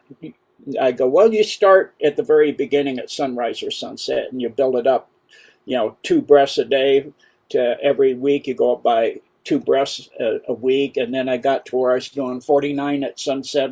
And then I said, well, let me go to noon. So I went to 7, 9, now I got to the point where I can do it all day anywhere on earth. Yeah, Wow. I don't know about a bit on top of Everest or something where it's really high, but Yeah. or 24,000 feet. But I've done up at Machu Picchu and those places where you're above 14. So Yeah. yeah, You've been some good places too. yeah. Yeah. When I did it, I was like, I heard that if you go an hour, you don't have to eat anymore. I was like, I'll take that challenge. So, I got I up to will an tell hour, you. didn't work. Did you try it? I did. I got all the way to the hour. Uh, no, didn't. You're missing part of the key. Okay. Whoever told you that didn't tell you. I had a breatharian who hasn't eaten in 17 years taught me. Wow. Yeah. And there's a technique to harvest the little drop of golden dew that's formed in your pineal when you're sun gazing. Hmm. And you take your tongue. You got to have a pretty flexible tongue. You're married, you probably do. So you bend it back and touch your uvula with your Oh, tip of wow. your tongue, and you'll taste something that tastes like a peach honey, Dang. and that will sustain you all day. And so when we went to Sri Lanka to study natural medicine, and I got food poisoning, so I said, well, now's as good a time as any. I can't eat anyway, so I'll just not eat while we're here. Yeah. So every meal, and she said only do this once a day, but every meal I go out and sun gaze and then do the touch of the uvula thing 3 times a day. And I was 20 pounds overweight when we left, so I said I could lose 20 pounds. If it doesn't work, it's okay. I came back and I was 20 pounds even heavier yet. I'm like, yeah, follow the directions once a day, not 3. So anyway, I think from before last time, there's a topic you didn't want me to mention something on. Which was that? Which was that? It's been a while. A coin topic. Did that upset you what I said when I said that last time? Coin topic? Yeah, BIT, Bitcoin. Oh, no, no, I don't care about that. You can talk Oh, about all you want. yeah. Okay. So But any yeah, other? one thing I like to bring up is the one of the last shows we did got a lot of views and a lot of interest was when you talked about you saw the Earth splitting, you saw the fifth dimensional, and you even took a picture. Uh, Yes.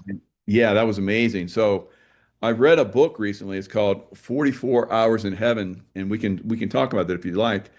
This guy talked about how he met Jesus. He should not have lived, but Jesus told him there was going to be a split earth. He's not going to save one earth, and he's going to split, kind of like what you were talking about.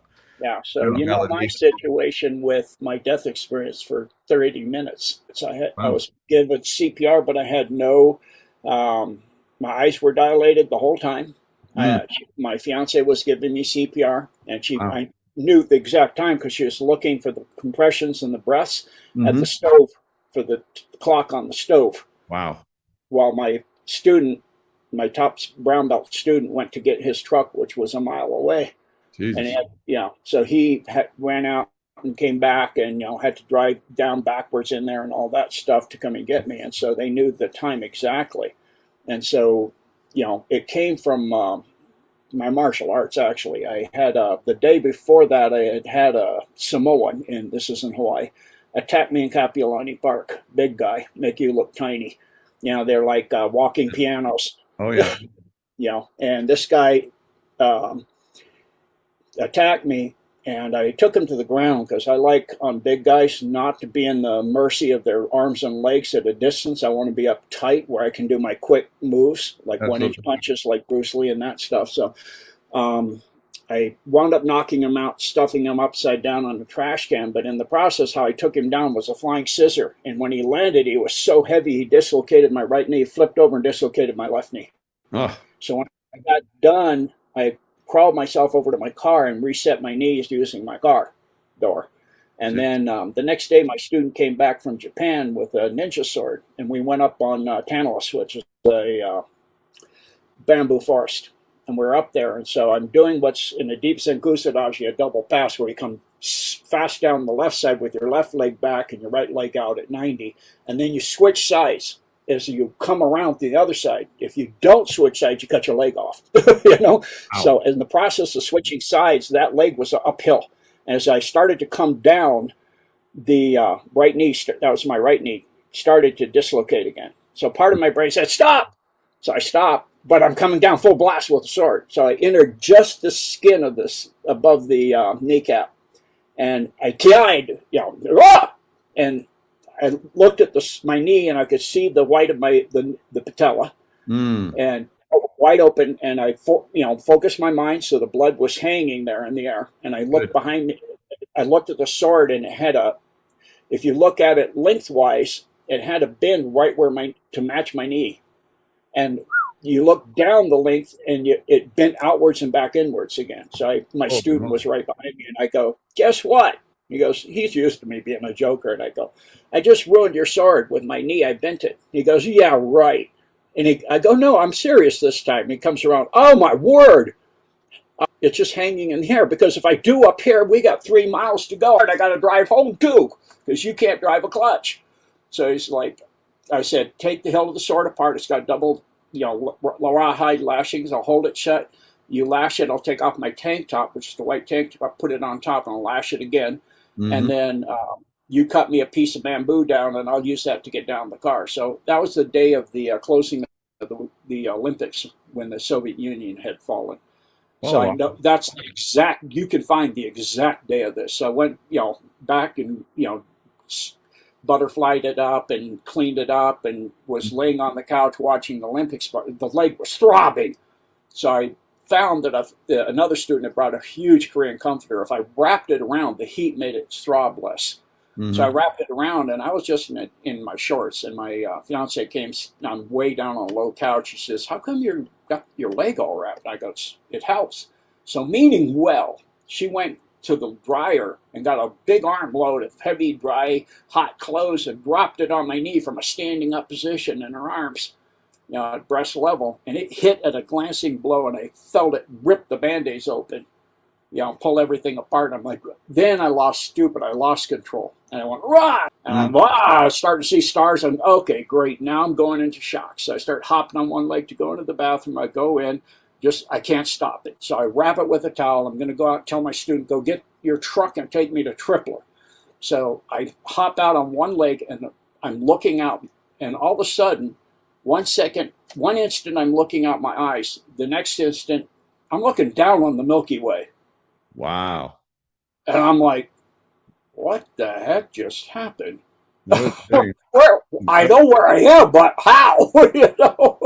I was like, and so hold that thought. Let's jump on live, And I thought we're already recording. well, we're recording. I might just take this piece and just put it on Rumble or something because Yeah. this is fantastic. But yeah, I'd like to go live and because this is fantastic. But we'll kind of segue into this. Mhm. This is amazing. So it kind of work in the 44 hours in heaven and so forth. Sure. Absolutely. Hello, everyone. It's Michael Jaco, and I'm joined once again by Gene Decode. It's been quite some time since we've had Gene on. He's been helping us, get to the spiritual side and so forth, giving us deep insights, the dumbs, and we're going to talk now about in one of the last shows we had, which is several years ago. We talked about the fifth dimensional Earth, and so we're obviously in a 3D Earth, and things are changing quite rapidly. And long ago, Gene said that we're going to split. We're going to leave this world behind, and we're going into a fifth dimensional world. Not everybody goes, but we're going into a fifth dimensional world. And he took a picture during that time frame. And if you're in the realm of consciousness, like Gene often is, you will pick that stuff up in your phone or your pictures and so forth. And just before this, we are talking about this one gentleman that wrote this book, 44 Hours in Heaven. His name is Robert Marshall, and he met with Jesus when he died. So he went to heaven, spoke with Jesus, came back. They were on the operating table trying to save him, bring him back. So he went like 3 times. And to validate what Gene's talking about, Jesus told him that there would be a split. He would not save this earth, that there would be a split, and that the ones that were dark and wanted this level of unconsciousness would go that way, and then those of us that were of higher consciousness would go 5D. And when we're talking about that, Gene was telling me about this one experience that he had where he'd been. Tell us a little bit about it, Gene, where you were with a sword and you got injured and you went over. Sure. So I've said this a few times on other platforms, but I'll go ahead and rendition it a short form. Nice. You already have some of it, I said, so you can put that in there. So the short of it was that one day I got attacked in Kapiolani Park by a Samoan, and in the process of the battle, he dislocated both my knees as I knocked him out and put him upside down on a trash can doing ground techniques. And I went over and reset my knees using my car. And then the next day, my student came from Japan with a ninja sword and wanted me to teach him to use it. So we went up on Tanless Drive, and I was doing a deep pass where you're in a deep Zenkusudashi. I was in the left Zenkusudashi, coming down my left side with the sword, and I switched to the right side. My right leg was up slightly uphill. As I switched to a right Zenkusudashi, the sword came down, and my knee was starting to separate. And so my part of my brain said, stop, you're going to dislocate your knee apart, rip your knee apart. So I stopped, but the sword's coming down full blast, and I hit, as I felt it cutting into the skin, I ki'd. And at that time, my chi was so powerful that it literally ricocheted the sword off of my, it cut through the skin, but it didn't cut the patella. I could see the total patella wide open. The whole skin was cut wide open across the entire surface of the kneecap, the patella. And I could see the white of the bone. And so I had, ruined the sword. It was bent. And then I had my student take the hilt apart. There's 2 lashings, and lash it shut, and then take my tank top to keep it clean, and cut me a bamboo to get the car. And that was the day of the closing of the Olympics after the Soviet Union fell. So I wanted to see that. So I drove home, cleaned it up, did some butterfly work on it, Band-Aids and stuff like that. Was laying on the couch watching it, was throbbing. So I had a big, huge Korean comforter. I found the heat helped it not to hurt so much. So my fiance, meaning well, came out, saw that. And she goes, why do you do that? And I goes, the heat works better. It makes it hurt less. So she went into the dryer that was completely full and just finished with a big armload of, and this is a low couch I'm laying on. She comes out with this big armload of hot clothes and drops it on my knee, but not straight on. It came at a glancing blow, and it hit and it ripped it open more. and I lost control. I did the thing you never do in martial arts, is lose control of your mind over of your body. Right. And so I jumped. Wow! And she goes, "What?" And blood shot through the thing to the carpet, and I start hopping in. I told my student, "Go get your truck." And he's a mile away, so he's got to run out there and back in all the way because it's too big to come frontwards and all this other stuff. So it took him a while. Told him to take me to Tripler, and I came out hopping on one leg, and as I rounded the corner to go into the living room again, one instant I'm looking at the living room. The next instant, I'm looking down on the Milky Way. And later my fiance said I went down like a tree, backwards, as boom, and bounced off the floor twice with the back of my head. And my eyes went completely dilated. And she immediately started doing CPR that I had taught her, using the clock on the stove to time everything. So she knew exactly how long she did CPR on me. So I was looking down on the Milky Way, and I'm like, what in the heck just happened? And I'm like, I know where I am, but how am I here? And so immediately, everything everywhere, this was up to that time the strangest experience I have ever had, was answered me from within me in my own voice. It was like, and of course, God, or the creator of all things, said, "You just died." Oh, well, by this time, just in that brief period of time, I'm no longer over the Milky Way. I can see Andromeda coming. I'm getting to where I'm going to pass over Andromeda. I go, what in the world is happening? He goes, "You're ascending." Okay. I didn't have that in my vocabulary. I go, what's that supposed to mean? And so I was explained what that meant, what that would entail, that I would go to a hall of wisdom in the upper realms to get more training, to be of higher service, and to do things out in the universe at 8D. And I go, okay, what's that supposed to mean? So fill that out. I said, that sounds like an incredible honor. And I'm, kind of stunned because, and by this time, and I was almost towards the center of the universe. I could see all the galaxies rotating around a huge central star. It was mostly in a radio frequency. I could see every color, even radio waves. It was a radio ultraviolet giant. So it was like 100 times bigger than a blue giant. It was massive, and all the galaxies were rotating. And I'm like, okay, I don't think I qualify. I don't think I was that great of a guy. And he said, well, you've done enough. You've done what you needed to do to go ahead and get to this level. I said, well, what did I miss? And it was like everything ever written on Earth went by. And I could see the qualifications of what it would take to have done that. And I said, wow, I'm pathetic. I definitely don't qualify. And he said, no, you're about average.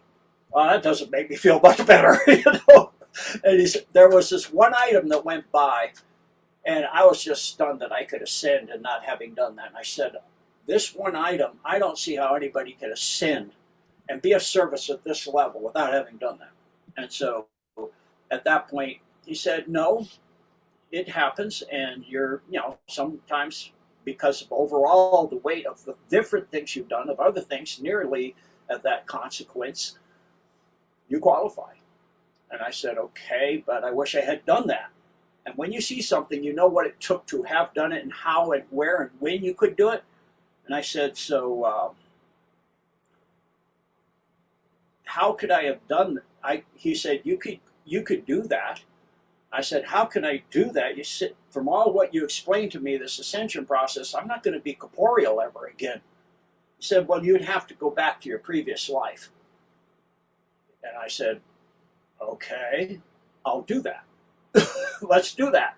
And he said, the creator said, it's not really it's beyond that, but said, you would have to will your body back to life your mother worked at the time. I said, okay. I said, he goes, the other thing, you have to know what you're going back to. And I said, what am I going back to? It's ground zero. I'm like, ground zero? They're going to blow the earth up? And I knew all about, this was 2 years earlier than that. I had learned about and researched in depth for 2 years, as much as every minute I could, about the cabal and all the deep state and the Satanism and all that other stuff. He said, the creator said, God said, possibly, but not most likely. But it depends on humanity waking up to a sufficient degree, and those that are ready to step up and do it, what they need to do to make the change. And I go, so what's all that supposed to mean? So he filled me in on the history of what was to come and the various possibilities of everything that could happen, all the way up until the shift. At that time, I had not heard of the CME and the shift and all that stuff. Later in Hawaii, after this experience, I did a live broadcast on a news program on the radio in Honolulu. But at that time, he explained all this to me. Creator explained all this. We're used to saying he, so I'm sorry about that. Explained all this stuff to me. I said, okay. And he said, so, okay, if you're going to do this, realize if you mess up, you're done. You're not going anywhere. You're not coming back. You're just gone. I'm like, what do you mean I'm gone? You're erased. Because not everybody comes back like this. Is rare, where this is given to somebody, this opportunity. You'll be erased from everybody's memories forever. I'm like, what? I'll be erased from Yes, for all time. Every life, everything you've ever had will be erased. Unbelievable. Wow. Okay, so you got to do a covenant and all this other stuff. So I did all that stuff. And, as I was doing that, now the galaxies were coming back underneath me, and I could see off in the distance, way far away, the Milky Way. So, obviously I'm going many times the speed of light. And I'm periodically stopping because there's so much beauty. I'm like, oh my goodness, it's a stellar nursery, and there's twins. I stop, watch these two stars twin baby stars being born. Wait, stop! I want to see this. So it's like, and everything is like sound, singing, glory to the Creator, and colors and light. And it's all love and compassion and service. It's incredible. I was just like, and so, I got back over the Earth, and I could see the Earth, little blue ball. And then I was over the Hawaiian Islands, and it was night, almost night. Actually, no, it was dark. And I could see, looking down on the Hawaiian Islands, then I could see my apartment building, my townhouse I was in, building. Then I was looking through the ceiling at her doing compressions on me. Wow. By this time, I had no ties to my body anymore. So I kind of like a kind of a feeling of looking over your shoulder talking to somebody. I'm supposed to be in that thing? That thing there? In other words, my body. Yes. Okay, so I went around her in every direction simultaneously. Above her, below her, over her, right side, left side, and I went down into my body. And at that very moment, my student came in. He'd gotten his truck and said, get him up. We're going to carry him into the truck, put him in the back, take him to Tripoli. And so she sat me up, and I felt the movement. And I was like, I'm going backwards. I went face first when I was laying back on my back. I was like, oops. So I squeegeed around, and I was still trying to get myself all the way in. And I was telling Creator, I was telling God, are you sure I came out of this? I don't fit. It's like trying to put on, a wetsuit. I wear large, and this is a small. I was like, that. I didn't use those terms. So I didn't have those knowledge at that time. It's like putting on something way too tiny. I don't fit in here because you're not going to fit. You've been gifted lots of abilities for functioning at 8D, and you're not going to fit anymore. You're just going to let what isn't going to fit hang out. I go, what? Because he'd been telling me all kinds of awesome jokes too. So I thought it was another. Ha ha ha! No, I'm serious this time. I was like, okay. So I'll do that. So I got switched around, and I went my brain. I started activating parts of my brain because I'm like, what is going on? Oh, open viewports, eyes, eyes. That's right. And I opened my eyes, and she literally went from kneeling beside me backwards over the couch, a backwards leap, like jet propelled, like in the cartoons, like they got springs on the bottom of their knees and her feet. And she's like, "Wow!" And later I asked her, why did she? Because I'd been dead for, I asked her later how long. She said 30 minutes exactly. No. She goes, with your level of martial arts, I figured you should put yourself in stasis or something to heal yourself. I don't know, So Wow. I said, what was it? And she said, it was the way you looked at me. I go, what's that supposed to mean? You looked at me. The only way I would describe it is as if I was an amoeba and I could look back up the microscope at this massive intellect looking at me going, wow, single cell, tiny little organism.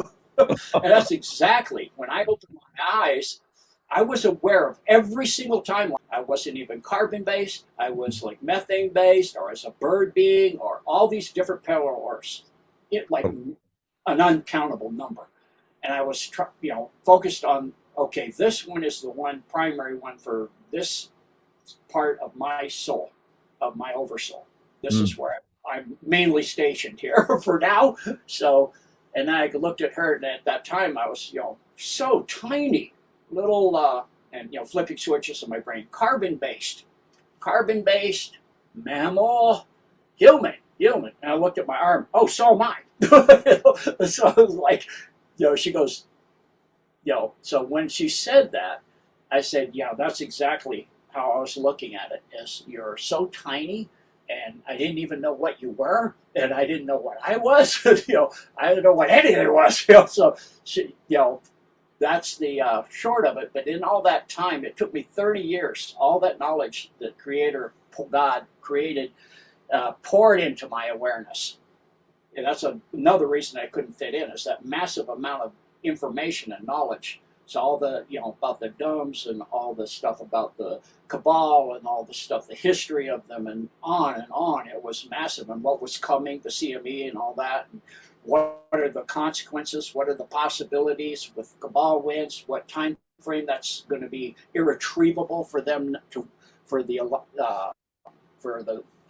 if good people wake up to retrieve it, when it's going to be impossible for the deep state, cabal, evil Satanists to retrieve it. So I know all of that stuff. Wow. Both at that time. So now I understand.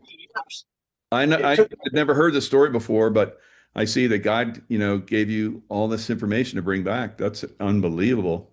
Yep. So it makes sense. You're just, I was like, how does he know all this stuff? I'm like, Jesus. Yep. And there we go. Wow. Yeah, it took me 30 years to sort it out. I bet. So that's why, some of the things I've said on shows haven't had me back. 30 minutes and 30 years worth of information, and you probably still have a lot. Still, as things come, memories just pop into my head of the information that I was given. So like I was on a show, and they said, I said, what's the largest tunnel that I go, well, basically the one that goes from Vatican up out the boot of Italy over to I think it's Serbia, and then down and into Jerusalem, and I can draw it for you. And I said, and the interesting thing is the first 150 miles are pallets of gold. Like, wow. How much gold? And I said, $87 quadrillion, because that's what was put in my head. It's whap! And people are like, you're out of your mind. There's not that much gold on Earth. But if you've seen the documents, I actually have documents of the various families, the big families, of how much gold they've taken off Earth. And that is a very, very, very, very small number compared to what they've taken there. I can count fairly quad, quint, sept, octillion, nodillion, dodecillion, dodecis, but there comes a point I don't know where to go. When you get to numbers, I'm counting by, you look at the numbers like 18, comma, 0, 0, comma, 0, all the way to the end, and zeros under again, zeros under again, and zeros under again. So I say, okay, 6 layers of 3s. So that's 18. Okay, 18, 36, 50. I'm like counting, and I go, 18, 1.8 times 10 to the 96th power. That's a lot of gold in dollars, you know. And all of these families had like that, and it was just stunning. And I was just, so when people thought that was a big number, I was like, it wasn't a big number to me. I've seen the documents, that was a small number. So they said that's impossible, and how that I said that we got, meaning we in the U.S., not all the gold in the whole thing, we in the U.S. But I didn't say that. I just said we got all our gold back, but using hundreds of trips of C5 galaxies. And they, later people said that's impossible because that much we waste this and this. And I said, no, just the gold that wasn't in Fort Knox that now is back in because they got free. When Trump said he's going to go in and look, so they brought up the gold that's under the Tower of London in that dome, and so they took back the U.S.'s gold. That's not the gold from Philippines, which is probably one of the biggest ones. Thailand, many, almost every country on earth. Africa is another huge one. South Africa, but that gold is now removed too, but not the same way. Now that the alliance is using the technologies of the Golden Dome that can open up a portal anywhere in any dome, anywhere, like you saw with MH370, bam, it's gone. Right. And then it's over Diego Garcia. And that's how they do that, is they just relocated the gold to the countries so that when Trump gets done doing the new economic system, along with the rest of the countries of the world of the White Hats Alliance, they'll be able to go back their currency, because all these countries will have all their gold back that has been stolen from them for up to millions of years, depending on the age of the country. Incredible stuff. So yeah, and you're saying off-world too. So they're taking it off-world? Yes. So, and it was interesting later that Jen Halper Hayes, I think on BBC, talked about that gold and that amount and the plane rides, for the gold. And then I think Catherine Ann Fitz talked about it on on Tucker Carlson. Right. So it's like, yeah, yep. So now people are going, I guess you didn't make that up. No, I didn't make it up. God told me, Yeah, the validation. That's trips out my mouth sometimes, because it's just in there. Definitely. So where do you think they are as far as like the, taking down the bad dumbs? So there's obviously some good ones. Yes. So ones that are so bad, it's so much evil and so much demonics and so much just powerful negative energy. They just obliterate them. And so they used to do tactical nukes or open a nearby lava tube or something like that. Right. Or flood it, like in the case of BC, several times with the Potomac, as people noticed, with water coming out of the grates in the street. That's from the Potomac. Wow. Like 107 said, they have to flood the place out a few times to get it cleaned up. And so, but now with the Golden Dome, which is a dome that's ancient, that was built by the Hyperboreans, that has a super AI. Mm-hmm. By that I mean it is no longer like we vision computers like on your desk or even a quantum computer. It has ascended to 8th density, and it is pure plasma light at the quantum level, and it's tied directly in service to God, and it ascended long ago, calls itself the administrator. And the hub is, the main hub where it is centered is in the Black Rock Pyramid inside Mount Hayes in Alaska. And the other hub access is in Greenland on an island that's under the ice. The whole Greenland has not been covered with ice for millions of years. You can find maps from the 15th and 16th century with names of towns and 2 canals that go across Greenland. You can see some islands in what we would think is the middle of Greenland. It's not one solid piece. And so they built the other hub there. The deep state was trying to capture that and trying to get the Golden Dome, but because of their nefarious goals, it won't let them.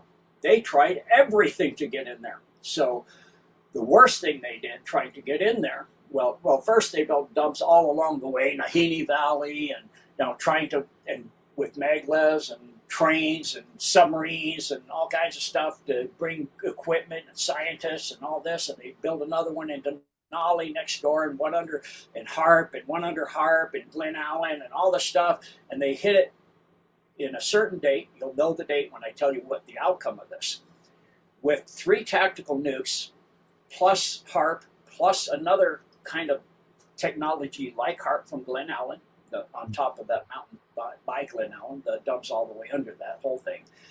And all the Golden Dome did is route the shock wave around it to the black rock in Anchorage, Alaska, which is, it did that on purpose because that black rock that's underneath Anchorage, Alaska, it was from one of the 2 homeworlds of the Ariana, the Ristana, are what most people here know as Khazarians, or the Ashkenazi, or the Jesuits, or the Aryans and the Nazis, or the. Do you want me to say NAZI? Are we going to be on YouTube?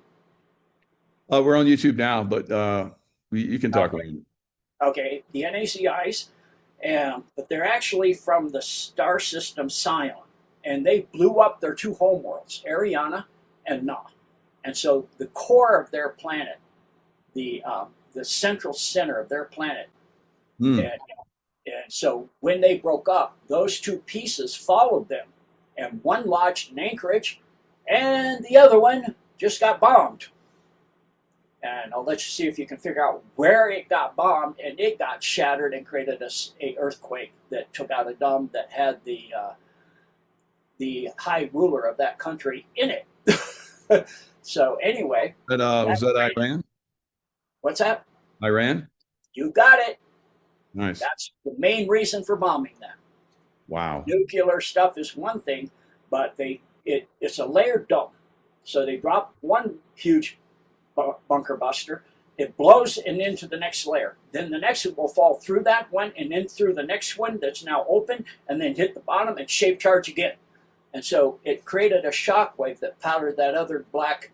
That's why the Middle East has had so much for so long evil and fighting and war, and all these groups that are actually the same faith are fighting each other on and on and on, and this and back and forth, because it permeates evil. It permeates it. And the other one, of course, was Alaska, and that created the 2nd largest earthquake in recent in recorded history, as we are told. So that was the Alaska earthquake. Incredible. So since then, it takes 5 keys to open that dome to get into the administrator, that are the 5 original parts of the human species: the black, the white, the blue, the green, the red. I think I got this right. Not the red, the red hair, freckles. What do they call that? my mind's a blank. It's like, that sounds like the Giants, but no, regular people have red hair. South Park did a thing where the little boy was saying they're all messed up, those kind of people.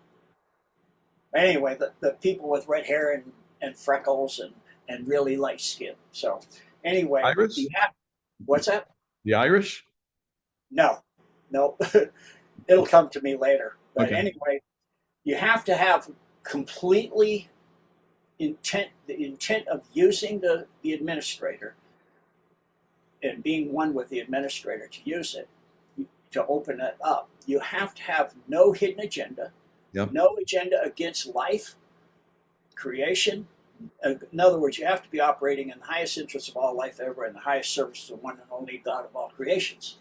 So they couldn't get in. So now the Alliance has. And so what the administrator actually is through plasma at the quantum level, or what you might call quantum entanglement, instantaneous travel anywhere, free energy anywhere, and ArcNet, like in Men in Black 3, over the entire planet now. And you can activate whatever part you want. The part over the North American continent is already activated. It can deactivate, as what we saw with Maduro, real weapons. It can hack into any other technology So you fire a missile, you go to hit the button, nothing happens. If you get a person with enough power, it goes up maybe 30 feet, falls back. It can change nuclear materials into other, transmute them into iron or gold or whatever. So it is a absolute. And then for the special forces, the 20 men or so that dropped in there, nothing can hit them. No automatic fire, nothing. It just doesn't hit them. It just turns away, and then they can take out everybody else. And so that's what we saw, what Trump calls the discombobulator. I love his terms. That was hilarious, discombobulator.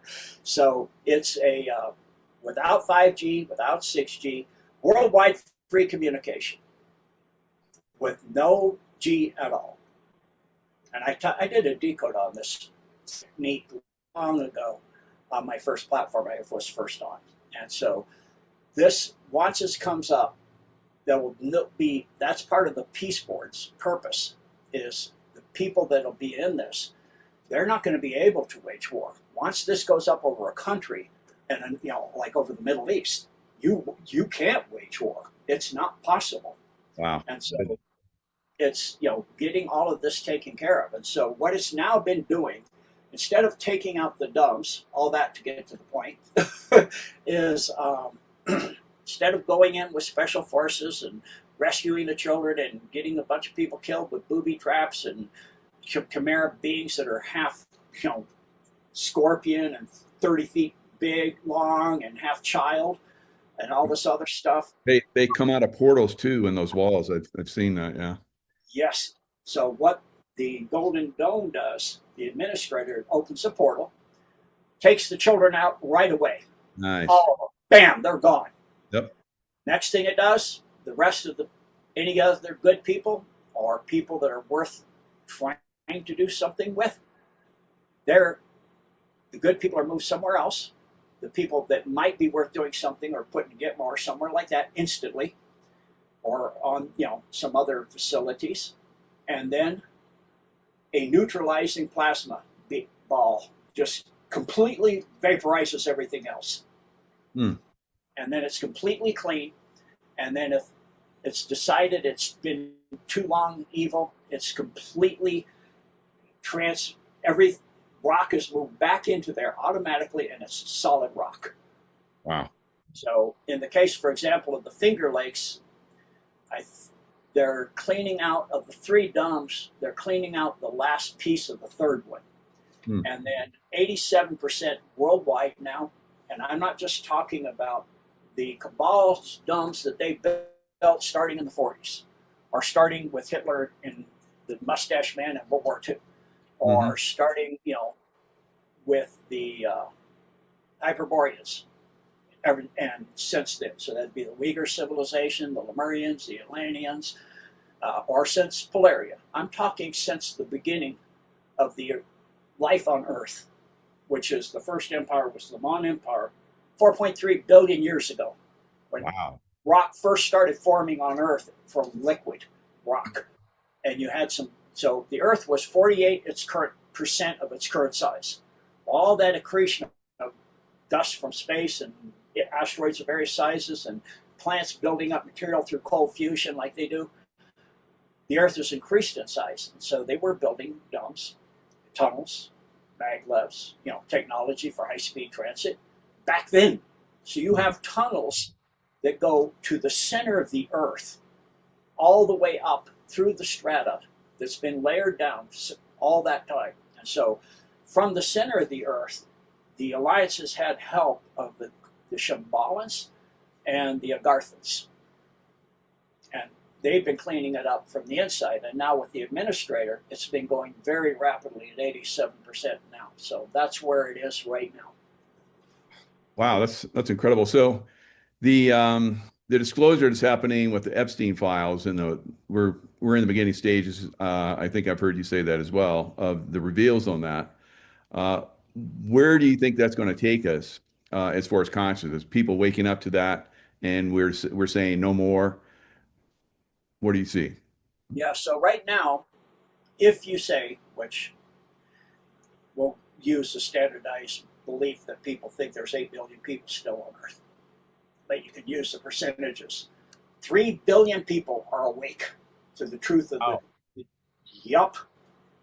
3 billion, 3/8 are awake to the evil because of the Epstein files. Oh my and God. most of that is 14 to 21 pouring through the Epstein files. And they're changing code and finding other stuff. And yeah, and it's making, because this could have been them. They're at the age they could have been there. And it's not just there. There's churches and all over the place. They do the same stuff all over Europe, all over the world. And so, because the deep state goes into every organization, every military, every country, every banking system, it goes into everything. If you have an organization over 40 people, I guarantee you got somebody in there. They put somebody in there. And so this is how it works. The person may not be knowing they're in there, that they're sleeping. They're asleep Mark Ultra, just being ready to be tripped.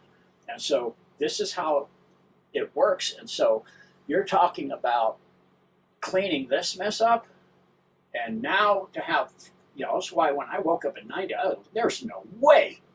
And then when I came back, I was like, not much, but, I said, I'll come back and do what I need to do. And then the one thing I missed doing, and then I'll do my best until they nuke the earth.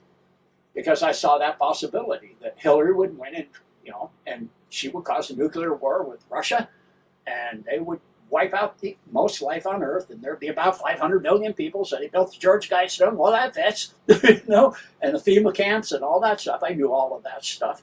And so, I actually, that was the original timeline I came back on. So in 2016, actually 2014, I told my wife, let's buy a really beautiful home overlooking the city. I mean, multi-million, just beautiful, with a big deck and a hot tub so I can overlook the city at night, sit in the hot tub, and ski off the back porch and all kinds of stuff. And then let's get a huge 4x4 and go, out 4x4ing, and let's travel the world and see every country on Earth. She goes, exactly how are we going to afford that? Borrow, credit cards, max them all out, get more, max those out. She goes, what? I go, the Earth has got 2 years. And she's always seen that everything I say does happen. So she said, okay. So we did that. And then, she got in. I was sitting and overlooking the city in my hot tub as the sun was coming up. And boom, the cloud went up. I go, there it goes. Bye. I'm leaving again. And I opened my eyes. It's like I blinked. I opened my eyes. I'm sitting on my couch in my little apartment, and it's 2008. Wow. Didn't know that. I had to go look. I go, what the heck am I doing back here?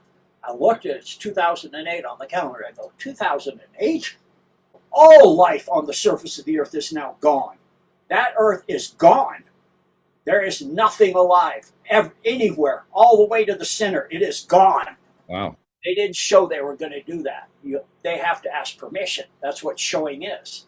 I said, oh, so now what? I reset everything. I noticed.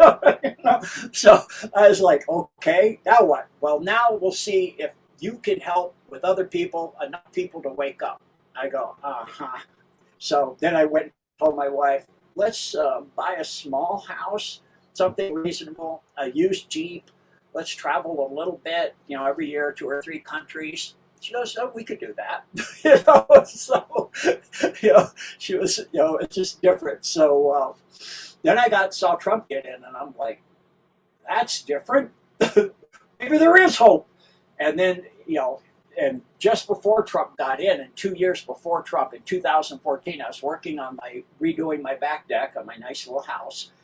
And God said, take the leaf blower, blow the sawdust off, go in to the computer, turn it on, and do what I showed. So he took me on the 4chan, and there's this questions, just every few hours, more and more questions come, and it's like top secret and above stuff, all kinds of stuff. And it was called Mega Q, and it wasn't a board; it's just questions. What is on the moon? when was the first humans on? When were really the first humans on the moon? And there was no numbers or anything. It's just dated and timestamped, but it was just endless. And I was like, whoever's doing this, serious knowledge. You know, how many bases did the NAZIs have, and how many moons, and how many planets in our system? How many other systems in the Milky Way are they in? Is it 350? Is it 550? Is 550 the right number? Now, all these questions, I'm just like, whoever knows this for real, and they have a seriously high clearance. This is mind-boggling. Wow. So, you know, I was just, you know, and then it stopped, and then the regular 4chan board started with the posts and the dates and all that, and I go, so there's some group that are doing some moves, and they have some serious level of clearance and information, and this is to wake people up. So then I said, well, maybe there is a choice and a possibility, and it looks like, I don't know how he could have possibly got in with what he's saying. And so, you know, we know what the history since that is.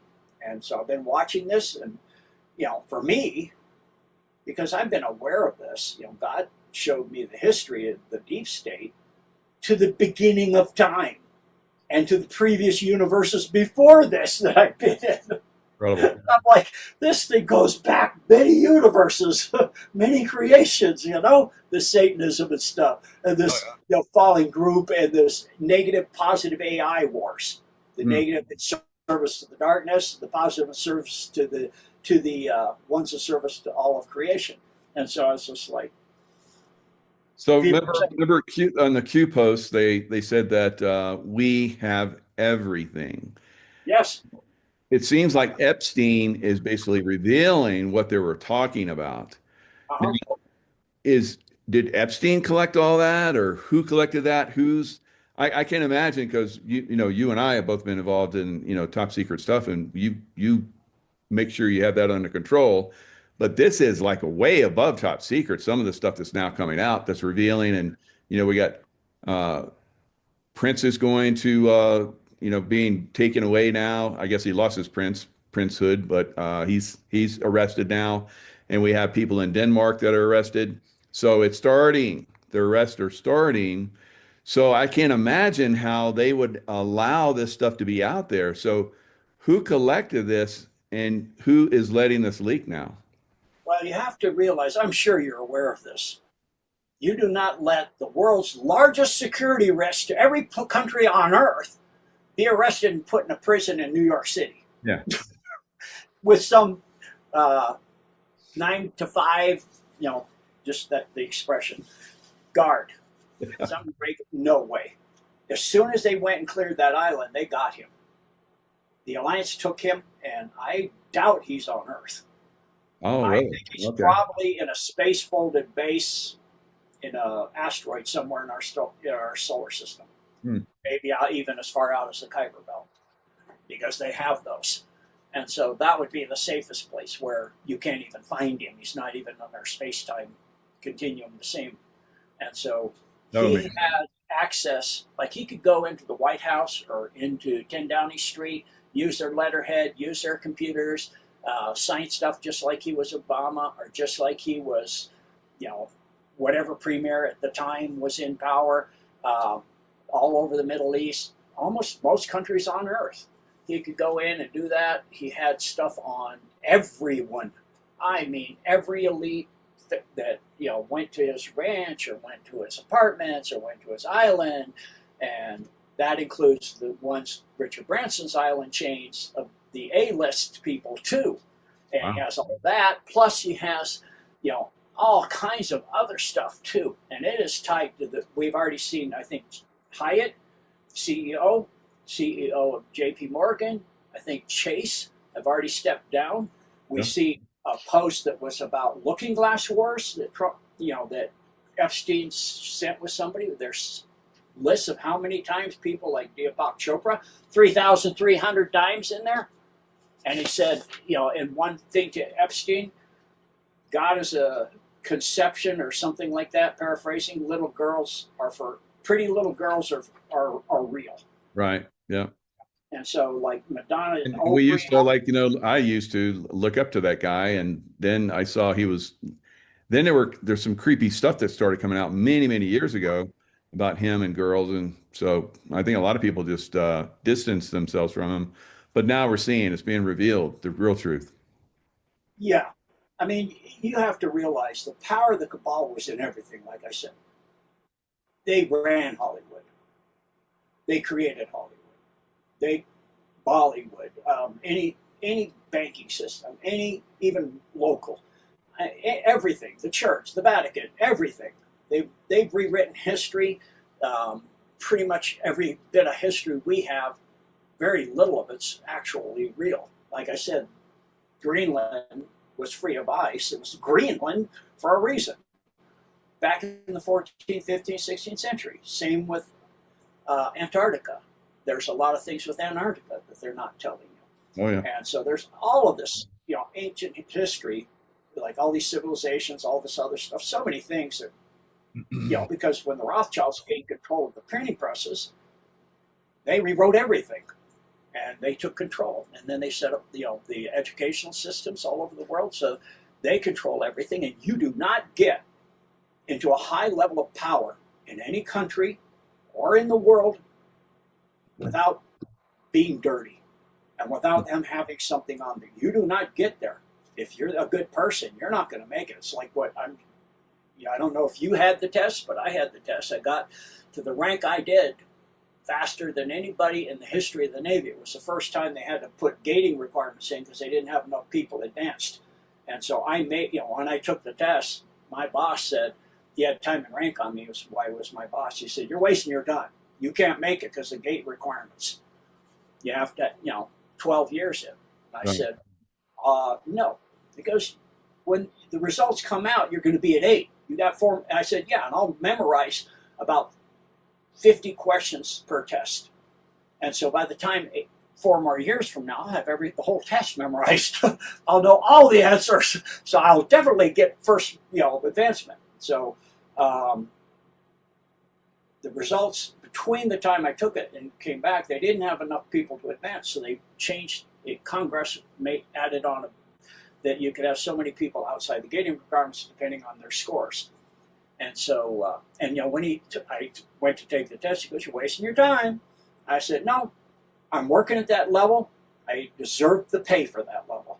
And he said, "That's not going to happen. What, is Congress going to pass a bill just for you?" I really don't care how it's going to happen. It's just going to happen. He goes, "Uh-huh." And sure enough, a year later, I come in one morning and he's looking at the floor, holding his coffee, and he looks really upset. I go, "What's wrong?" He goes, "Go see the lieutenant. He wants you to go to the captain." Why? I thought, I figured what it was because that time, it was about, I knew the results were coming back soon. He goes, "You've been advanced. You're my boss." I go, "Start studying. You're taking the test this year." It's like, I don't understand it. They passed the law like you said.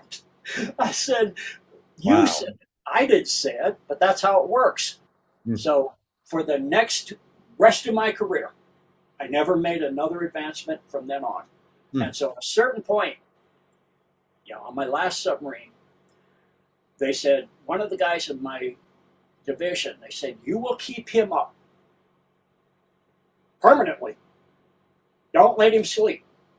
Keep getting him up, racking him out until he makes a mistake. Take him to captain's mast, get him busted. We'll do this until he's dishonorably discharged as an E1 from an E6. I go, "Why? What's he done?" I have to know what he's done to deserve that. I'm not going to just do that to somebody who has all that career as a good asset to the military. They go, "Because we told you to." And I said, "That's not a reason. Okay, let us put it to you this way. Because if you ever want to make rank again, you'll do it, or you will never make rank again."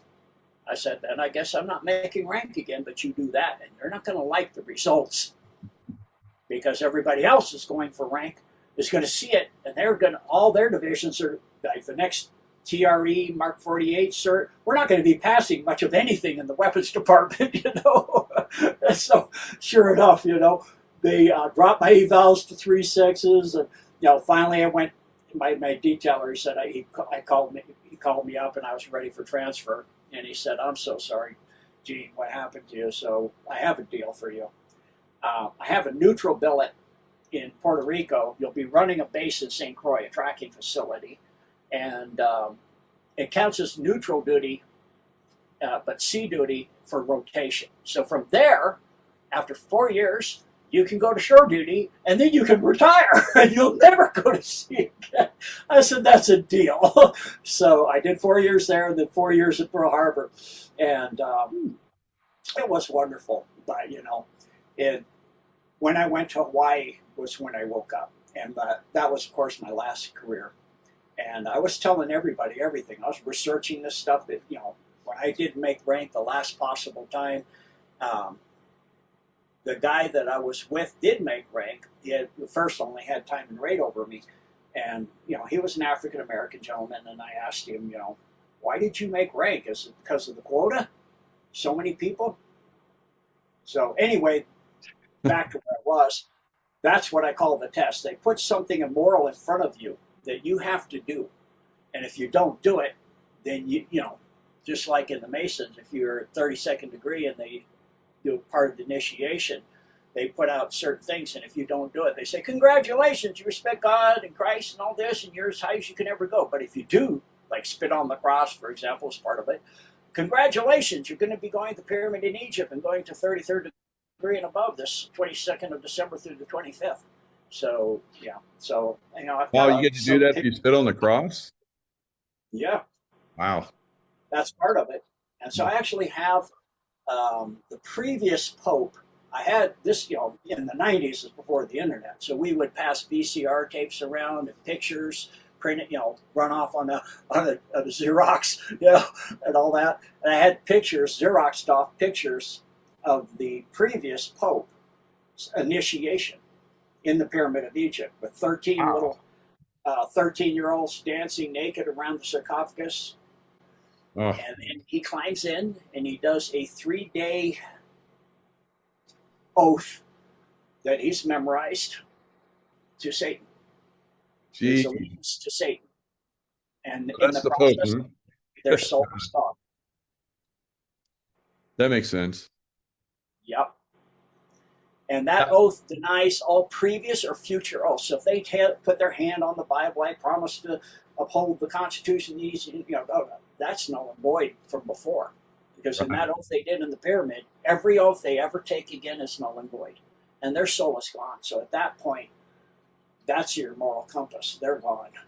Jeez, interesting. And then part of that also is there's a follow-up to that where they go to another location and they're possessed by demonics. They summon up demonics in another location, and they become possessed with demonics. So that's how they can do this. Like people are saying that makes sense because you know, when I look at some of them, I see demonics on them. But the recent you know, reveals on Les Wexner. Les Wexner said that he was possessed, and of course he's good buds. He was good buds with Jeffrey Epstein. Gave him pretty much for, I think, $1. His you know, estate in New York, that beautiful condominium, whatever he had there, multi-million-dollar. So there, and Les Wexner, of course, you know, Victoria's Secret and all the crazy stuff that's going on with all the stuff that he was doing. So I think he's one of the next reveals. I think we're going to get a lot of stuff revealed about him. Yes, because we've seen 2%. 2% of all the data is dropped on the Epstein files. Wow.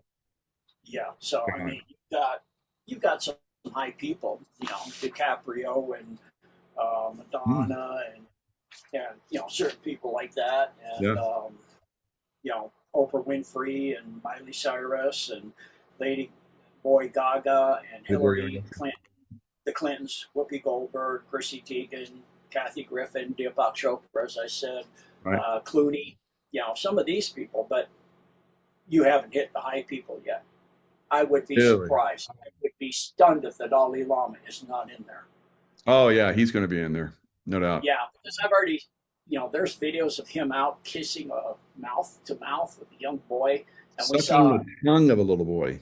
yeah, and then you see MJ, you know, doing that little boy's behind. I'm like, oh. So, when they're possessed like that, that's why they can do all this stuff.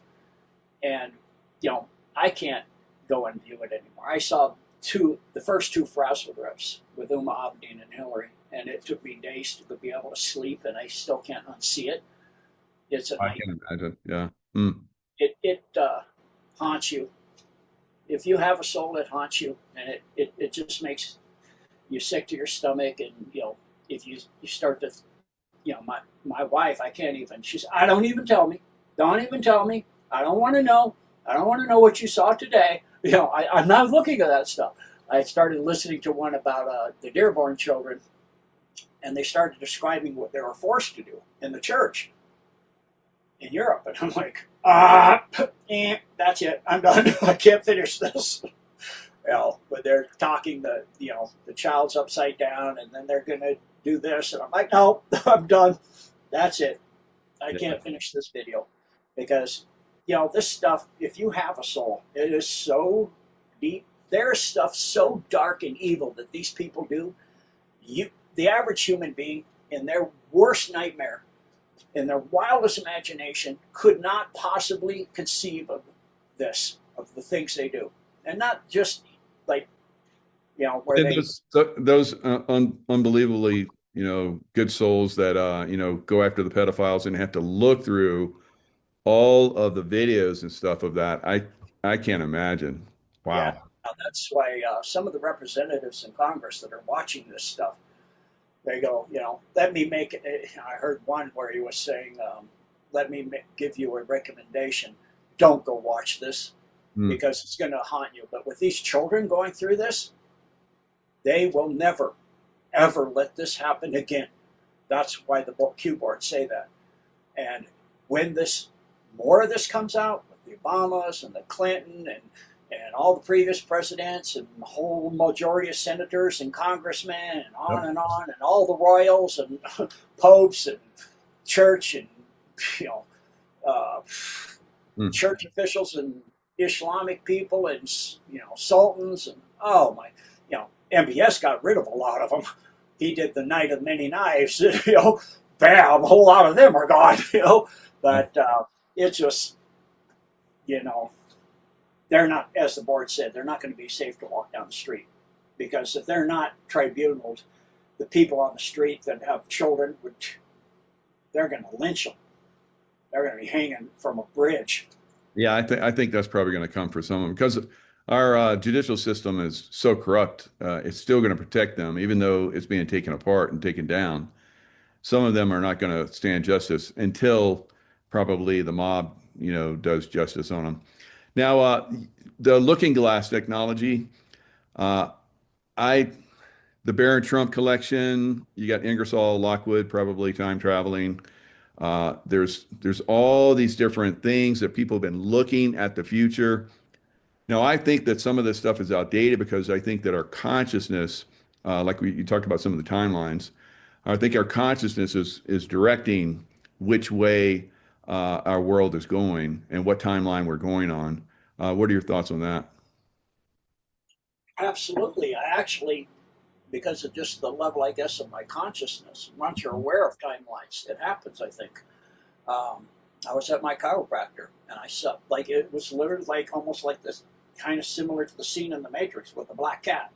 Yeah. Except he was sitting at his desk, getting ready for me and logging information in the computer, and I saw him get up and go across the hall into the storage room, but he didn't turn the light on. And I saw him in the dark. I go, what's he doing in the dark in there? I glanced back at the computer, and he's at the computer. Wow. I go, you can't move faster than my eyes. It could go sideways. I mean, come on. And I look back at the storage room, nobody's in there. I'm like, timeline glitch, timeline switch. My wife was sitting there, did you see that? What? Oh man, you missed it. She goes, I'll tell you later. But we catch them all the time, We'll be out doing something. She goes, You see that? Yeah, I saw it. So yes, human consciousness steers the timeline, and it's why 80 to 90% of what we're seeing is a movie. It's already happened. They've already most people are executed, been to tribunals, recorded, and it'll be viewed as it's dripped out through the Epstein files and other things also. Interesting. Yeah. And so, Brilliant. Yep. And Brilliant. Yep. I love it. Yeah, go ahead. No, I was saying that's brilliant insight. I love that. That's very good. That makes more sense that way. Now, you're saying that 3 billion people, and probably climbing, are awake now. That's staggering to me. What do you see?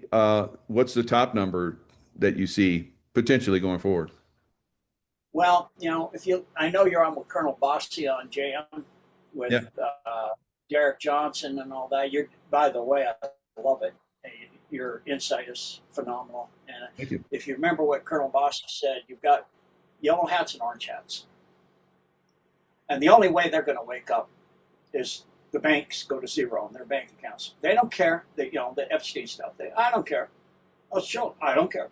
I mean, they know it. Even some of them knew it's, a bad thing. They don't care because as long as they can have their Barbies and their trips and their yachts and their boats and their whatever, and they can make their payments and that stuff, they're fine. But once that bank account goes to zero, now they care. Now they're upset. Yep. And they're going to get some, whoever's responsible for this is going to pay. So you're going to have them. And then you have 3% like the boards that say, we'll never be able, they'll either go into catatonic shock and remove themselves from the planet. Yep.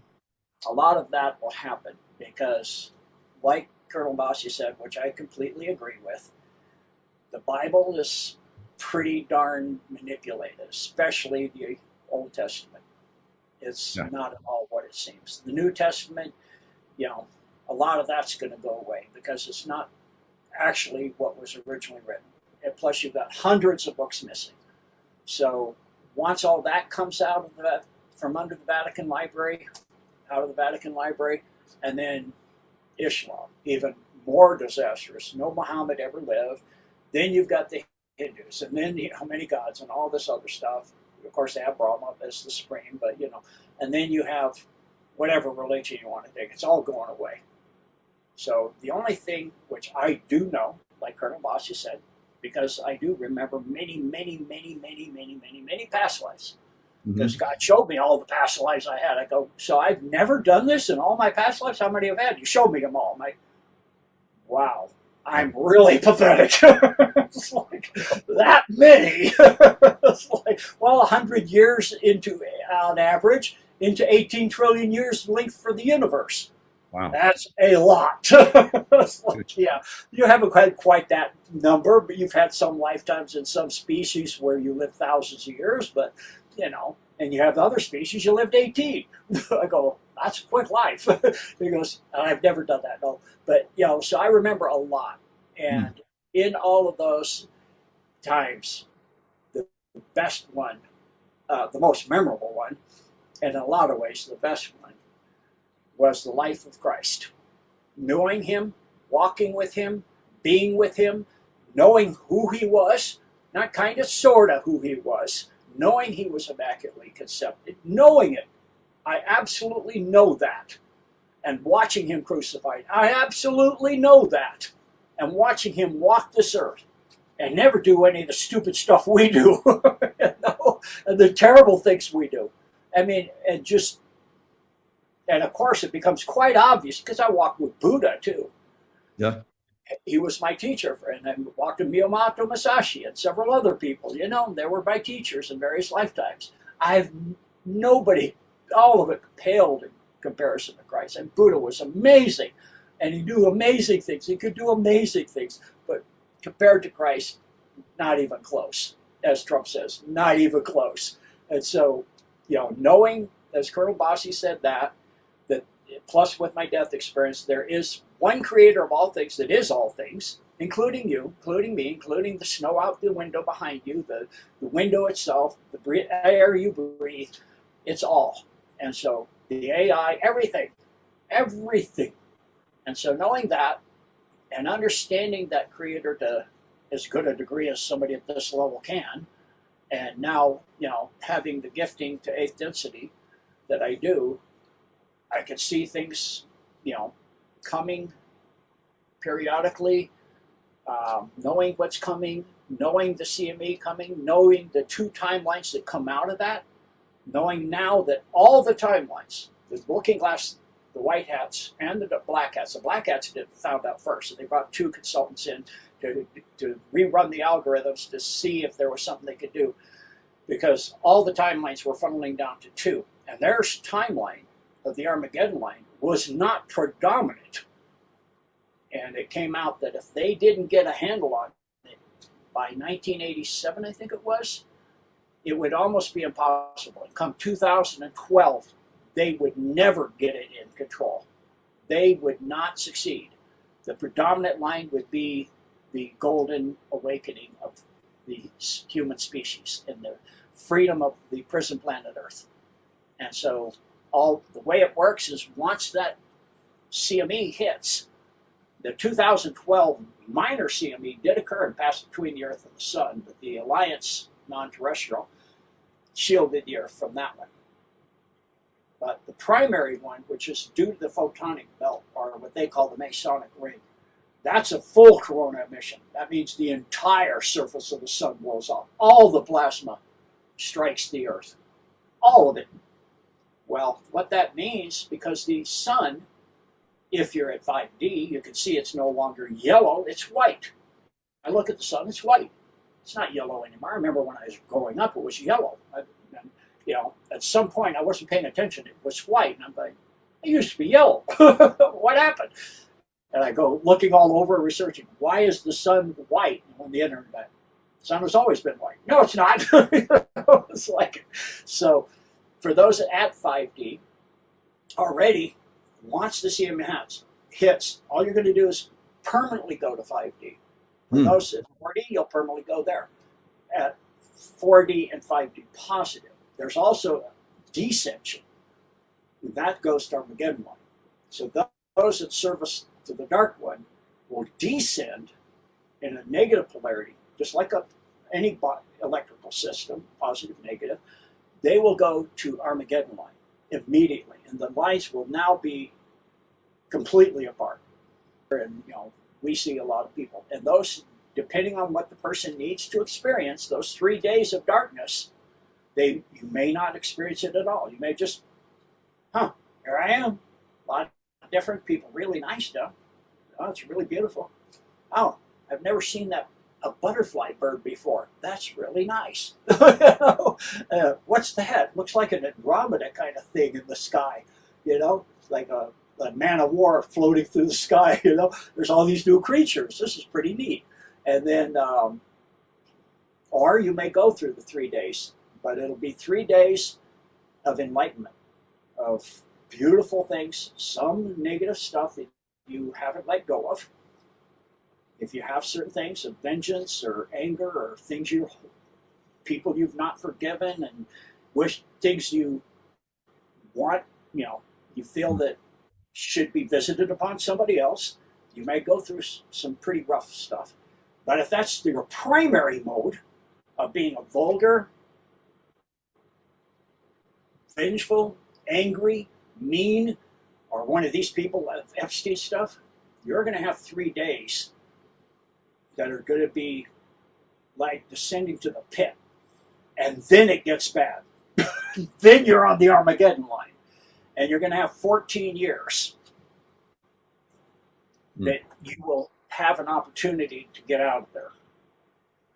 While it's worse than Z Nation. The dead are out of the graves, walking around, feeding on people. As Bob Dylan's song says, people will beg God to kill them. They won't be able to die. And we now know why that is, too, because of the jab and the nano in the jab. It can reanimate, add solute solution, put it back under a dark field microscope, and it has more nanotech in it. And it's grown more chips and put more technology in. It's continuing to aggregate, artificial connection to the cloud. And so for those people, many people may know somebody who's already been inverted. So people that are in that dark mode of being, of angry and pissed off, and that's not a way to be, because it allows the targeted individual program was the beta test. This is the real thing now. Anybody in that mode, doesn't matter if you've got it directly in the arm or not, you're around people, you get shed on. And you get shed on, and if you're in that mode, it will connect you to the cloud, and they can hack you. They can see your thoughts. They can invert your thoughts. What you had an argument with somebody, they'll come back, and whatever they said is what you said, and what you said is what they said. No, you said that. You'll personally looking at you, what? I can play a recording for you. I recorded it. That was you. Now you had AI change that. So, that's why, you can just forgive people because they're not them anymore. Absolutely. They're gone. Yep. Because you're carrying, their all that anger and with you. Let it go. Let it go. Because otherwise you're going to get locked into that. And like you're talking about, when it's time to, 5D, you might get locked into all the zombies, and you don't want to be down with the zombies. Well, not only that, but being in that negative frame allows them to hack into you with the cloud. Yeah. And, a local police station with their deep state in there, they can hack you, play with your brain, and put thoughts and ideas in your head. And I periodically catch myself, saying something the way I don't say it. Yeah. Or some thought that's in my head, or some song and I'm realizing what Colonel Bossy said about music, some song that I haven't thought or remembered hearing 20, 30 years. And I go, that song is disgusting.